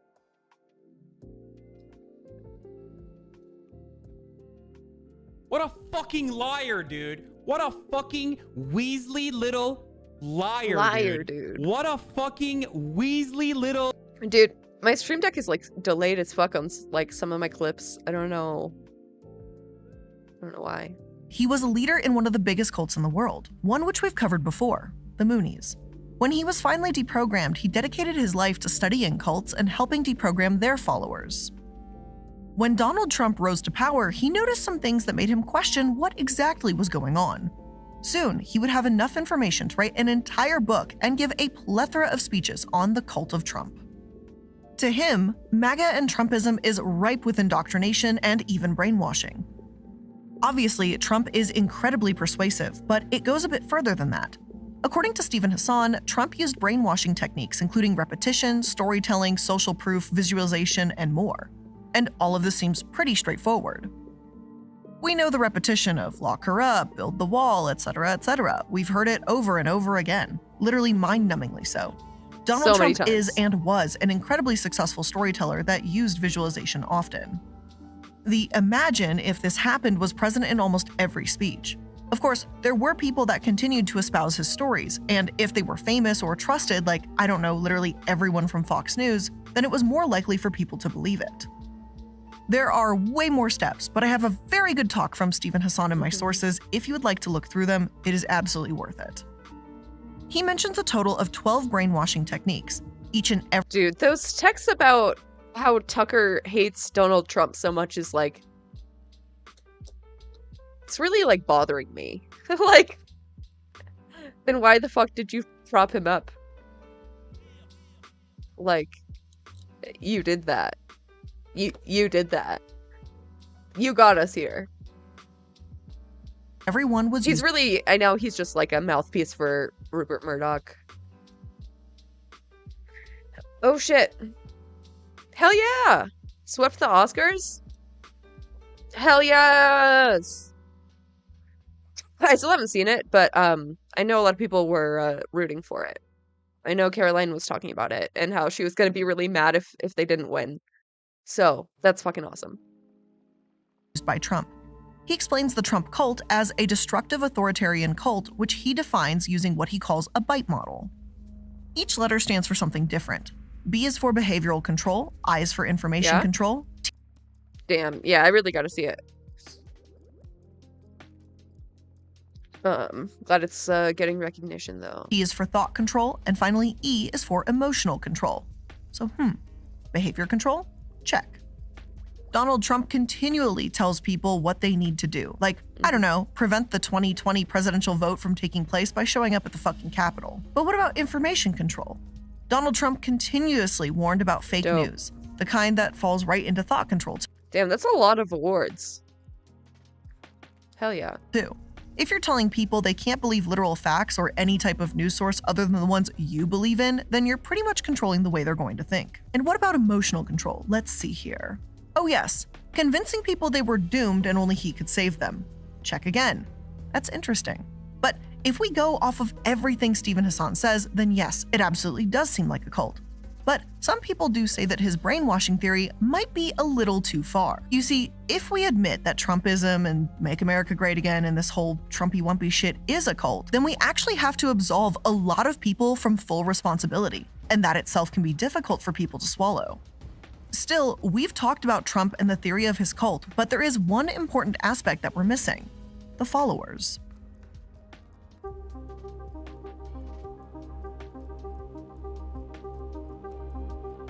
We can't talk about this whole theory without mentioning. I just realized what I said when he. Oh my god. When that person said. You said white people sad.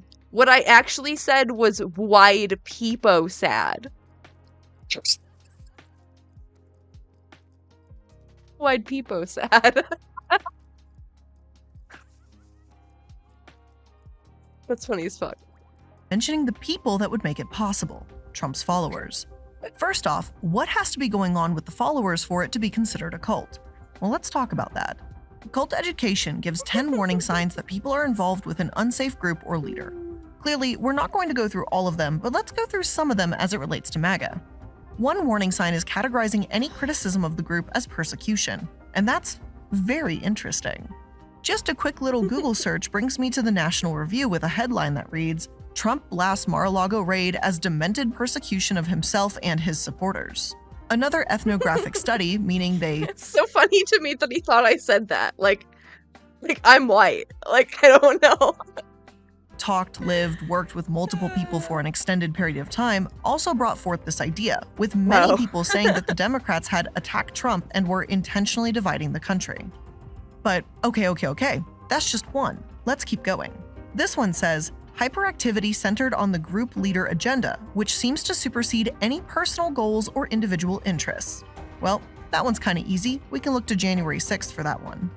When some people are asked why they stormed the Capitol or what they were doing there, they just said for Trump.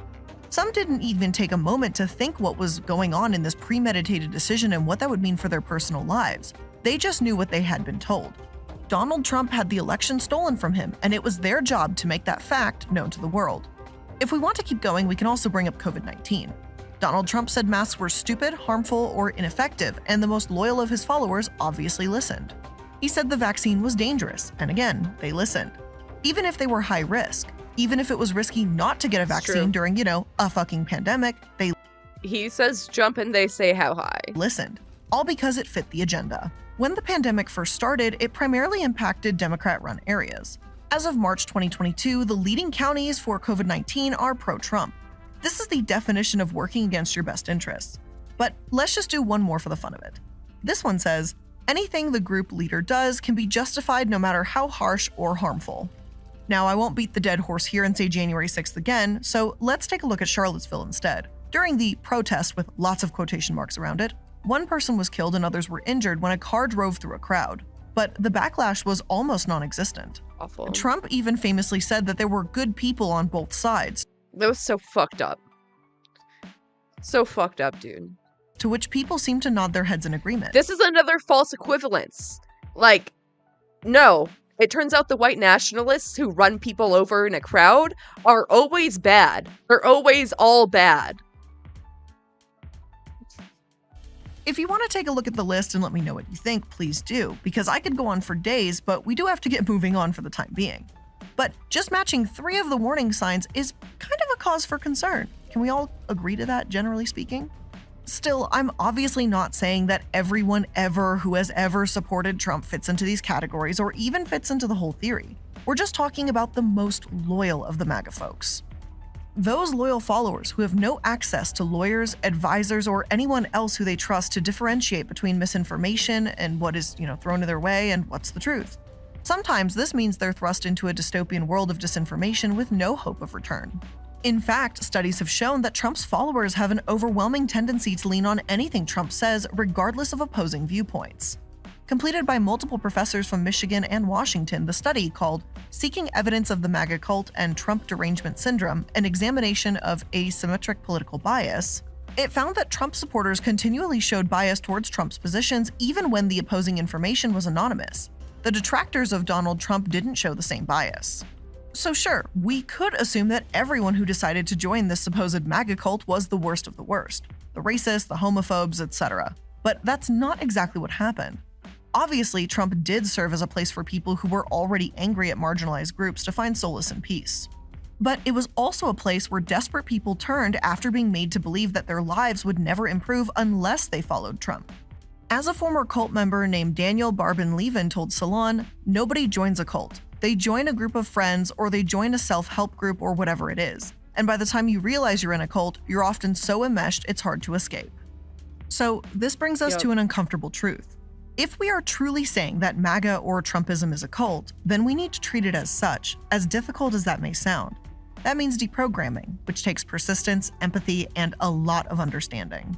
If we are going to act like people have been brainwashed, then we need to treat them that way. I don't know how you fucking deprogram millions of people. It's a non-zero number of people who voted for him.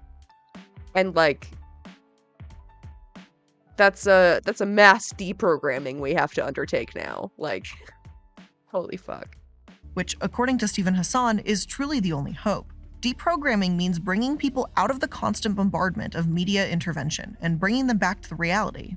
It means being empathetic to the people who had fallen for the lies and the theatrics. And if we're going to treat it as a cult, we have to react to the people within the same way we would with any other cult. And of course, I know it's not that simple. This is a group that has an outrageous amount of power, and a group that has undoubtedly harmed more people than we'll likely ever know. So forgiveness and empathy seemed like a wild ask from many of us. If we are trying to head down that path and understand why someone would join what is theorized to likely be one of the biggest cults in history, it's first important to understand how the fuck this even happened. One day, Donald Trump was a reality TV star with a massive variety of tricks, scams, and debt following him into every situation. And then in the next, he was one of the most powerful men in the world with a following that pledged their undying love and support regardless of what he said and did. So how does something like that happen? Today's first sponsor is me. Hello. Hi. It is Blair, the same person you've been listening to this whole time. I just want to...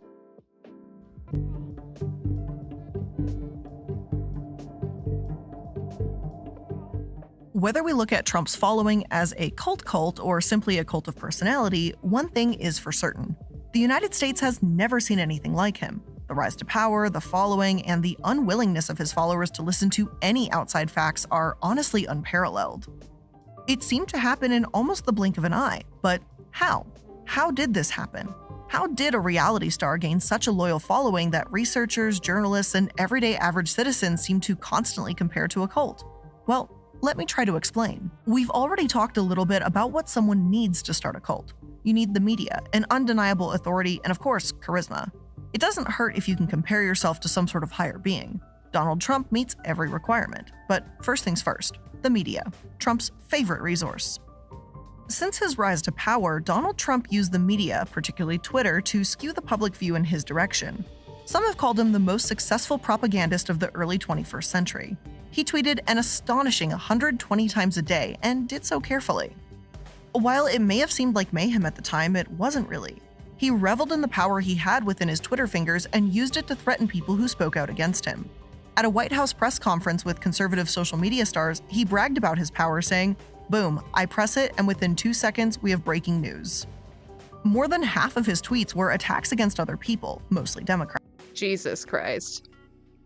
Power went straight to his head, dude. Straight to his motherfucking head. It's just hot air up there now. That's it.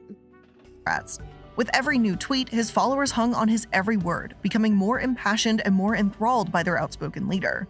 He used the media carefully and fell back on yet another aspect of the cult of personality in multiple circumstances. A leader legitimizes his authority through media manipulation and propaganda that causes followers to believe the leader is the only one who can achieve a stated mission. Trump's beginning was the rise of the fake news outcries. He continually attacked the media and told everyone that he was the only one telling them the truth. Even when the evidence directly contradicted him, he persisted. Not only was he the only one who could tell the truth, but evidently, he was also the only one who could save America. In his Republican speech, Donald Trump loudly claimed that nobody knows the system better than me, which is why I alone can fix it. I am your voice. Just one line, which most would probably think portrayed sheer arrogance coming from someone who had never been in politics before, solidified his followers' trust. This was it, the person that could save them. While some news sources were saying it was silly or difficult to take seriously, others were leaning in. Particularly, the ones who were looking for a hero. Dude, the way that Trump got so many people to vote against their own interests, like... Holy shit. Just with, like, the slightest mention of the working class. Sure, have all of our votes. Like, goddamn, the left needs to step up. Hero in a world that was rapidly changing before their eyes and in their perception, leaving them behind. Even if he wasn't the one saying it, the message was getting through. Sarah Huckabee Sanders even claimed that God himself had sent Trump to be president. This is what God wanted, and how could you argue with God? Some of his followers certainly joined in after hearing a man spout similar ideas as them. Others came fully on board at the promise that he could help them, more than anyone else before. His rallies embodied the politics of hope, as Scientific American put it. They were specifically designed to embolden the followers and ensure them that this was their leader, the person that they had to follow. Each one started hours before Trump's arrival, with people waiting for the spectacle to begin. As they sat for hours, they were convinced that this must be worth it. I mean, if thousands of people were willing to sit and wait for a long time for someone to arrive, this must be an important person. And everyone was there together, which made it seem like a movement rather than a political speech. So with each rally, devotion grew. And this isn't new. Everyone in politics has held massive rallies with huge crowds, but the Trump rallies were a little different. It was more of a spectacle of Trump than a political speech. Protesters were caught throughout the crowd when the followers began to scream "Trump, Trump, Trump" as a strategy that was instructed by security before the event began. The politics of hope emerged in every aspect of his speeches. The country was in trouble and only he could save it. Of course, we all remember the wall to supposedly help with crime. Then there was a promise of jobs. As he spoke, he inflated the unemployment statistics to 18 to 20% and blamed China and Mexico for having all of our jobs. But don't worry, he promised, he was going to fix that too. For people who were struggling, who may have felt disenfranchised, or who were hurting economically, these rallies were a breath of fresh air. He consistently promised to be someone different. Again, someone almost superhuman. There's no wonder why so many people would put their faith in him, especially when he was simultaneously slashing the trust in every other major political figure as he made promises. Looking back, it's not hard to see how Trump came to power, or how he gained the loyalty of so many people. But at the time, he was seen as a joke. Hopefully we don't make that mistake again as the post-Trump era continues to wage on. The undying loyalty doesn't just end with him. The CPAC crowds were light as fuck. There was basically nobody there. But I don't know. I think he can do it again. At the same time. Biden has really failed, and I don't think Biden has the same support as before. So, I don't know, dude. Shit's not looking great. I do like Marianne Williamson, though. I am a fan. It continues. And without a doubt, we see it in politics today, 3 years after his loss of power.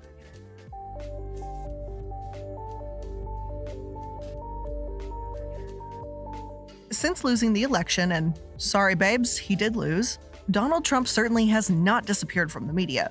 He was raided at Mar-a-Lago and again played the victim. He releases presidential statements, and his influence in politics can still be seen.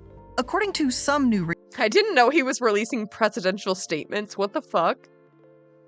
I haven't even seen one. research, his favorability in the GOP seems to be going down. Hell, even Liz Cheney, who isn't exactly known for being the kindest, most level-headed politician, has turned against him and alleged the cult of personality remarks. But this doesn't mean his influence has completely disappeared. It certainly doesn't mean that people have lost their willingness to do his bidding. Take Steve Bannon, for example. I'm sure we all remember him. The man who looks like a zombie and spouts racism seemingly every chance he gets. Despite his death-like appearance, he holds some influence of his own, and while his exit from the White House was certainly controversial, he still seems to stand 2 feet behind his leader. Steve Bannon has not been shy about his intention to completely reshape the Republican Party, and he continually uses Trump's following and his name in his attempt to do so. Even after the fired strategist was arrested, he released a statement that read, "They are coming after all of us, not only President Trump and myself. I am never going to stop fighting." According to him, there is a global attack on MAGA, and he knows just how to win it, introducing the precinct strategy. Originally, the strategy was developed by Dan Schultz, an Arizona lawyer turned Oath Keeper who wanted the militia group to own the GOP. Keep in mind, the Oath Keepers are the same group of people who were charged with seditious conspiracy after the insurrection. So yeah, without even knowing what exactly the strategy is, it sounds shady as hell. So when you add Steve Bannon into the mix, you just know it's about to get worse. So what exactly is the precinct strategy? Basically, the idea of the strategy is for MAGA supporters, followers, and like-minded politicians to take the GOP from the bottom up. It urges people to sign up to be precinct officers all over the country. Individually, precinct officers don't have an outrageous amount of power. It's just an average job, the worker bees who make the calls and knock on doors. But if thousands upon thousands of people from the same group all sign up for the same job, then they can have some major political pull. In some states within the country, they even choose the poll workers, and in some states, they choose the people that literally oversee elections. Given the undying loyalty to Trump, the I'll be back in a second. Commonly held belief that every election is rigged, unless they win, of course, and the massive following, if they were to accomplish this strategy, it could very well change everything, and they know this.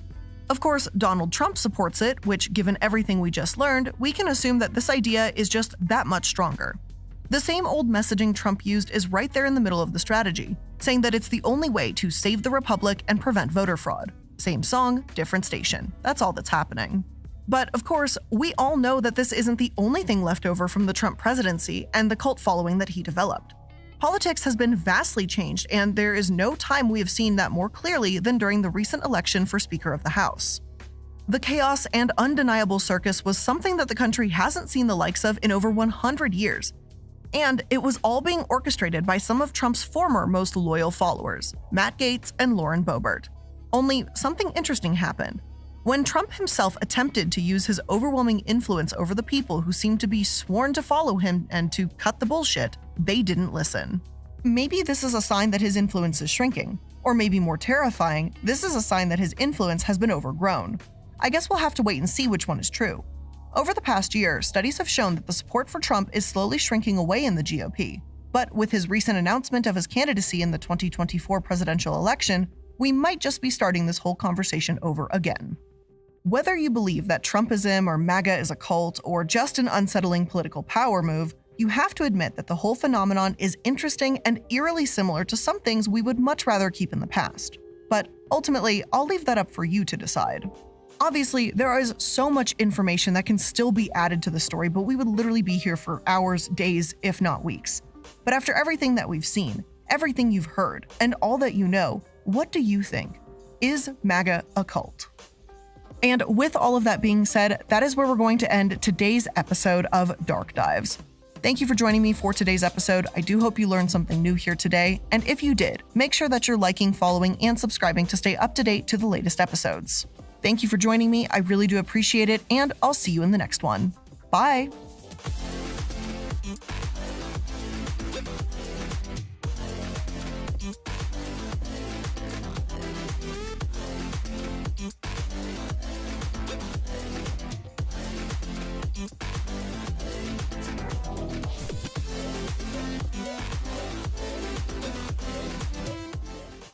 click subscribe right now to be Adonis. First thing, you can't believe in like this fictional imaginary Giga Chad like fantasy if you use Wojaks to this f***ing degree. You are like freak level. This is bad. Like, don't ever use these if you want to come A good eyeball person indeed. True. across as like a confident person. Anyone who uses a Wojak unironically is like extremely insecure. Like, if this is how you have to like Yeah, I worry about my Wojak. It's Andrew Tate, and it is ironic. But I worry that people will think it's not ironic. You would have to know, right? It's called Taint. conceptualize the world in like silly MS Paint drawings that like Nazis use. Like, okay, cool. What's a Wojak? These weird like 4chan pictures. Jeffrey wants to impress his crush. Jessica, look, I'm in touch with my feminine side. Masculinity is so toxic. I hate Andrew Tate. Andrew Tate should be cancelled. It's Ugh. I don't know if that has aged very well, my man. He's in prison after a multiple month-long investigation into a rape. Cancelled by the fucking cops. Cancelled by the government. Cancelled by law. And sex trafficking. Oh my god, does anyone have that XQC clip? Oh my god, that was such a good clip. Oh, I wish I saved that. No, my internet. No! Don't do this to me now. Not now. Oh god, please. Allegations. You know. Good luck defending that, fucking piece of shit. It's okay to be weak. Jeffrey, what are you doing? Jeffrey! Have you given up your masculine birthright? Have you turned... Oh my god, the clip for Broken Hit Misgift, that shit's hilarious. Oh my god, I would love to show you that too, but my Chrome is not loading. into a wimp? You do realize, Jeffrey, that no man... Bro, you just said birthright. Hello? Man is forgetting Adonis died by being gored by a boar. That's a funny way to die. Birthright? It's always British people. It's always British people. Every time. I will respect you if you're like this. Adonis. Oh, I don't have a Discord yet, I'm sorry. Adonis actively tries to increase his masculine energy so that he can enjoy a beautiful polarized relationship with Anastasia. He hears Jeffrey talking about toxic masculinity and he chuckles. Jeffrey still has a lot to learn. I need to do better as a leader to help him. Over 10% of Gen Z males consider themselves to be very feminine. A lot of... Okay. Like, big deal, man. Like, I can point out like 6 feminine features on your face right now, brother. Like, whether or not you identify with those traits or not, yeah, and like associate them with masculinity or femininity or not, is like irrelevant, really. Yeah, bro, you got your eyebrows done. Come on now. You're in your pajamas. Drop your skincare routine, King. Bro's got his tits out. Like, this is just sad. Put it away so let... don't even realize what feminine or masculine energy is, so you might not even know if you are feminine. But understand this, if you are feminine, you will never... Like, I hate when people take energy seriously, like masculine and feminine energy. Like, this isn't Dragon Ball Z. You know what I mean? Groomed equals feminine. Unironically, in his brain, yeah. I'm not saying that. Yeah, wearing a necklace, you got jewelry on, really? Like, what's up with all these Wojaks? I don't know, man. There's a lot. It's too much. This guy talks about semen retention. Well, he's gonna be my favorite guy then. But yeah, like, I feel like the Wojak gets more cursed with each incarnation. Energy isn't fucking real. Every time someone says energy, replace it with vibes, because that's what they're actually talking about. Never dominate a woman. She will dominate you. Because if you are feminine, she has to be masculine. There has to be this... Wait, I was radicalized by sensitive society and people like you and Nick helped me leave the right? That's awesome. Congrats. Clarity, which means that if you are feminine, she will be in charge. Look, I believe in energy. I think that's real, but also I don't think it's like gendered. Be like the little boy that she's looking after. Listen to me. Sigmund Freud was a fucking quack. No. Sigmund Freud was on a whole bunch of cocaine. No, dude. Dominant, like... family with him to have a bed. Real men sleep on broken glass. Yeah, exactly. Like, that just goes to show exactly how fragile and malleable these ideas of masculinity and femininity are, right? Like, bro's got an off-white headboard that matches his walls. Like, did you hire an interior decorator? That's kind of fruity. Or did you do it yourself? Because that's not better. You know what I mean? Like, I can literally just start saying, like... Hey, I got it working. 32, lava, skeleton, slashing, skeleton. He like barely speaks English. When people are asked a question, who has been cancelled in the last couple years, they cannot find an answer. They literally cannot. There's barely anybody who legitimately was cancelled. It's hard to find people that are legitimately cancelled. People saying Jenna Marbles. She wasn't cancelled. She cancelled herself.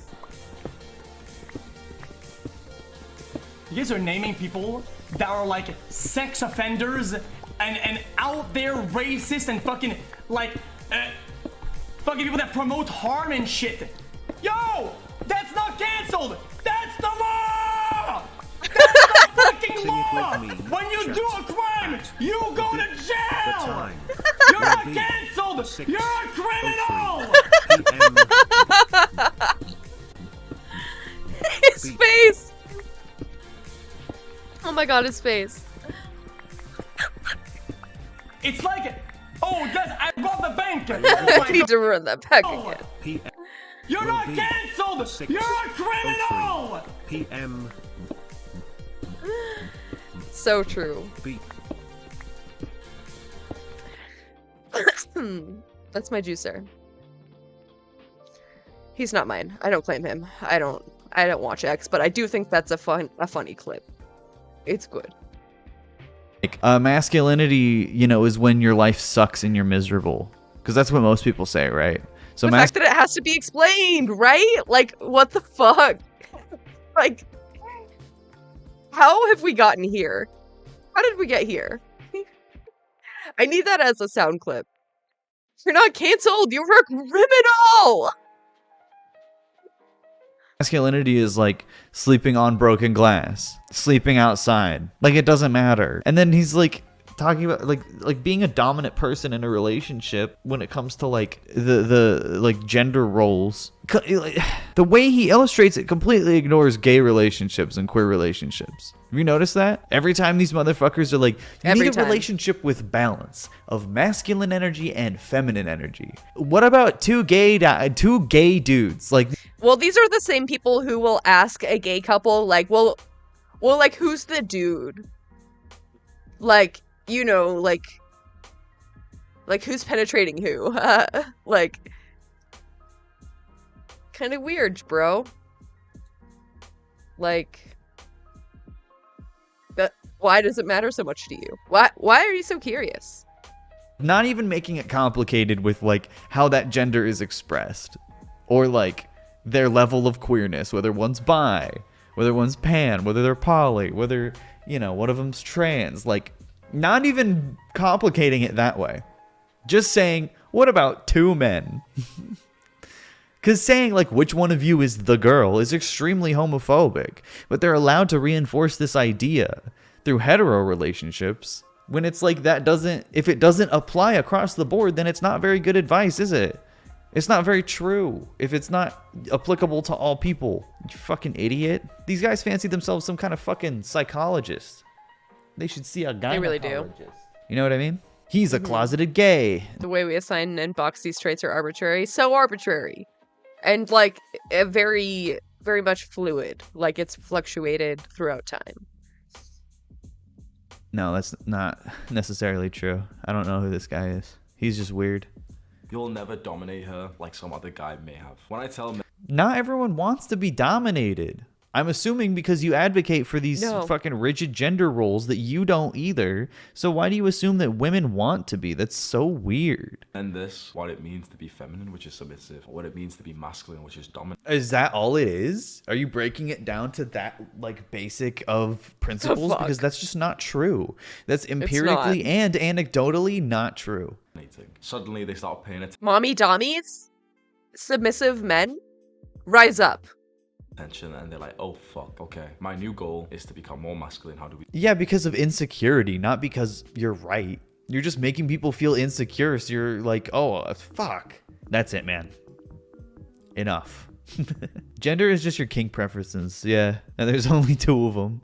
God, this guy looks fucked up. He looks fucking mad at me. Zooted. We do that. Well, first of all, why are so many men so feminine to begin with? Well, you can take one look around, look at the media, look at the movies, look at everything. Look at the bullshit conditioning, look at the feminization of the education system. You go through school and you're taught to sit still, cross your legs, squeeze your nuts in, and not to act The fuck school did you go to, brother? like a boy. The teacher's the fat, female, obese teacher. Oh my god! Jesus. Wow. Wow. Feminization of the education system. You go The feminization of the education system. So this is how politics and fascism hides itself in in fucking alpha male ideology, right? This is a great The example. what? The what?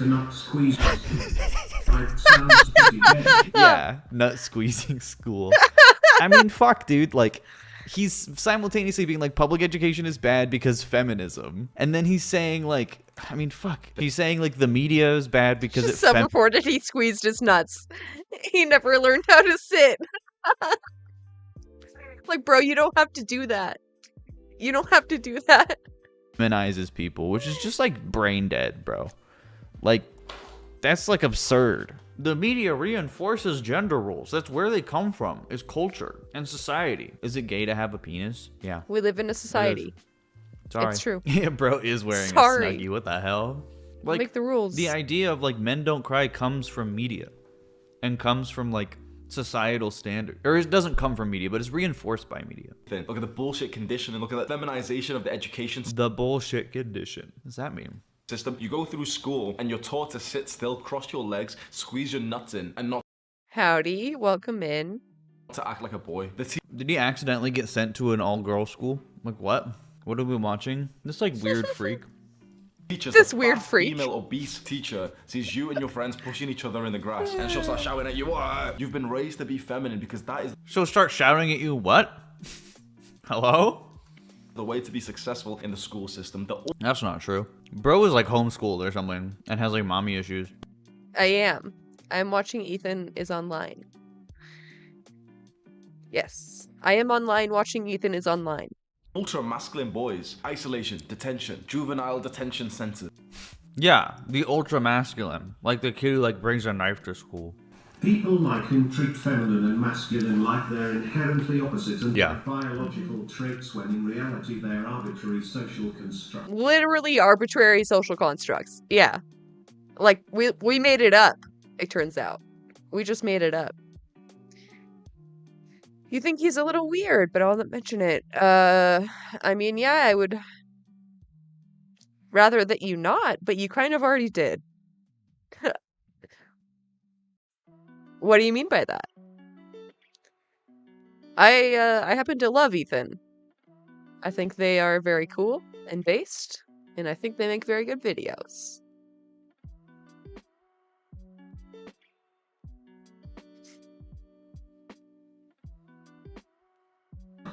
They're extremely arbitrary, and not only are they arbitrary, but even the most rigid version of masculine and feminine gender roles still overlap.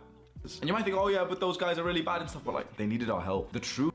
Like, this shit is bullshit. This guy doesn't give a shit about like troubled men and troubled boys and boys who needed help. He doesn't give a shit about that. He doesn't care at all. But he's throwing that out because like we failed them because they didn't fit into the societal feminist agenda, which is like absurd, especially in the UK. That's crazy. You just like have to be stupid. It is insane. Men, the ultra masculine men, are either in some detention center or in prison. Hypocritical sometimes. I mean, we can all be hypocritical sometimes. I'm not saying I agree with everything that Ethan has ever said, but I think they're a good person. I'm curious what you think is hypocritical. And you might say, yeah, well, you know, they're criminals and stuff, but they... Yeah, whatever. I mean, no, that's not why people go to prison. Like, if you want to be sympathetic toward people who are victimized by the prison system. Hey, clip it. I mean, it's usually because they're poor or people of color, right? It's just the way it is, especially in America. And they're not poor because they're masculine.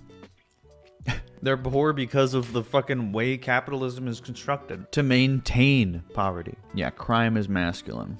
They needed our help. They needed a good system that developed the healthy parts of their masculinity, that created a life for them where they didn't need to lash out. But you want to know the real reason why What's interesting is he's describing toxic masculinity.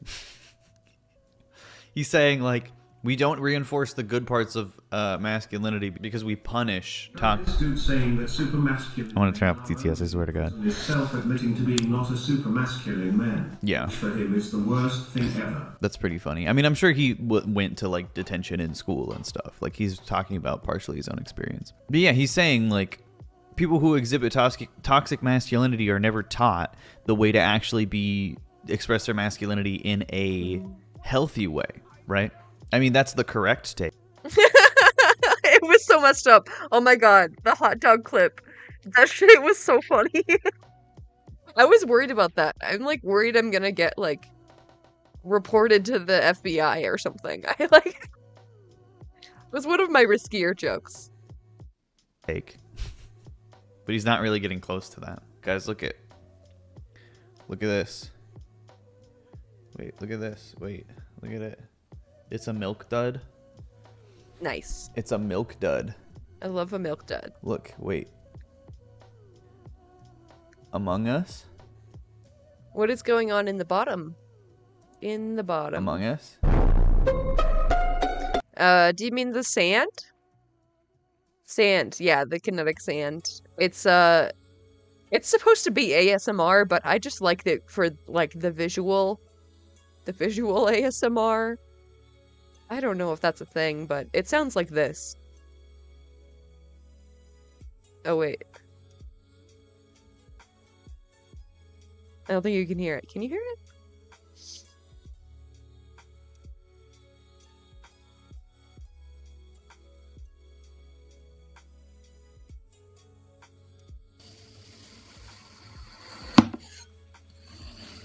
Yeah. There it is. YouTube shorts. Yeah. I've put some sand into my shorts. I'm still evaluating whether it helps the performance or not, but I do like it. It's just satisfying. It's a chocolate milk dud. Among Us? Weak and feminine. It's because we've been living in the good times. We've been in the good times for a while. It's safe for a lot of people. What's the good times, brother? Was it COVID? Was it the 2008 financial housing crisis? Was it the slow evaporation of the middle class? The war on terror? What are the good times? You stupid cocksucker. This shit pisses me off so much. Yeah, was it fucking Brexit? That's the good times? Boris Johnson? Listen to me. Motherfuckers who say that we're in the good times because the strong men create good times, good men create weak times. I hate this so much. I hate this aphorism. It's just bullshit. Weak times create good men or whatever. Sorry, I didn't mean to do chewing ASMR. You're not saying, you're not in touch with reality if you think we're in the good times right now. You're exhibiting an extreme and Have things been worse? Yes. Could they be better? Also, yes. insufferable amount of privilege. You're throwing out this fucking bullshit that signals to everyone around you, my life is awesome. I don't see the consequences of disastrous policy. So this must mean we're in the good times. Yeah. And it's just another way to throw out this fucking feminist scapegoat, right? Where it's like, we're in the good times because of feminism, but also we're in the good times and that is creating feminism, but also feminism is destroying the good times, which doesn't really make sense, does it?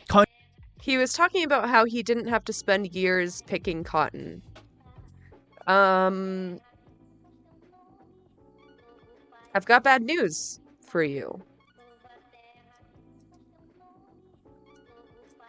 Have you heard of Angola State Prison? It is built on the land of a former colony, or I mean a former plantation. literally a slave plantation. It is now a prison. And yeah, let's talk about the slavery that still exists in U.S. cotton prison farms. Yep. What does that look like to you? Interesting.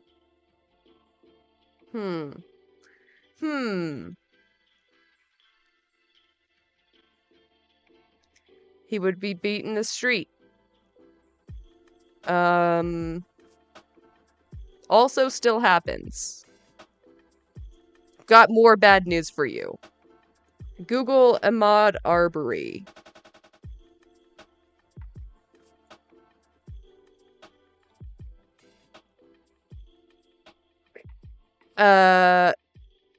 I'm just saying it's not better now. It's not suddenly good times, because suddenly slavery's over and nobody's picking cotton anymore. Slavery still exists. It's done through prisons.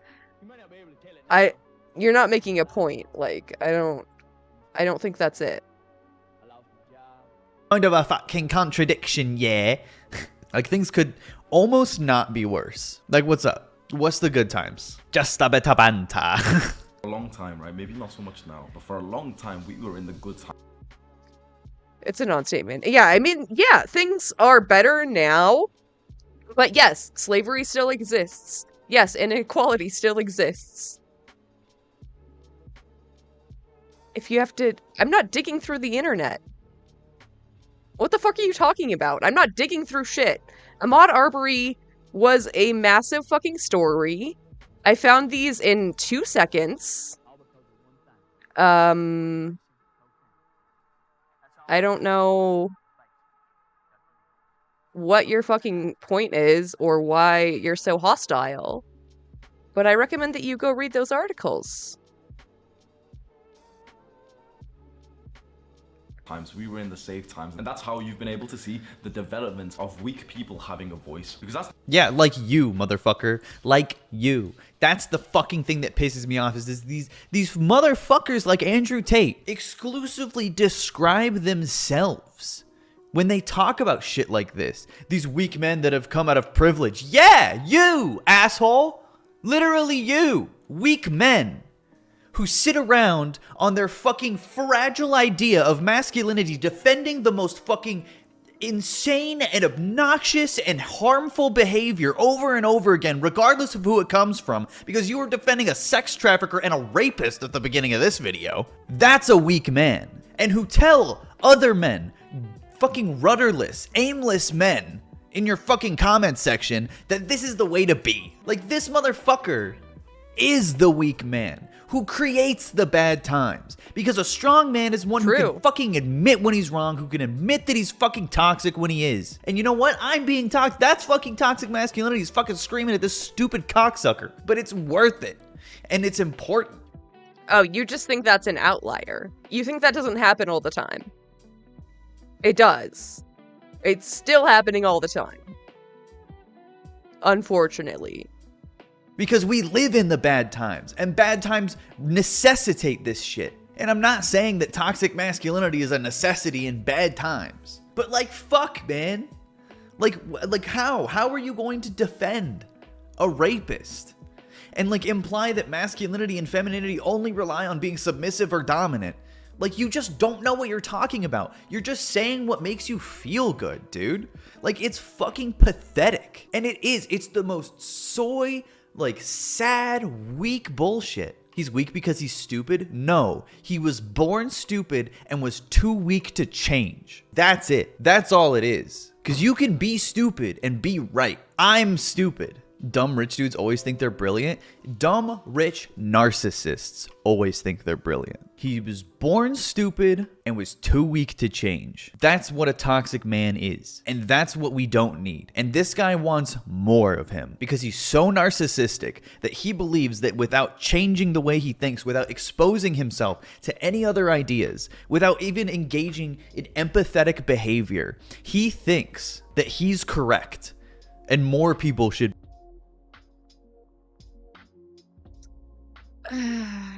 Man, you're just being a little aggressive. Like, maybe I'm misreading your tone. But like, yeah, I said that it is better now, but that it could still be better. And I don't know why you feel like the need to debate that. Like,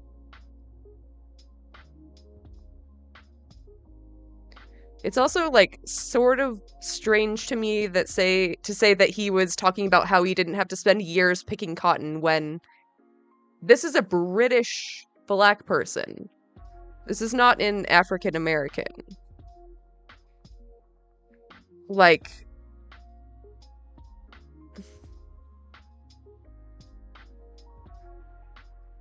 and yeah, like, if you have to dig through the internet, then it is better. Like, you're not dunking on me. Like, I'm not digging through the internet. I looked up a couple of articles offhand. Devil's advocate is sometimes not good. Sometimes, the devil can advocate for himself. Be like him. Bullshit. He should go fuck himself. It's never been a thing before. Weak people don't deserve a voice generally, especially in harder times when we're more. And I fucking fully agree, asshole. Because that's you. More about survival. But when you've had a really good time, prosperous time. Yeah, it's about survival. Bro should literally just go fuck himself. Like, this is insane. Yeah, this is the hard times, guys. And there's no war in the West, you know, actually in the home territory. Hello? Okay, this guy's just a fucking moron. There's no war in the West. Yeah, man, any minute the UK is gonna get invaded. The fuck? They have nukes, you fucking moron. You dumb asshole. Like, you just don't know anything. Like, we're not even talking. There's no blitzkrieg.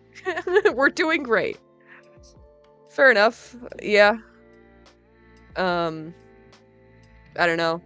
I don't spend a lot of time trying to reason with people when they didn't reason themselves into the position to begin with, you know? We're talking about America. We're talking about exactly just the UK alone. No war in the West. Well, then it's time, you know, we may as well give that dickhead with low testosterone a voice, and, you know, he's going to shout about feminism and stuff, and he's going to say that masculinity is bad, and he's going to say that Andrew Tate is toxic. People like that who... So wait, is he saying there is war in the West? Convincing you to be a little bitch. Have a voice right now, because they're safe to do so. The good times have been here. Yeah, dude. He really fucking... But they're over. You know, there's been countries that they're have been over. in turmoil, you know, for the last 10, 20 What? years. They haven't been well off. But they're over. When were they? the West has always been relatively strong and safe. And if we... Yeah, again, it's because of nukes. It's because of nukes. It's because of nukes. It's because the American military is worth like $100 trillion, dude. Hello? It's and, like, mostly I that. can't, like, what, like, how basic of concepts of how the world works do I have to explain for people like this to understand? Take one look at the UK, where I'm from. I don't live in that shithole. If we do take a look at the UK, the people there are cold. The people there are hungry. So is this not a third world country? Is it not? If the people are cold and hungry, that is a third world country. And oh my... He might have smart ideas under his bad way of saying it. Or hey, he might not. That's such a like centrist point of view. Nah. I don't know. Advocating for a strict gender binary is off the bat a bad idea. You've lost me from the get.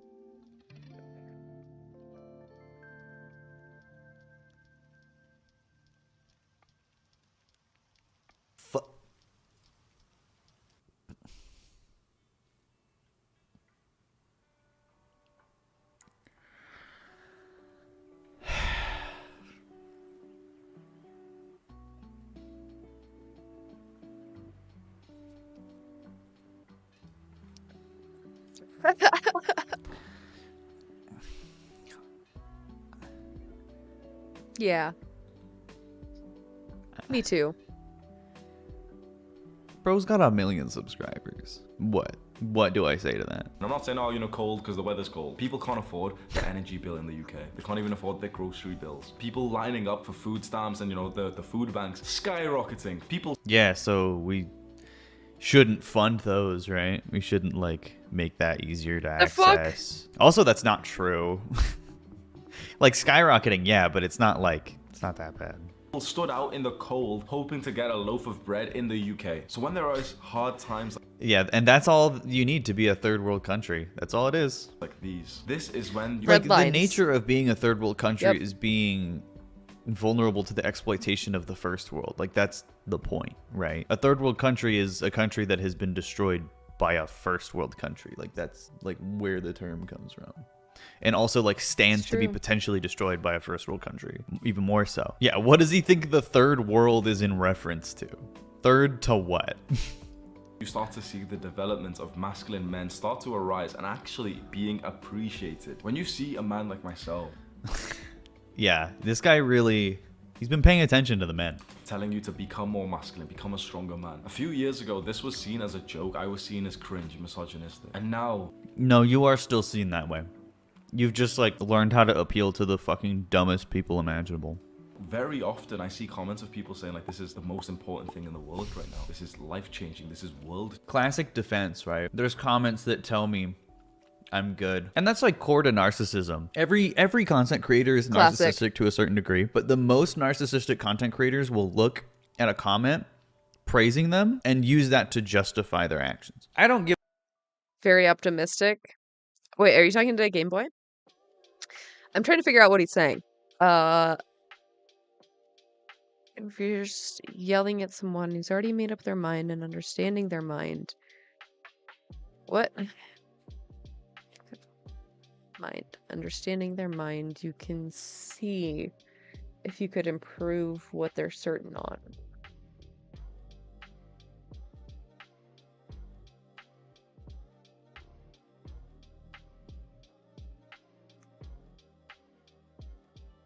I'm not sure I know what you're saying.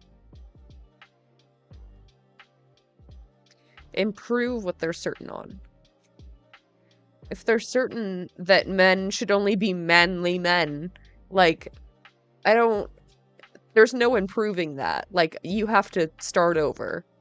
Like, that's not a winning concept. Give a shit how many nice comments you guys give me. I don't take it seriously. Like, in my head, there's still an acknowledgement that you are biased. And I'm like, it's great. It's nice of you to say it. But I'm not defining myself based on what other people are saying about me. That's what a weak man does. To change it. The world needs more masculine, strong, hardworking men. To do what? For what? What are they going to do? What are they going to do to solve the world's problems? He's saying people are hungry and cold. So if they're more masculine, they will be what? What's the next step? Like, get masculine, ? Profit. Okay, cool. That's a common sense statement, isn't it? And yet, it feels a bit toxic to say that. The world needs working men. That's like, this is life-changing. This is world-changing. The world needs more masculine, strong, hardworking men. That's masculine, strong. I don't think there's anything that I would agree with this man about. Like, I haven't seen one point that I would even mildly agree with. That's the issue. Yeah, like... What did he just say? Manly, strong... Masculine, strong, hardworking men. Like, defining men only on their ability to work is problematic, to say the least. And extremely capitalist, just to say the most. Strong? Again, problematic. Not all men are strong. Some of them are weak, and that's okay. I love me a submissive femboy. Awesome. I don't know, like, where's the value in agreeing with anything?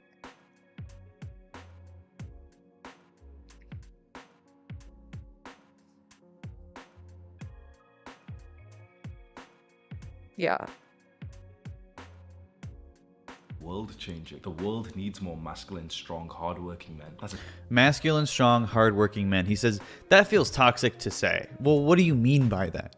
If you mean it in a toxic way, then yeah, it is toxic. Like, what is masculine?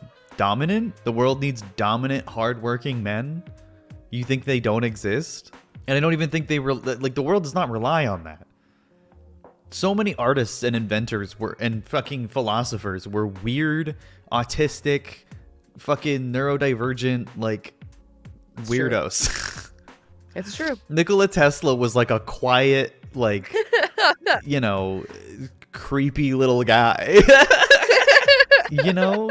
Like, the OG soy boy, but like he created a better invention than the dude who stole it from him. The supposed alpha. What do you mean Nikola Tesla fucks? I mean, yeah. No, I'm not saying it as a neg. I mean it. And like, that's just who he was, though. He made friends with pigeons, and that's Van great. Gogh Good for too. him. Yeah. common sense statements, isn't it? Van Gogh was simping hard over Gauguin. He was very submissive to Paul Gauguin. And yet, it feels a bit Or what's toxic his name? to say that. Like, what do you mean it's a common sense statement? It's not. It just makes you feel good. The world needs hard-working, strong, masculine men. It seems like I'm slightly at risk for saying that. It seems like I could potentially be cancelled for saying that. Why? Because the big companies who own the internet, who decide whether or not we have free speech, well, they've been developed in the good times, and so they still have those values. You know, feminine. Bro, what do you mean by that? Like, ancient Greece was like extremely gay. Super gay. Like, is that the good times or the hard times or the what? What's The up? hard times. Values of cooperation, Hard homie and times. friendliness and political Kiss a correctness homie, am I right? and stuff, because they've been able to afford those values whilst we've lived in safe, nice times. What is political correctness? Like, what risk does that pose? What damage does that do? Other than just like make you sad? Oh, you know. Changing. Go woke, go broke, obviously. Even though the title of this video is that men are more feminine than ever, I'm actually beginning to realize that this is not the case anymore. I think 6 months ago, 1 year ago, this was 100% true. But with the global message that's being now spread by men like myself, like Andrew Tate, young men are waking up. Rapists like Andrew Tate, okay? We're realizing Traffickers. what it means to be a man. We're realizing Men are listening to racists. that we want to become masculine. We're realizing I meant rapists, but I said racist. A little Freudian slip there. that this bullshit conditioning that we went through that told us to be weak and submissive and feminine, that was going to be good for us or society. Bro, what's one example of being told to be submissive? Submissive to what? To whom? Us to want. Like, if You must submit to all the dummy mommies. It's a matriarchy now. You have no choice. That's the thing, right?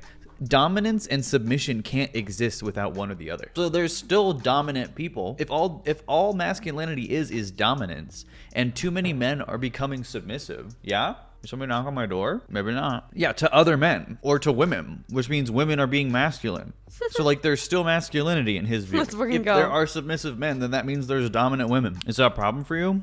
To kill ourselves. We my realize God. that there is some evil propaganda out there. That kind of propaganda that's telling you that you should be feminine, that you should be emotional, you should You should be emotional. Yeah, toxic propaganda, okay. open up and be vulnerable to your girlfriend. Seems like good advice, doesn't it? This guy. Yeah, how dare you say that I should open up to my girlfriend? God forbid. Awesome. It makes sense, yeah. You know, she's your girlfriend. You've heard this advice before, to be feminine in front of the woman who loves you, and you slowly are waking up to the realization that advice was. So here's the thing. Earlier in the video, The he fuck? said masculinity is dominance and Propagander. femininity is submission. But then he's saying femininity is when you're emotional to your girlfriend. Is that submission to your girlfriend who's being dominant? I mean, it's not. Being emotional is not submission. Only weak men think that. Oops. True. This goes hard on mute. Thing that he opened up, got vulnerable, cried in front of his girlfriend, and then the sexual attraction diminished. And they're wondering why. And as soon as they understand, in literally just one sentence. That's a fantasy, by the way. Like, if you cry in front of your girlfriend and she leaves you, she's not for you. That's not your fault. That's that's a bad girlfriend. You should be able to cry in front of your girlfriend. 100%. Like, everyone should be able to cry. It happens. To a masculine man. But weak men internalize everything that happens to them. instead of understanding the way the world actually works. Who breaks down and shows his feminine side. They understand it. It's common sense. You know, every step that you take towards becoming more masculine feels right, doesn't it? Every step. You listen to these videos with some kind of nice, positive feeling inside of you. Like a part of it hurts. A part of it pisses you off that you followed the bullshit advice from everyone else. But you listen to videos like this and it gets you, oh my god, like some level of like energy and excitement because you're like, finally, this makes sense. This is how I'm supposed to live. I'm supposed to have males around me. I'm supposed to be in male circles, male spaces. They need us now. Every young man that I meet these days tells me the exact same thing. Hamza, how can I make more money to provide for my family? Hamza, my family is struggling. How can I help them? How can I develop myself so that I can build myself up? Bro, get a job. Like It's almost like it's a problem with capitalism and not masculinity. Interesting. that's how you fix your family or whatever. Get a fucking job. Quit fucking chirping and cheeping on the internet all day. Quit fucking sitting around watching alpha male videos on how being emotional is bad. Just fucking get a job. And eventually provide. We're seeing the rise of young men reclaiming their masculinity, and the world will thank us for this. Not just yet. There'll be more demonizations, there'll be more cancellations, maybe of myself, but soon, very soon in the future when Maybe of myself. You know what's interesting that no one ever talks about? Dude, one of his chatters said he should get off Pornhub then? These guys need to get off Pornhub then. What does that have to do with anything? What does that have to do with anything? Not just yet. There'll be more demonizations, there'll be more cancellations, maybe of myself, but soon, very soon in the future when Maybe of myself. You know what's interesting that no one ever talks about? And I was looking this up for fun. So trigger warning, we're talking a little bit about suicide. Because fucking idiot assholes like this love to constantly bring up the male suicide rate, male suicide rate, male suicide rate. It's so high. Oh my god, it's so high. Young men are killing themselves. The majority of male suicides happen between 45 and 75. The most happen 75 and older, bro. Look at that gap. I mean, that's 10 to 14. Even that. That's an insane difference that nobody fucking acknowledges. Not only that, but it's not like skyrocketing like people say. It skyrocketed in the 20 teens for sure. But it's plateauing anyway. Yeah, they never want to talk about trans men suicide either. But, I mean, look at this, bro. 28.3 per capita versus 40.5. 75 and older. Okay? They don't care about this? Of course they don't. Yeah, male suicide attempts are also the same frequency, if not. I would bet that estimate for 75 is older. 75 and older is like way lower than it should be because a lot of deaths of older people are chalked up as like natural deaths. I'm not so sure that that's accurate. Less than suicide rates for females. It's only the success rates that are different. That's true. And that has to do with a lot of factors, including gun ownership.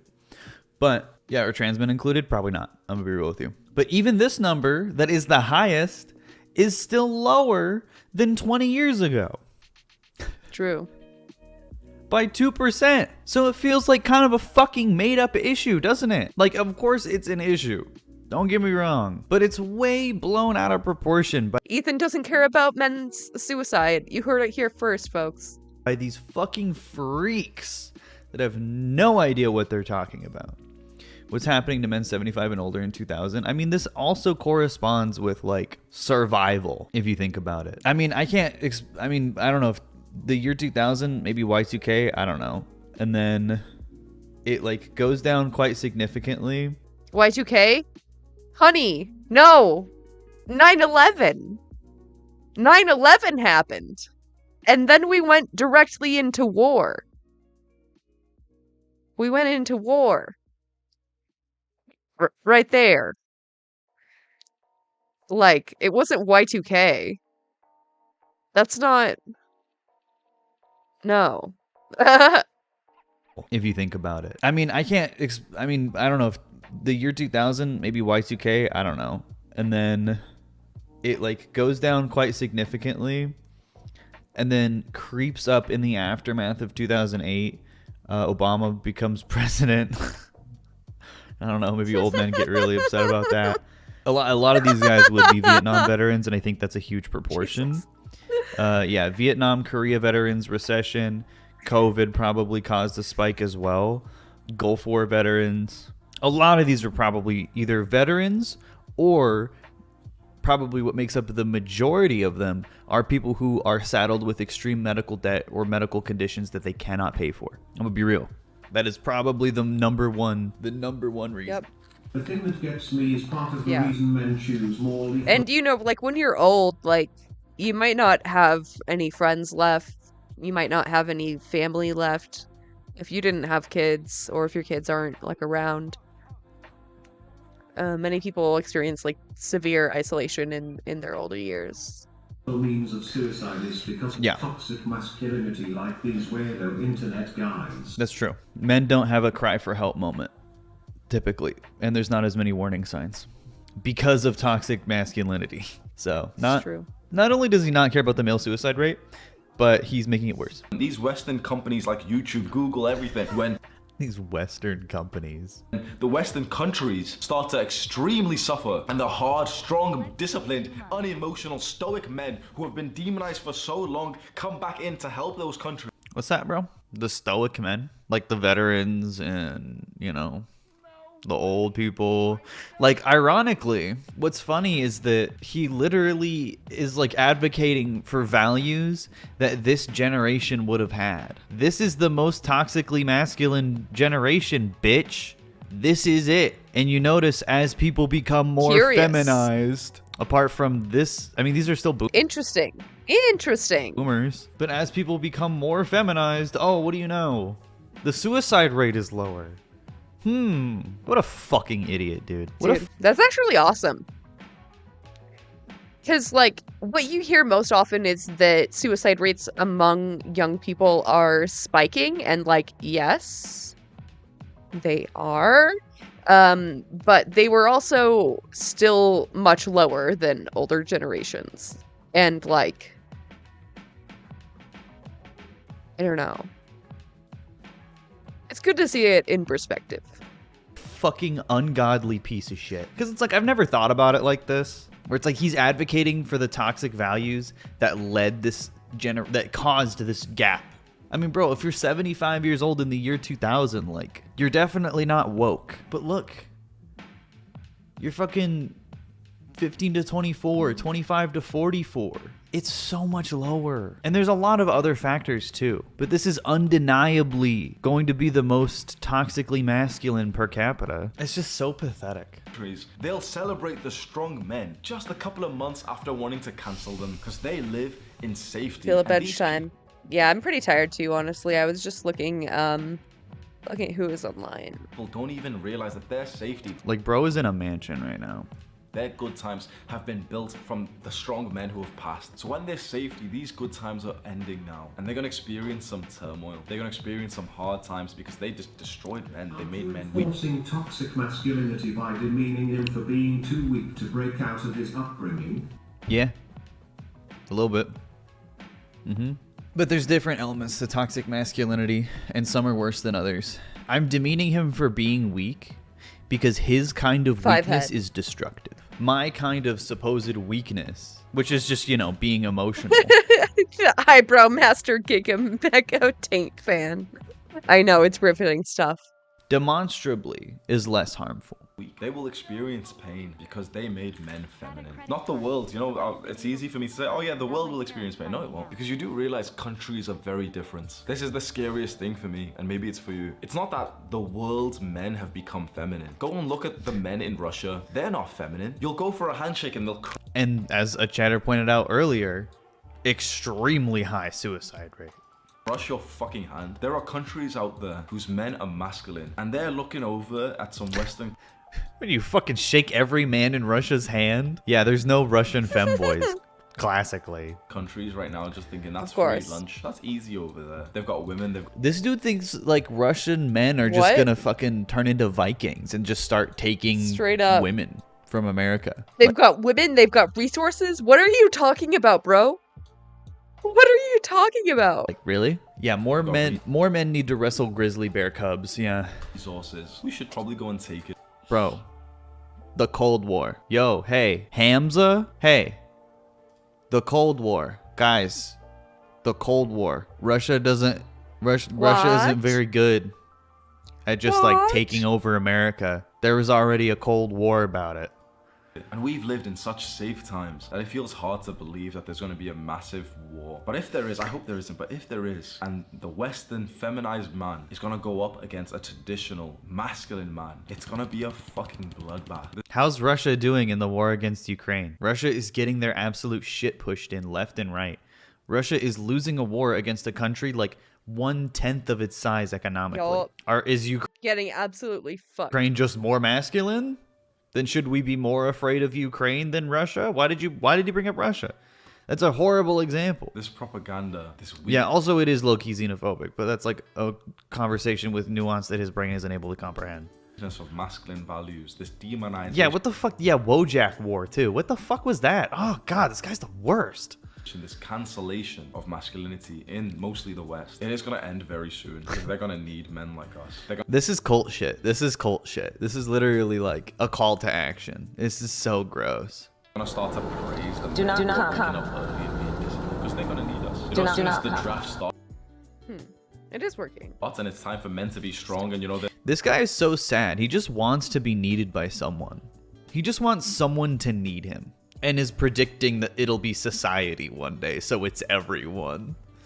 Oh, your country needs you. That's when they'll want you. So far, they're telling you, yeah, shut the fuck up. Let's chop his dick off. Let's pump him full of shit that like lowers his testosterone levels. But as soon as it's time for war, you chill. What the will fuck? be praised as a warrior. I don't know. What the fuck? What the fuck? Ain't nobody saying that. Jesus Christ. What decision you'll want to make then. I don't know what decision I'll make when it comes to that. Making this video has made me realize the tides are turning as we speak. Masculinity's been demonized for so long, and I Bro's just whipping himself into a frenzy. think that's about to end very soon. I can see that it's needed more than ever now. And not just for ourselves, you know, our own individual. Oh yeah, masculinity has been demonized, but oh yeah, it was women we burned at the stake during the Salem witch trials. Oh yeah, that's right.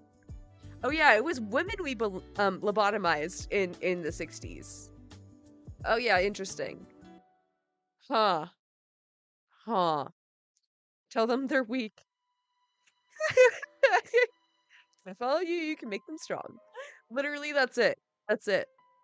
Growth, but actually for the countries that we live in. They need strong masculine men, and they're beginning to realize that now. So you want to become more masculine? what? Click and watch this full. For what? For capitalism? They need your strong masculine bodies for capitalism? They're gonna do a hot, wet capitalism with your strong, masculine, buff body? Oh. Full masculinity guide. Oh my gosh, an hour and 20 minutes. And okay, I need you guys to realize something. Motherfuckers like this are not inspiring men.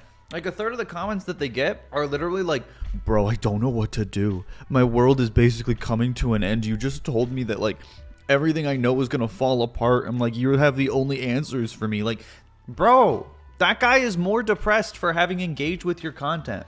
It's so sad. Men are giving up their masculinity thinking it's a bad thing. How horrible. This guy, You are poor, but with capitalism, you can be rich. Yeah. You are maidenless, but with capitalism, you can have maidens. This guy lives in a world that is very sad for him. He lives in a fake world that he made up that will make him more depressed and more aggressive and more toxic because he thinks he has to fight to keep himself the way he is rather than just embracing himself because that's not masculine enough. That's not actually ninja, guys. Without masculinity, we wouldn't be where we are now. Embrace it. You can say the same thing about fucking autism.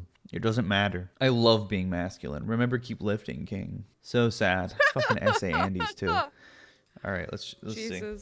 This video is a masterclass. Not knowing what you're talking about. This is my favorite part. All you do is project the most pathetic insecurity I've ever seen. Fear mongering your audience into believing that there's a world that will eventually finally need pampered, lonely, mindless, boring narcissists like yourself. I know you want to be wanted one day, but maybe you should meet. He's getting meaner. They are getting meaner by the day. Oh my god. Ethan is straight up destroying this man. The task instead of hoping like a beta little man. How's that? Let's format it properly too. Hey. Yeah, you gotta call out the Snuggie. Nice Snuggie though, little bro. There, how's that? That's epic. That's pretty good. Don't mention masterclass around these guys. You'll give them ideas. Yeah. Tell them women naturally produce the most testosterone when they're on their periods. You're killing him, okay. honestly. He's already dead. Hi everyone, welcome back to the channel. Before we start today's video, I want to remind everyone to leave a comment. A short rant. 32 minutes. Oh my god. Oh my god, Mia, you're killing me. You're killing me. That's okay. Honestly, we can get through it. Let's do it. I'll be right back. The dark side arc, honestly. Violent. Hit the like button, hit the bell for the algorithm, and of course to leave a comment for the algorithm, and also to leave likes so that I know if you like my content or not, and also for the algorithm. And remember to click the link in my description in order to for the algorithm, and for the algorithm, If it wasn't too obvious, today we're talking about algorithms, and more crucially, AI, or rather what people think AI is. Artificial intelligence is one of those things that have recently become the poster child of Silicon Valley innovation and high tech. It's been heralded to bring in an entirely new industrial revolution, to change the world, much like the internet did, which honestly seems like a bit of a tall order. AI, it's said, can change entire industries, streamline processes, automate workplaces, and make people's lives easier and safer.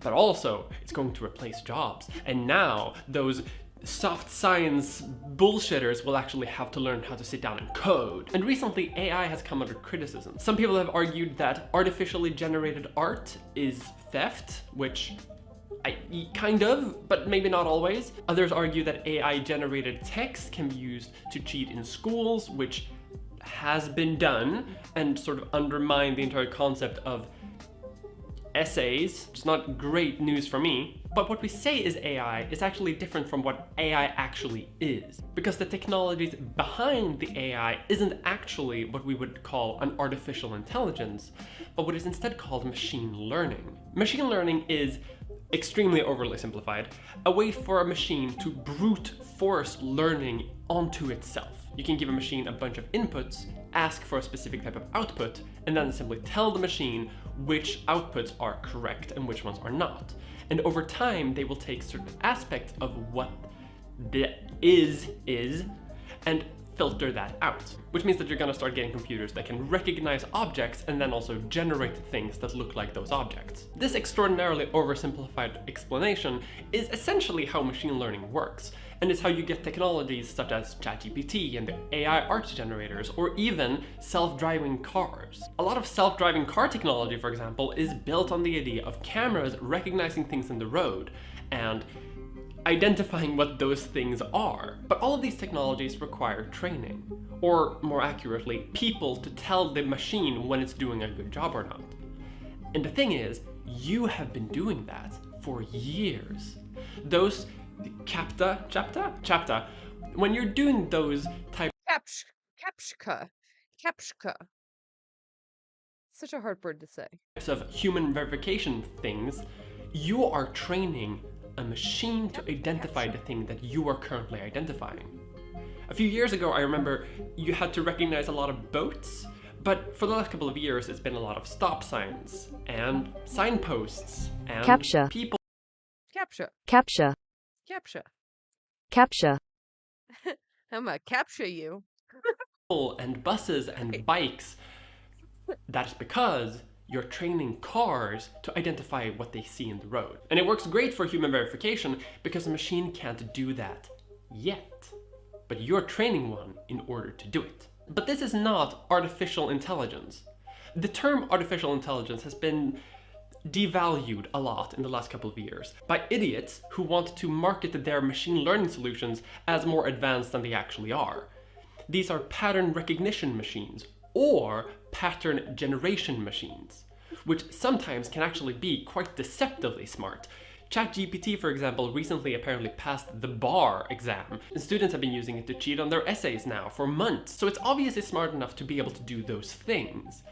But they're only smart enough to do those things because those things are repetitive or predictable. You can spot the flaws in these machines by posing weird questions, and you can see how the machine actually thinks about things, which is not at all. Which is how you can end up with AI that creates interesting solutions. Take, for example, the famous philosophical question of the trolley problem. A trolley is coming down and it's going to hit 5 people. But you can pull a lever and it will only kill 1 person. However, you have to do an active choice that will lead to the death of 1 person in order to save multiple others. This is a difficult philosophical question, but it's very easy for ChatGPT because ChatGPT will just pick whichever one kills the most women. And this video is about AI. And No! Oh no. Oh no.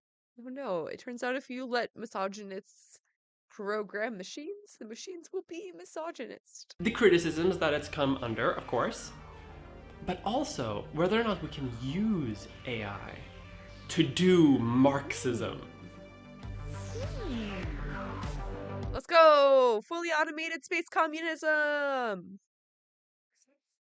Automated to 4 rich oligarchs playing the Monopoly while machines serve them. Oh my god.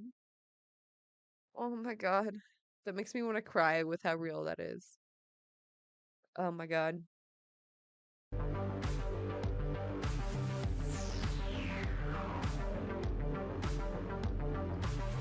Hi everyone, let's talk a little bit about the history of AI. Even though AI has become a huge talking point in the last couple of years, it's not really a new thing. Machine learning is, just roughly, a way of statistical analysis that has been more and more refined. A statistical analysis that can refine itself. Early prototypes have existed since the 60s, and The anarchist communes beyond the walls. For real. God, I hope so. these early machines would mostly be handled by human operators who would manually feed in the input and double check every single output. A very tedious and long-winded process. Some machines, like Cybertron, which was developed by Raytheon Technologies, because of course, used a type of machine learning, specifically to recognize patterns in sonar and electrocardiograms. But obviously, before the advent of proper computing technology, the research into machine learning was very slow, until 2 major breakthroughs. And the first of this is backpropagation. This essentially means letting the machine do multiple tries on the same dataset over and over again, and trying to refine its own bias and its own parameters in order to reduce error. A machine can try to make 1,000 hands and then discards the vast majority of them, which are not very good hands. It keeps the settings that it used to make the good hands, and then it just does the process all over again, and over and over and over, until you get something that vaguely looks like a hand. The other major breakthrough here is something called deep The extra fingers, I hate it. I hate it. learning. This basically tries to emulate the human brain by having different layers or neurons, which basically focus on different aspects of whatever task the machine learning is focused on doing. If we're trying to analyze a picture, different neurons might focus on different parts of the picture, or even different aspects entirely, such as shape or color or light versus darkness and things like that. This is one of the reasons why some early AI-generated art looks kind of weird. Like in this picture, for example, you can clearly see the outline of dogs, and you can sort of see where Hands are so hard, especially when they're like foreshortened. It's so hard. So it makes sense why they can't do it. orifices are supposed to be. You can see that the different neurons can each kind of figure out what they're supposed to do, but they can't really work together very well to form a cohesive image of a dog. A lot of technologies today use aspects of this in order to automate large parts of what you're doing. Your phone has artificial technology baked into it in order to recognize your face, because it has to recognize what a face is and how all the different aspects work together. When you're on TikTok and use filters, those are also powered by AI. They are all continuously trying to fit things onto your face. But these neurons aren't thinking about what they're doing. They are simply pattern recognizers. They can very accurately predict what should come next in a pattern. They can identify what a thing is and figure out what should reasonably come after that thing. AI art generators now are pretty smart at figuring out that eyes go in eye sockets and mouths have lips. And ChatGPT is very smart, coming up with really deceptively intelligent ways to phrase certain essays entirely. But it's important to note here that they are only trying to figure out what word comes next in the order. It's trying to figure out what should reasonably be expected from the sentence that you're trying to create. However, these technologies have come under massive criticism for a fair number of reasons. Facial recognition machines, for example, have oftentimes used— Dude, is this gonna be another essay where she's like, oh, surprise, this was all written by ChatGPT? a lot of white faces to use in their data sets, meaning that they can be pretty inaccurate or just flat out wrong when looking at non-white faces. And in some efforts to broaden the data sets that these AI use to train themselves, some of them just scrape images and data from the internet, data that maybe they shouldn't have access to. Or images that they definitely shouldn't have access to. Multiple art generators have come under criticism for basically scraping a lot of copyrighted material from the internet in order to train their image generators, both from places like Getty Images, but also from independent artists. It's such a big problem that these generators sometimes replicate signatures or watermarks in the images that they try to generate themselves, which might not technically be any problem in terms of copyright. I'm not super sure where this would fall within copyright law, but it's definitely not living up to the spirit of the law, because these softwares are all commercial. ChatGPT, even though you can use it for free, can be a paid service for people who really want to use it to its fullest capacity. A lot of art generators are also used commercially, which means that a lot of images and artworks that are licensed are being repurposed for commercial use without the original artists actually getting anything out of that. And honestly, sometimes we don't even know how big this problem is, because a lot of times people might just create very crude softwares to scrape that data from the internet to use in their data sets. Softwares that we don't have access to, and we don't know how they operate. And just because you can scrape a significant amount of data from the internet and feed it into your machine, that doesn't necessarily mean that it's legal, or that it should be legal. And obviously there's also privacy concerns here. People don't know how these machines work, but they do make decisions on your behalf. When you're watching YouTube videos, you don't know what choices are being made in order to influence you to watch the next video. You don't get to be part of that decision making. I mean, yes, technically you couldn't go and search for whatever you want, but everything that shows up in your recommended bar is chosen for you by an algorithm that is unaccountable.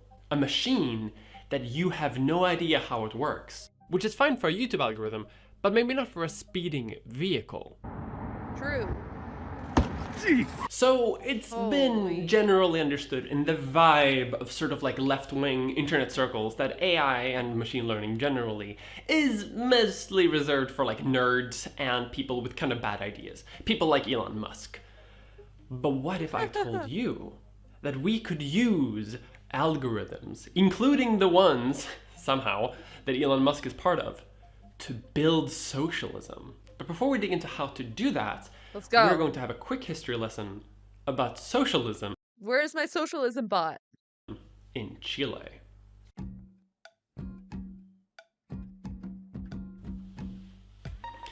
It is the year 1970, and Chile has had an election. After a very contested time, they select a president, and they select Salvador Allende, a Marxist who is the first Marxist to be democratically elected to a country in Latin America. Quite an achievement in the 1970s when the CIA is doing the most to prevent such a thing from happening. In fact, the CIA and other intelligence services actively tried to prevent him from winning, and he won anyway.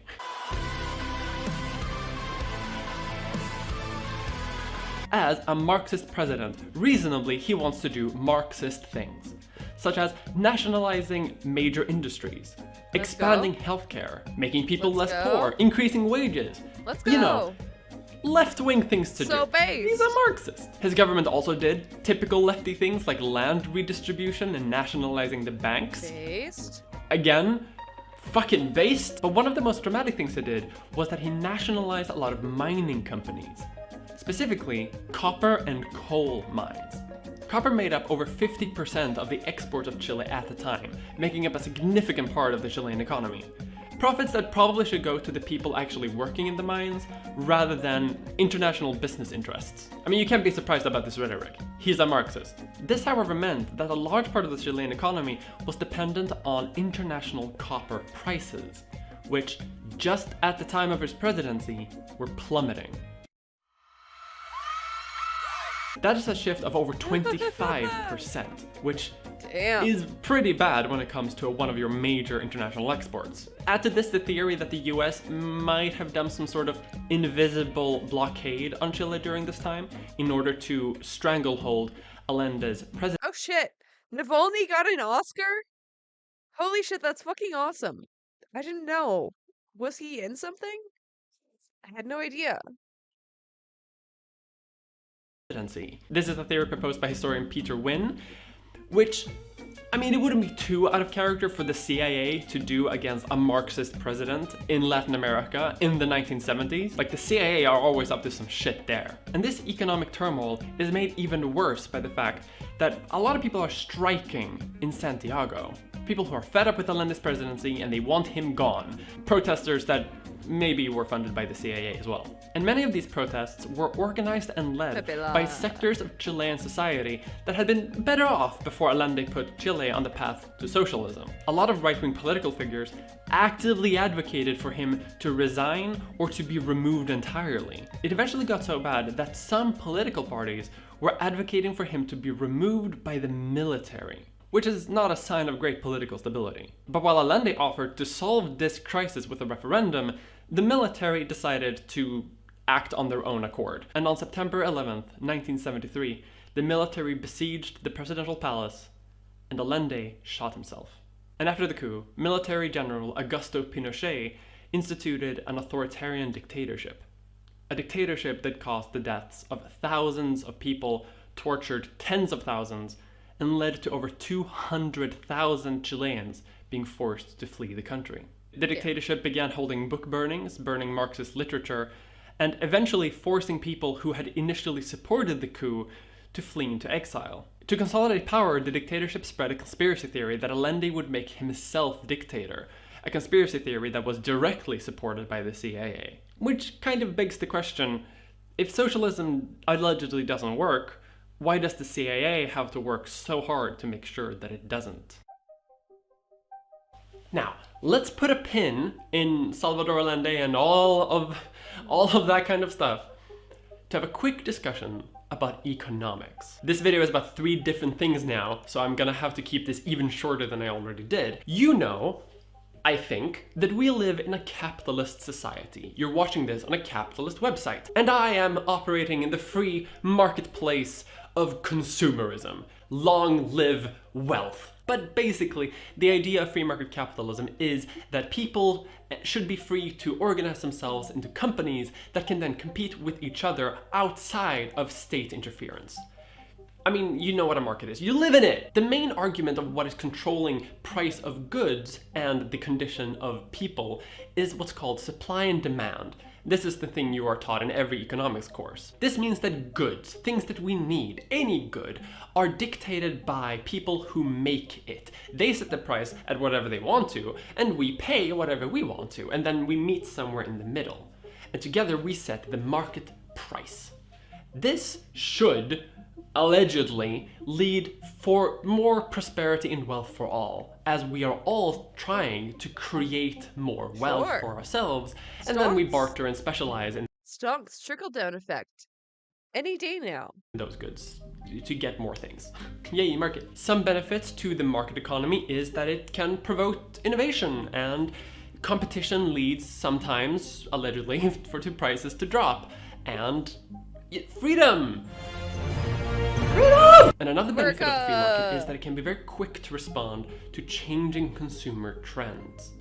If someone wants a new thing, the market will be very quick to snap those people up. In fact, the market will sometimes be incentivized to create new demands and to form consumer trends. In an ideal capitalist economy, everyone would provide for each other in a mutual exchange of goods and services. But obviously that doesn't work out very well. Now you might think this is a bad system for distributing things. I think so too.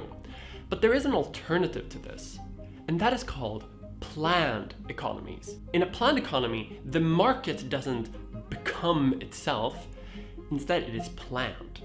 Someone says what the price of bread is. Someone tells someone else to make that bread for this amount of money.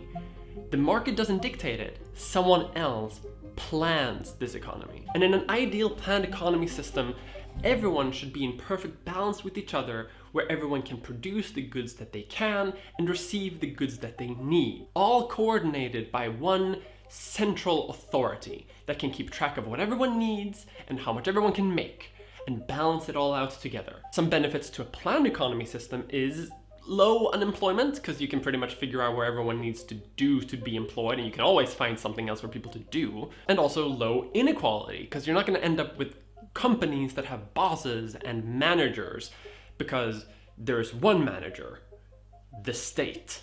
Planned economies, however, have a hard time anticipating consumer needs, not really knowing exactly what a person is going to want, or how those trends are going to change over time. A system like that can be slow to respond, which has been the case historically. Now, all of this is coming together as one. Because Allende was a Marxist who was democratically elected, he wanted democratic control over planned economy system. And this is where we return to algorithms, and what I'm going to call cyber socialism. What if instead of manually planning the economy, it could be decentralized? Is it like the Matrix? Automated, and left to the workers themselves. Let's go. Matrix. This is the basic idea behind CyberSyn. CyberSyn was a very cool name for a project launch under Allende's presidency that was meant to cyberpunkify the economy in the most based way ever. It was an interconnected system of machines that all were networked to each other and that all reported to each other, sharing information, all for the purposes of trying to organize a planned economy. The way it worked was the project would distribute telex computers to factories, warehouses, distribution centers, and many more places. And they would all tally up raw materials, stock, how many things have been sold, what kind of things have been sold, and they would all report them to each other. This way, the system should be able to predict shortages of goods and organize deliveries in a way that is much more efficient than modern day capitalism can. All of this data would be sent to a very futuristic control room, because it's called CyberSyn, and apparently Chile in the 1970s was just deep into cyberpunk. This system was built so that everyone along the entire supply chain would have real-time information about every single other step in the process. You would know how much the mines are producing, how many workers are sick a certain week, what kind of goods a warehouse needs at a certain time at a certain place, and all of this was meant to streamline the economy much more effectively than a human could. And this project wasn't just theoretical, or in the works, or pipe dream. They actually built this thing, and even though it wasn't complete by the end of Allende's presidency, it still managed to do some things. In 1972, when a massive strike is happening in Santiago, sponsored by the fucking CIA again, this system helped organize goods and services within the country so that Santiago would still get their goods, despite the strike blocking many major roads and taking up a significant part of the delivery workforce. This is a type of planned economy, but specifically a type of planned economy that doesn't take over a market economy. The idea behind the final version of CyberSyn was that any essential good would be automated. Markets and companies can still exist, but if you need food, clothes, medicine, or any essential good, that system should be automated and planned by something that is more advanced than a human being. and not just for the purposes of having a planned economy, but also to actually build good old-fashioned socialism, as in helping workers all along the production line to make decisions about their own work and the work of everyone else, so that very different industries can have information and tools to self-regulate and to decide work for themselves. Literally, cyber socialism. What this means in practical terms, but in a very narrow field, is what's called an algocracy. Rule by algorithm. The idea behind an algocracy is that human beings aren't super great at managing people on a large scale. Which kind of makes sense. Human beings weren't really evolved to take care of millions and millions of people, and we're not really supposed to deal with people in terms of statistics. Algorithms, however, are really, really good with statistics, and they can analyze data far quicker than any human being can. Now, the concept of an algocracy might sound as a near-future dystopic fiction, but it's not nearly. Right. Socialism is when AI replaces CEOs. Checkmate. You know, it's an option, and I'll take it. As fiction or near future, as you might think.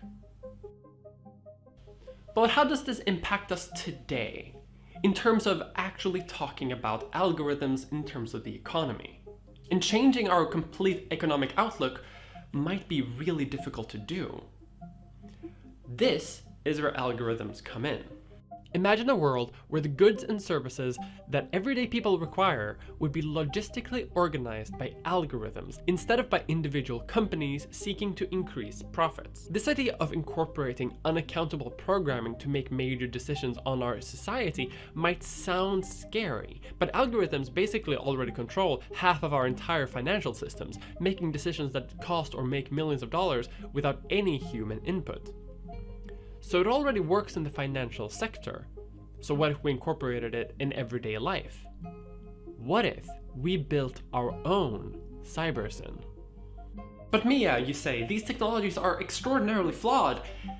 Yes, they are, but they're flawed because of who makes those systems and what the purposes of those systems are for.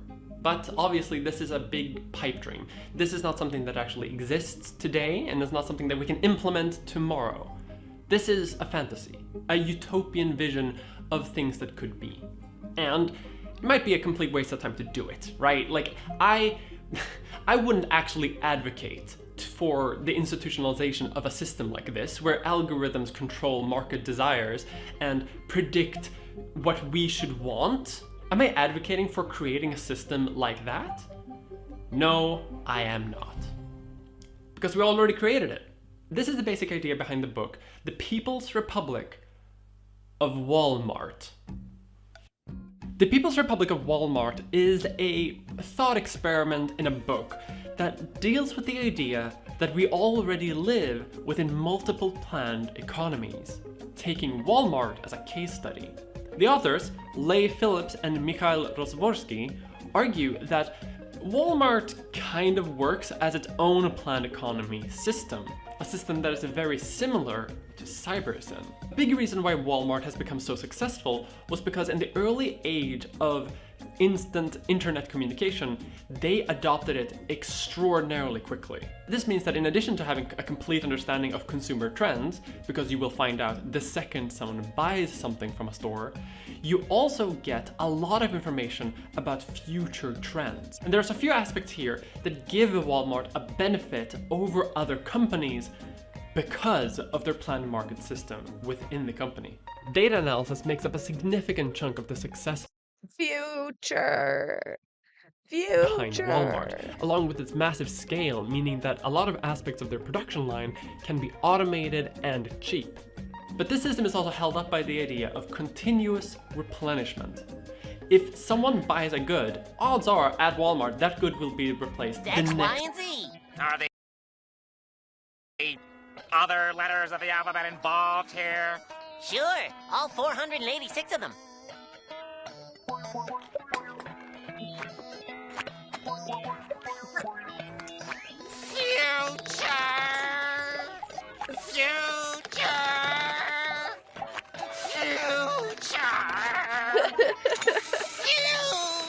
Looks like me for real. Thanks. Thanks. Amazing.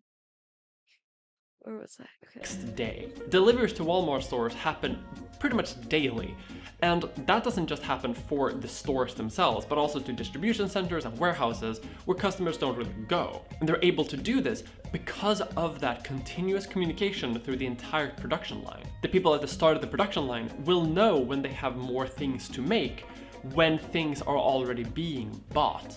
They don't have to wait for warehouse stocks to go down. Sounds very much like another system of managing goods, doesn't it?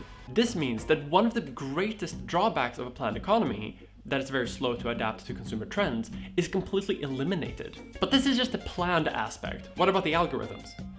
Well, a lot of this is already automated. Walmart stocks and orders are basically automated by computers already, and Amazon has gone so far as to use algorithms to optimize their own workforce, trying to get as much statistics on how much they pee, how much they work, how much they stand, and how much they actually work. Now, all of this could also be said for Amazon and a lot of other big box stores that basically operate in the same way. Sure, they still work within a for-profit capitalist framework, but the way that they work internally can very well be adapted for other purposes. For example, if one were to nationalize Walmart. If Dark Brandon decided to nationalize Walmart and still— That would be so fucking based. Oh my god, he would never. He would absolutely never. But that would be so fucking cool. They use it basically the same way, but removing the profit incentive and instead shifting it towards the public good, it would basically work the same way as CyberSyn did. And this isn't some pipe dream idea, it's a real proposal by many people who want to shore up supply chains that clearly can't manage themselves during any economic instability.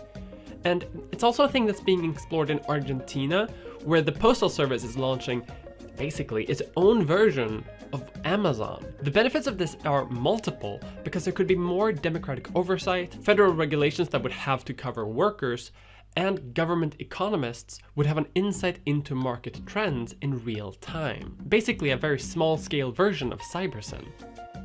Now, it's important to note that the authors of this book aren't advocating for this to actually happen, but they are presenting alternatives to traditional ways of thinking of the economy, or revitalizing the idea of a planned economy. Obviously, AI and machine learning and these systems of interconnectivity are pretty problematic in many respects, but it doesn't have to be like that.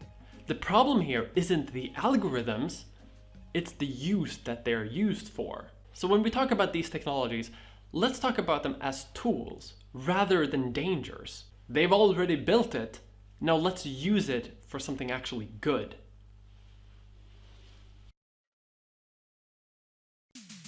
Hi everyone, thanks for watching the video. This one was a bit shorter than the usual, just because I had less time than usual to make this one. Turns out it's quite difficult balancing YouTube and like other stuff at the same time.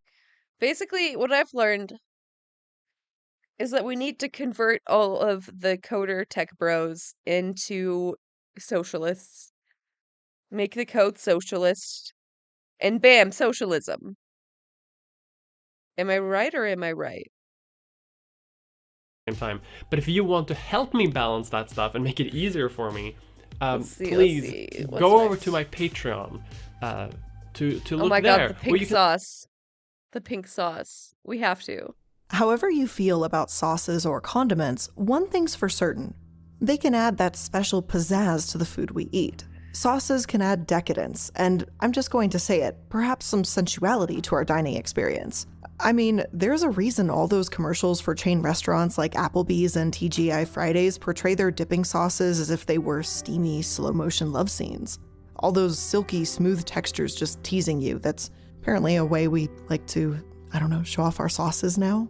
The thing is, whenever anything is just that damn sexy, people are always going to look for ways to capitalize on it. I suppose it's only natural, but when people get greedy and their product happens to be food, the experience can quickly turn from scammy to deadly. In June 2022, a TikToker known as Chef P nationalize Amazon, 100%. Started posting videos of herself drizzling or dipping various foods in a goopy pink substance she called pink sauce. not to be confused with an earlier viral TikTok sensation, the mysterious cleaning paste called the pink stuff. These pink sauce videos perplexed and fascinated viewers, as many thought it looked disgusting, and others frankly just wanted to taste it and see what it was about. The intrigue of it all saw Chef P's following grow from only 800 followers to 142,000 with 4 million likes in just 1 month. Eventually, she amassed 14.9 million views as a result of the attention garnered by her mysterious pink sauce.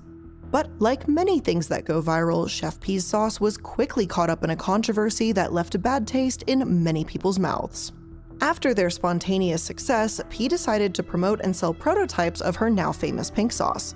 Her supplies sold out quickly, but almost immediately the scathing reviews started piling in. And full disclosure, these reviews weren't your normal bad product reviews. They were outright damning, bordering on criminal, as many people accused Chef P of poisoning her customers. But what was really going on here? How could this happen in this day and age? Well, stay tuned while we attempt to finally get to the bottom of the pink sauce controversy.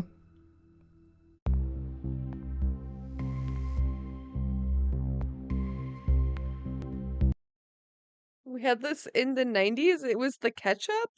What?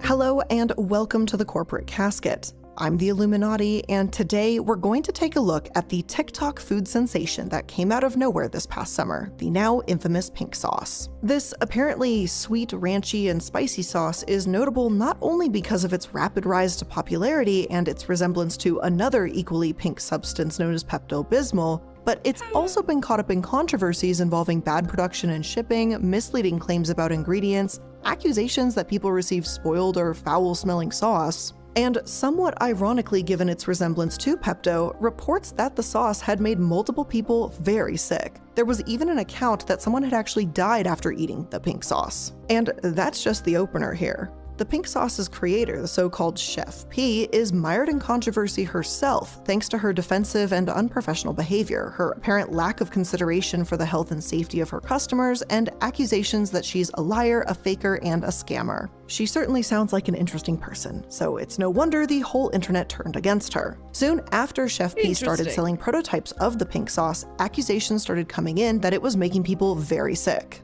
Reddit and Twitter users posted accounts of near-death experiences, and at least one person posted a video of someone bedridden at the hospital with the caption, "Fucking easy squirt." Holy shit, that's funny as fuck. "Don't eat the pink sauce." In response to all the immediate bad press, Chef P pulled the new business learning curve card. In a YouTube video addressing the challenges, she said, quote, "Now, you guys are judging a prototype. Let's start there. A prototype is when a product is not an official product. The pink sauce has only been an official product." Oh my god. Dude, I'm having flashbacks. I don't think I ever had this, but I did see it. Oh my god. This shit. Yeah, this probably wasn't fucking toxic though. I mean, toxic in a different way. My parents said, fuck no. Yeah, same. Product since the 1st of July. In a later interview with Glamour, P reiterated this baby product excuse, saying, quote, "We have been going through trial and error just like any other business." But let's be real here for a minute. That's really not an excuse, because her business isn't like every other business. Trial and error beta testing doesn't quite work the same way when you're testing food on actual customers. If it was a prototype like she claimed, then why were you making it available to the public? The whole thing doesn't make a lot of sense. The truth is, though, that Chef P's trial and errors began way before people started tasting the pink sauce. Even before the product was available for purchase, people noticed irregularities in the sauce's color and consistency. In response to these observations, P claimed that different videos featured different lighting, which can change the look of the sauce. And fine, okay, different lighting changes how the sauce looks. But how does that explain the difference between the sauce? No, those were wildly different colors. I don't care what lighting you had. Those are different colors. That appears to be runny, like fat-free milk in some videos, and like goopy applesauce in others. According to the Los Angeles Times, Chef P claimed that dragon fruit, which is the ingredient she claims gives the sauce its pink color, produces a color that's similar to beets and also turns poop red. So in response to client feedback, she adjusted the color of the sauce to make it a less intense pink from earlier videos. And that's all well and good, but it seemed like Chef P was constantly tweaking the recipe. And look, I know cooks that all the time tweak their recipes based on the feedback they get from dinners and stuff like that. But that's not really a thing for products they're intending to sell and ship to homes throughout the country. Could you imagine if, like, Heinz was constantly tweaking their Scary poop, I know. If you had a mysterious pink sauce you bought from TikTok, my God.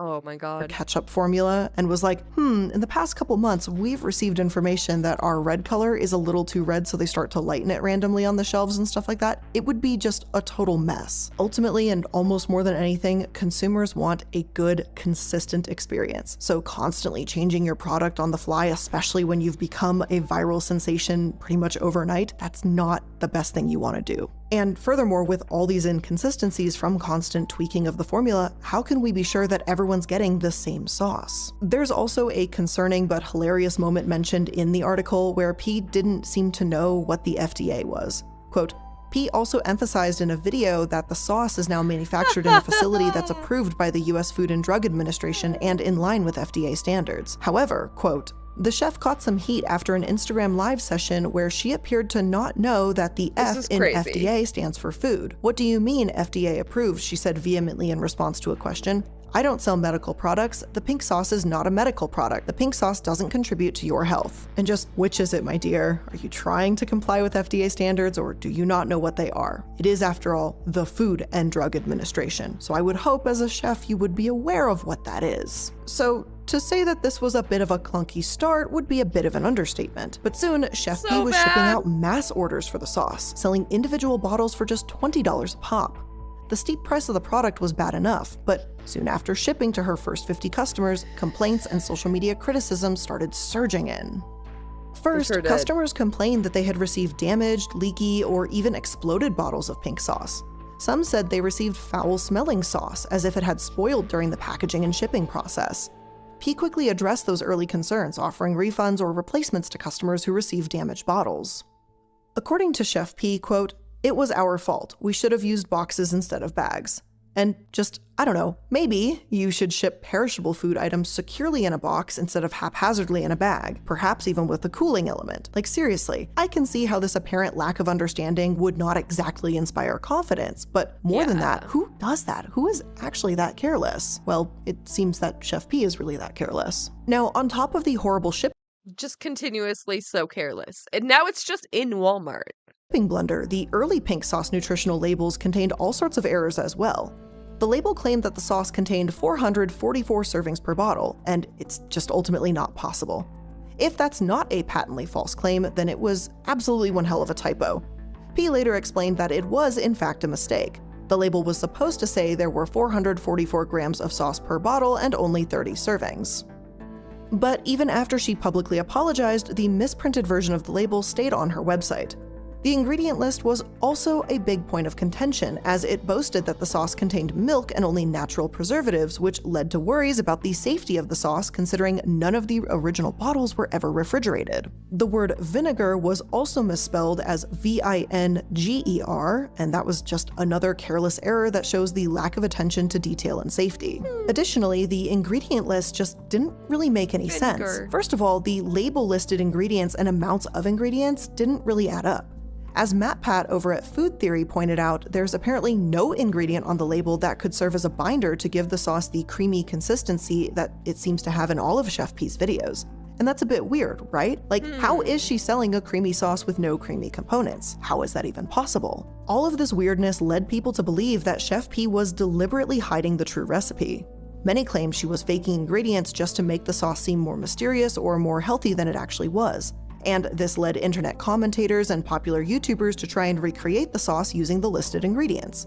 And, surprise to literally nobody, everyone failed to faithfully recreate the sauce's color and consistency. And I say that is until those people threw out the official ingredient list and just winged it using other ingredients, such as, actual binders like mayonnaise and just ranch dressing. So let's pause for a moment and reflect on just how fucked up that is. Nobody actually knows what's in the sauce. Even the supposed official nutrition label can't help it. Everyone says it tastes like ranch. It's just like ranch with like red food dye, probably. Pepto-Bismol with ketchup.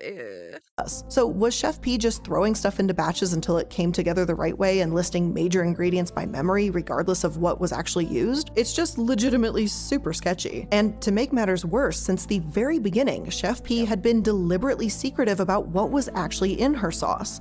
And I can understand that to a certain extent. I mean, many manufactured goods have a secret formula that they protect for competitive reasons. Again, speaking about Heinz ketchup again, you can't really expect them to give up their secret recipe just because their products came in weird colors. Yeah. But with other products, at least That's why every soda has like natural flavor. You can put so much shit into natural flavor. Like it could be anything. there's a bona fide repeatable recipe. And when people start questioning the safety of your food, well, you've kind of lost your privilege of keeping your secrets.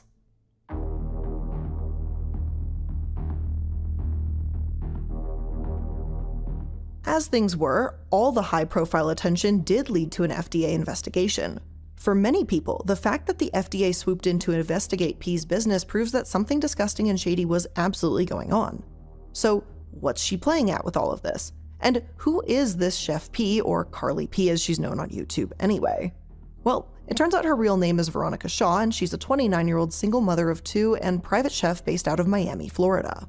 She claimed in a YouTube video that she's been a chef for 4 years, but according to the official Pink Sauce webpage, Chef P doesn't consider herself an average chef. Instead, she fancies herself as an expressional artist who loves to think outside the box, which is kind of cool, honestly. I have no idea what makes an expressional artist different from any other artist. To me, calling yourself an expressional artist is sort of like calling yourself a sonic musician, but hey, whatever makes you feel good about yourself. Now, in Chef P's case, however, she's as much a bona fide expressional artist as she is a bona fide chef. See, she calls herself a private chef, but prior to that line of work, she'd never actually worked as a professional chef, never attended any kind of culinary school, and never held any cooking credentials whatsoever. Apparently, there is nothing wrong with that though, because as it turns out, accreditation is not required to become a chef. And that's right, all you need is a stove and a dream. And as Chef P says on her website, she's had a passion for cooking for as long as she can remember. She goes on to explain that, quote, "I've always loved to experiment with different flavors and colors. I wanted to have a sauce that reflected my personality and the flavor that I liked the most. I fell in love with dragon fruit. Red dragon fruit has a bright magenta color, and I absolutely love pink. So I thought of the brilliant idea to come up with the pink sauce." From this explanation, it seems like Chef P chose dragon fruit simply because it turns things pink, which she believes reflects her bubbly personality. But she has also gone on record claiming that she used dragon fruit in her recipe because it's rich in magnesium, which she says helped her with her anxiety. Quote, That personality toxic. "This is my personal story," she says. "This is why I love dragon fruit." So the reason why I be shaking is because I have anxiety. That is the whole purpose as to why the pink sauce was created. We will get into that. So far, Chef P seems to play You made pink sauce to treat your anxiety? fast and loose with definitions, claiming whatever she needs in order to convince people to hand over their money.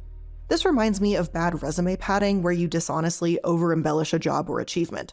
And it kind of sucks because if Chef P were to just drop the chef title and honestly tell her story as a home cook, I think she'd have a more endearing and respectable story. At this point, the more she emphasizes the word chef, the bigger the lie becomes, which begs the question, what else could she be lying about? And frankly, is she someone we can trust with our health? Well, her public behavior certainly does little to buy our trust. Chef P tends to throw sass back at critics or naysayers, and her defensive rants on YouTube and TikTok don't really help much either. But if you thought that things couldn't possibly get worse for her, she totally botched an interview on national TV too. Okay, but why would I contact someone who's fabricating something on the internet? Nothing was fabricated. To be honest, you're not special. You're not special, okay? You see, her Camaro show appearance was supposed to be an opportunity to defend herself against one of her TikTok critics, a user named Allured Beauty, or Allie. Instead, it only threw more fuel to the grease fire. Allured Beauty, who is known for reviewing food products on TikTok, made a viral reaction video in which she sent out a sample of pink sauce to the lab for testing to make sure it was safe for human consumption. Chef P went on the show to defend her product generally, but she had beef with Allured Beauty, saying that she, quote, took it as a moment to say, hey, this is my moment to become viral. And that is what happened. She became viral from posting that video. P also accused people of fabricating claims against her and trying to tear down her business and livelihood. P's comments and defensive behavior on the show sparked backlash, causing YouTuber Moist Critical to say, quote, "I'm sure the sauce was fine in person, but you can't ship it like that and ignore all regulations. You shipped material that can't be shipped, and it spoiled for almost all of your customers. Was rotten. And you're just mad at her for pointing it out and it getting tested? Oh my god, this is actually kinda wild." Other YouTubers such as Atozy also criticized Chef P for her comments and behavior in a series of videos. Even the Camaro show itself faced a ton of backlash when the host basically told Ali that she was out of line and effectively gaslit her on television for having an opinion and speaking her mind, going so far as to push her to apologize for tearing a woman down and saying that the learning was more on Ali's part. And I told you this was going to be a doozy. Things just keep getting worse and worse for Chef P. If all of this is true, then she absolutely deserves to be held accountable, to get in serious trouble for potentially causing health issues. And then to just get defensive about the accusations, to sit back and just rant about how it's trial and error, that's— Dude, yeah, that interview, she was so defensive. As fuck. And the host was, like, on her side, which was wild. just the lowest of the low. But is this shit true?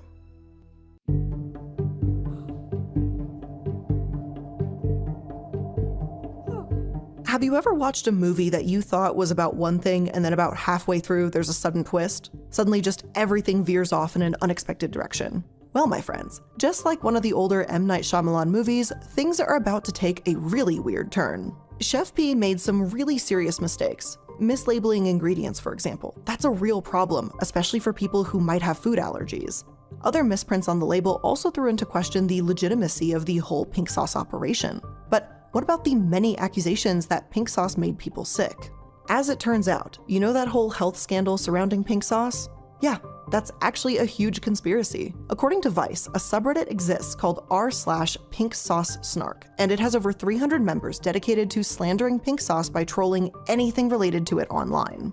Remember the dude who allegedly died from eating the pink sauce? Yeah, he faked it. He was a member of the group and resurfaced later to apologize for the stunt. In response to these false allegations, Chef P has said, quote, "They accused me of poisoning a nation. What the I'm fuck? having to deal with the backlash from a mistake that I didn't even You can't just pretend you died, dude. What the fuck? make." When the trolling first started, shortly after her original videos went viral, P didn't take anything seriously. Quote, "I was like, this is a bunch of kids. I'm not about to pay this no mind. I'm not about to entertain this." But because she chose not to dignify the accusations with a response, the whole controversy exploded like a squeeze bottle full of botulism. And when things finally got so bad that she had to address them, she was already on her heels. What's really crazy about this whole thing is that almost none of the worst accusations were true. Sure, Chef P probably should have been better prepared to ship out her original bottles of sauce. And sure, she should have hired a better graphic designer to avoid embarrassing typos and labeling mishaps that still plague her to this day. But the reality is that nobody actually got sick from this sauce. At least no one that we can verify anyway. All the accusations were more like tongue-in-cheek memes that people took too seriously, rather than real claims of illness I mean, yeah, it's just because they didn't eat it when it showed up exploded. Because most people know not to do that. and death. And as for her ingredients, yes, maybe she should have used more non-perishable components, but I don't think she's outright lying about what's in the sauce. YouTuber Ann Reardon does a good job at debunking a lot of this kind of stuff. In her video, Debunking the Pink Sauce Controversy, she runs experiments that prove it's entirely possible to achieve a stable, creamy pink consistency using only the ingredients on the official label. In particular, she addresses the absence of binder ingredients on the label. According to her video, dragon fruit itself contains pectin, which is a natural binder, and when used in proper ratios, either fresh dragon fruit or refined dragon fruit powder will create an emulsion that's stable and produces the creamy texture. Now, there's some actual food for thought. Sorry, I had to Good say one. it. And what about accusations that Chef P was scamming people with this product? Well, I don't think she ever actually intended to scam anyone. I think her product simply went way too viral too fast, and all the scandals surrounding it just created the perfect storm of controversy that made people think she was being disingenuous or irresponsible. But as mentioned earlier, she has addressed shipping and safety concerns, and she's even teamed up with noted gourmet and novelty sauce maker Dave's Gourmet to help her market and promote a version of pink sauce that's, quote, less complicated, dairy-free, and clean of any preservatives, artificial colors, or flavors. This move enabled her to work Clean, out a huh? deal to sell the pink sauce on the shelves at Walmart. Walmart doesn't seem to shy away from the controversial sauce at all. In fact, the description of it on their website makes it clear that becoming an overnight internet sensation is far more profitable than trying to avoid the controversy that came about from its viral fame. I guess any news is good news here.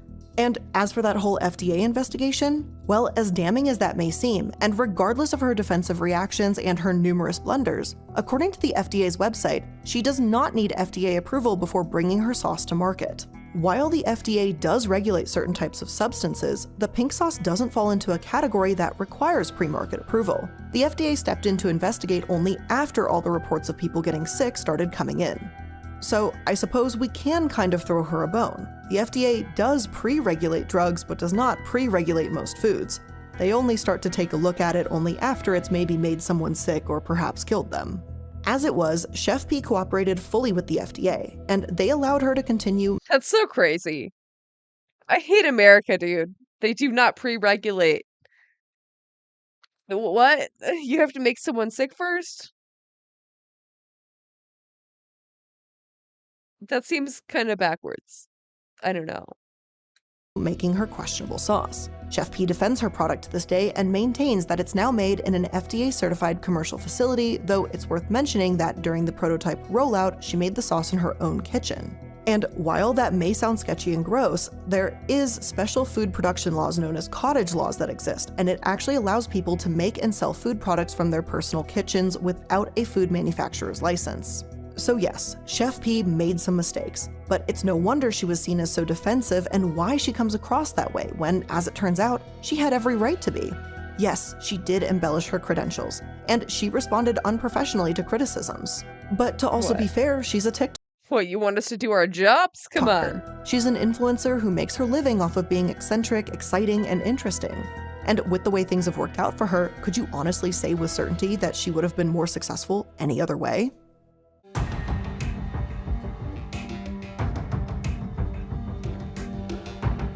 Now, let's be real, we're living in some strange times. For many years now, modern society has been steadily evolving into a virtual society. Even before the pandemic came along and expedited this process, social media has been replacing our traditional social lives. And as the world continues to transition to online interaction, social media influencers have become our new celebrities. But influencers are different from celebrities of the bygone eras. Influencers publicly share nearly every aspect of their lives through social media. And this makes them more relatable than the traditionally out-of-touch movie stars, professional athletes, or music artists of the past. And because they're so relatable, they seem more like friends than celebrities, and we're more likely to trust them. We'll trust them so much, in fact, that we may be more likely to buy whatever they recommend.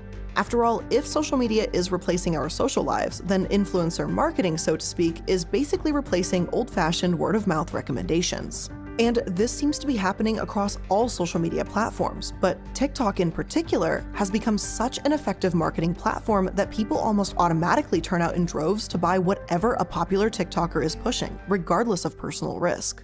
This phenomenon has even become its own meme, hashtag TikTok made me buy it, and it's so popular that it's become its own content. The devil made me do it. Basically, its own genre.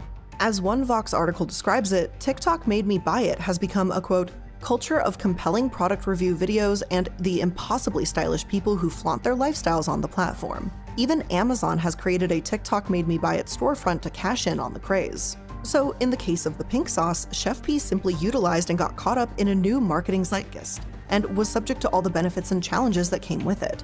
But what's the moral of the story? What can we take away from all of this? Well, there's a lot to unpack here. But one super obvious thing we can learn from this is don't pay over $20 after taxes and shipping to be a guinea pig. Perhaps wait until the product comes out in a more official manner before giving it a try. But with all of that being said, that is where we're going to end today's episode of The Corporate Casket. I am curious to try it. I'm not gonna lie, but I don't know if I want to know. Sure. I do not know. Cute clothes on Instagram and the maker is always sketchy. Oh, I hate that, dude. I hate that so much. Like, can't you just be a normal company? Yeah. It's hard to find good clothes these days. It really is. Or AI. Um,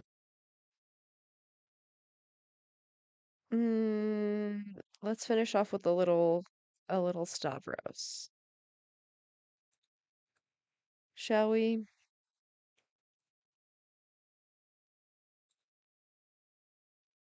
Oh wait, this is his workout vid. Yeah.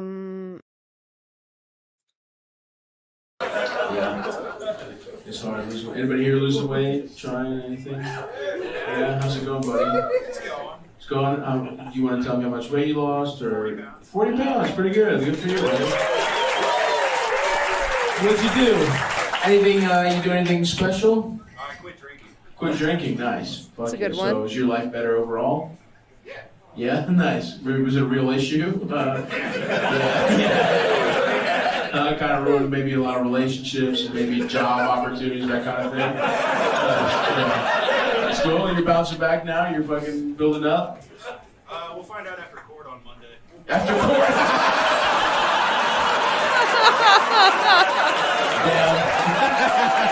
Oh my god.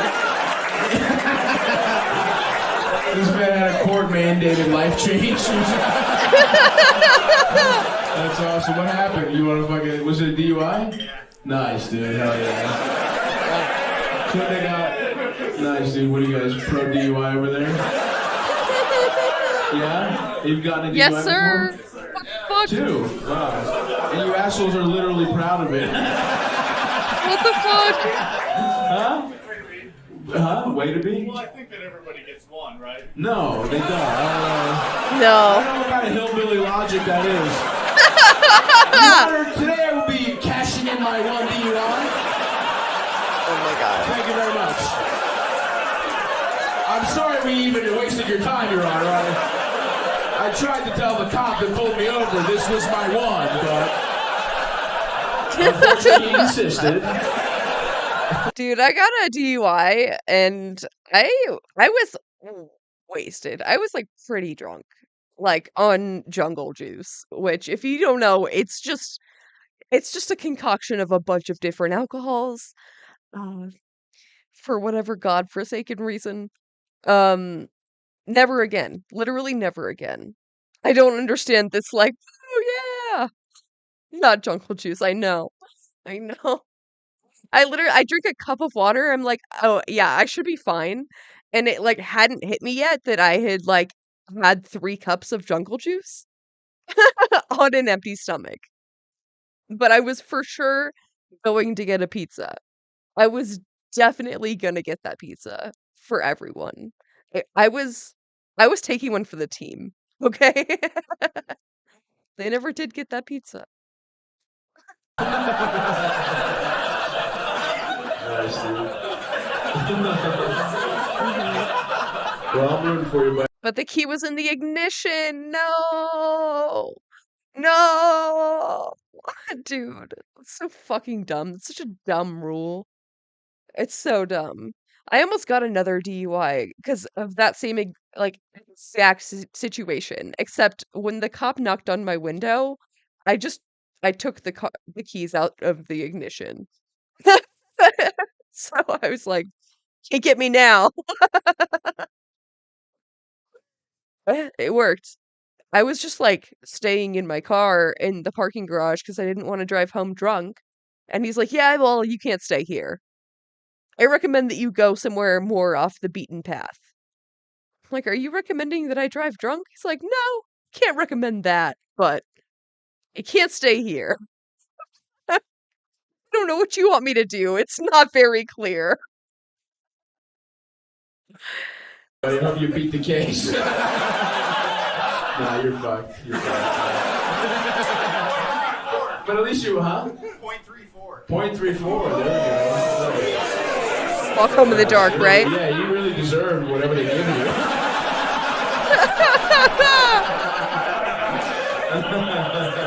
Dude, yeah, I blew a 0.18 and I was pretty wasted. Like I said, on jungle juice. 0.34 is that's pretty sloshed. Yeah, well, at least you're not as fat, I guess. I don't know.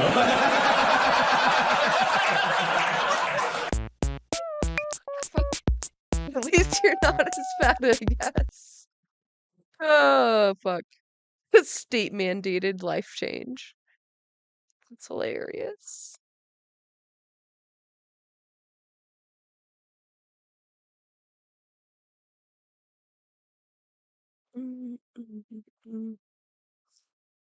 I wish he had longer clips.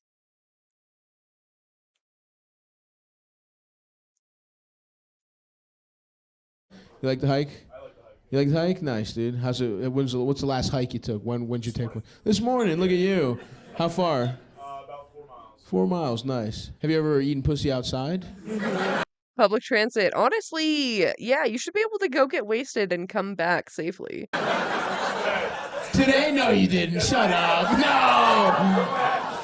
With your ex? You think he's lying? Your friend says you're lying.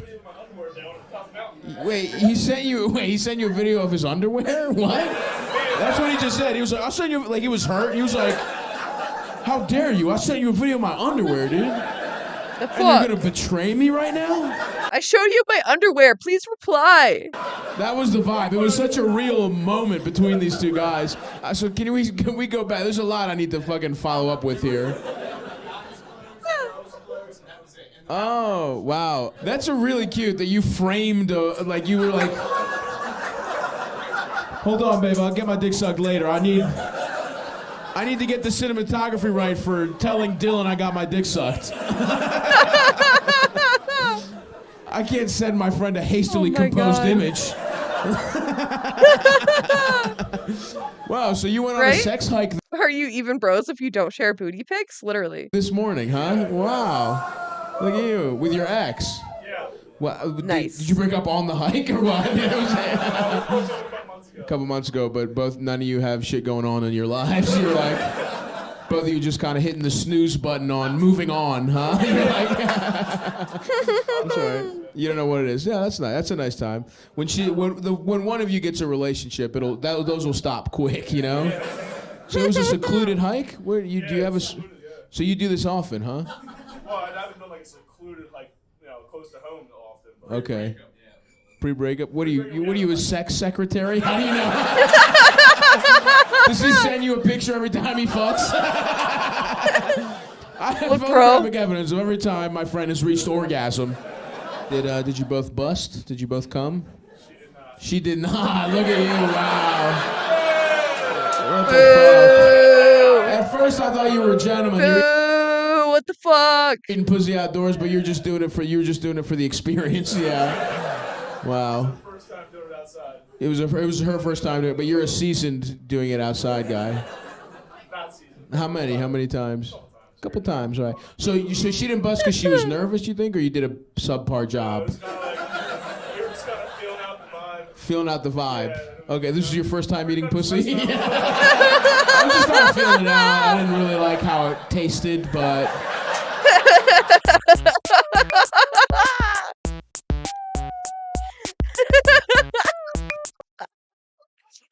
Just filling it out. Oh my god. What's the oldest person you... Anybody much older than you or no? Of course. Okay, I'm sorry. I didn't know that. Who was the older lady that you hooked up with? Good 48. Good 48. How old were you? I like 19. You were 19, 20? Holy shit. How'd you meet her? Damn. Drunk at a bar. Drunk at a bar. All right. Nice. Hell yeah. So you were just... I was... Okay. All right. You Yeah. got a good attitude about it at least.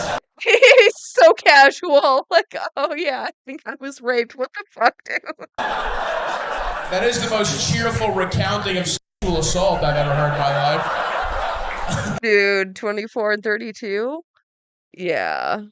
I was 18 and they were 27. You said like somebody put a whoopee cushion under your chair. I think I was right. That was kind of kooky. Okay, so you were drunk underage and Yes. So whole story quickly. Yes. Go to her house. Okay. We're sleeping together. Okay. I get impotent and her child walks in. Oh my God, you get impotent. Thank you for using technical language. Jesus. Scientific. So, okay, so she takes you back to her And then I place. get in my car, drive down a one-way, and a Okay. bum throws his bike in front of my car. Wow. Pulling into a Jeez. Now you tried to gloss over the fact that you didn't get hard, and you're like, yeah. Why don't we just kind of get back in there for 1 second? We can get back. The bum is very interesting. Yeah, I appreciate what you tried. You gave me little crumbs to throw me off the scent. You're like, we went back to her place. I couldn't get hard. Her kid walks in. I'm 19 in the prime of my life. Couldn't get an erection. And then a fucking hobo comes out of nowhere. You're just throwing shit in there so that we all forget that you couldn't get hard. For real. And now. Yeah, don't make this about the homeless guy.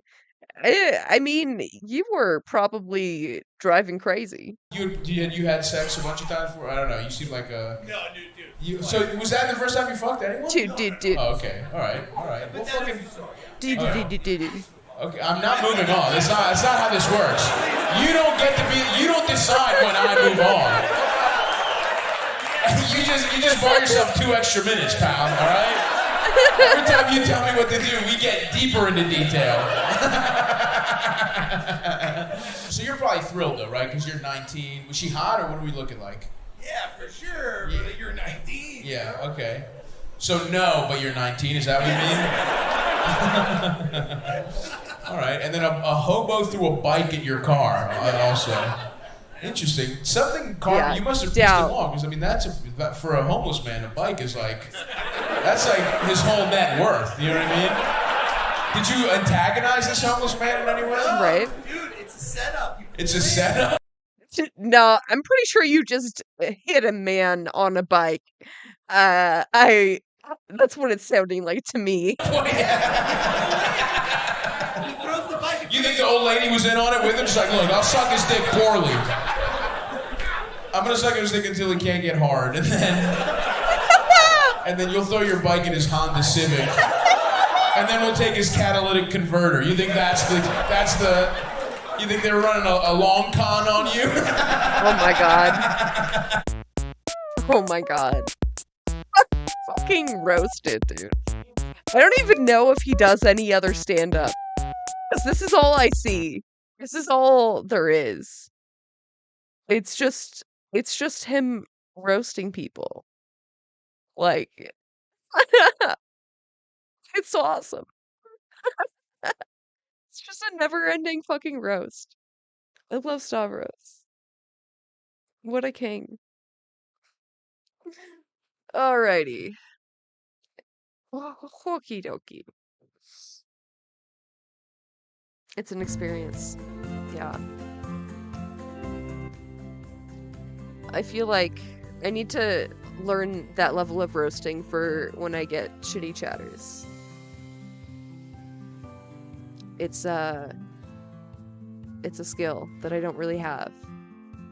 I'm not very good at roasting. I'll be real with you. It's not in my nature.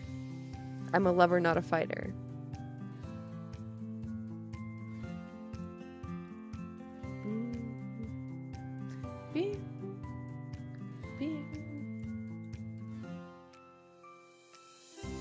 This is such a stock ass song. Shit, Jaina's back.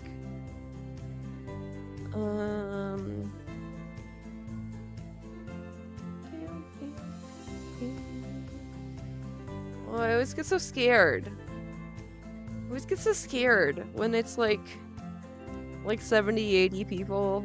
I don't want to. We could raid Kai Pewter. I've only been there a couple times.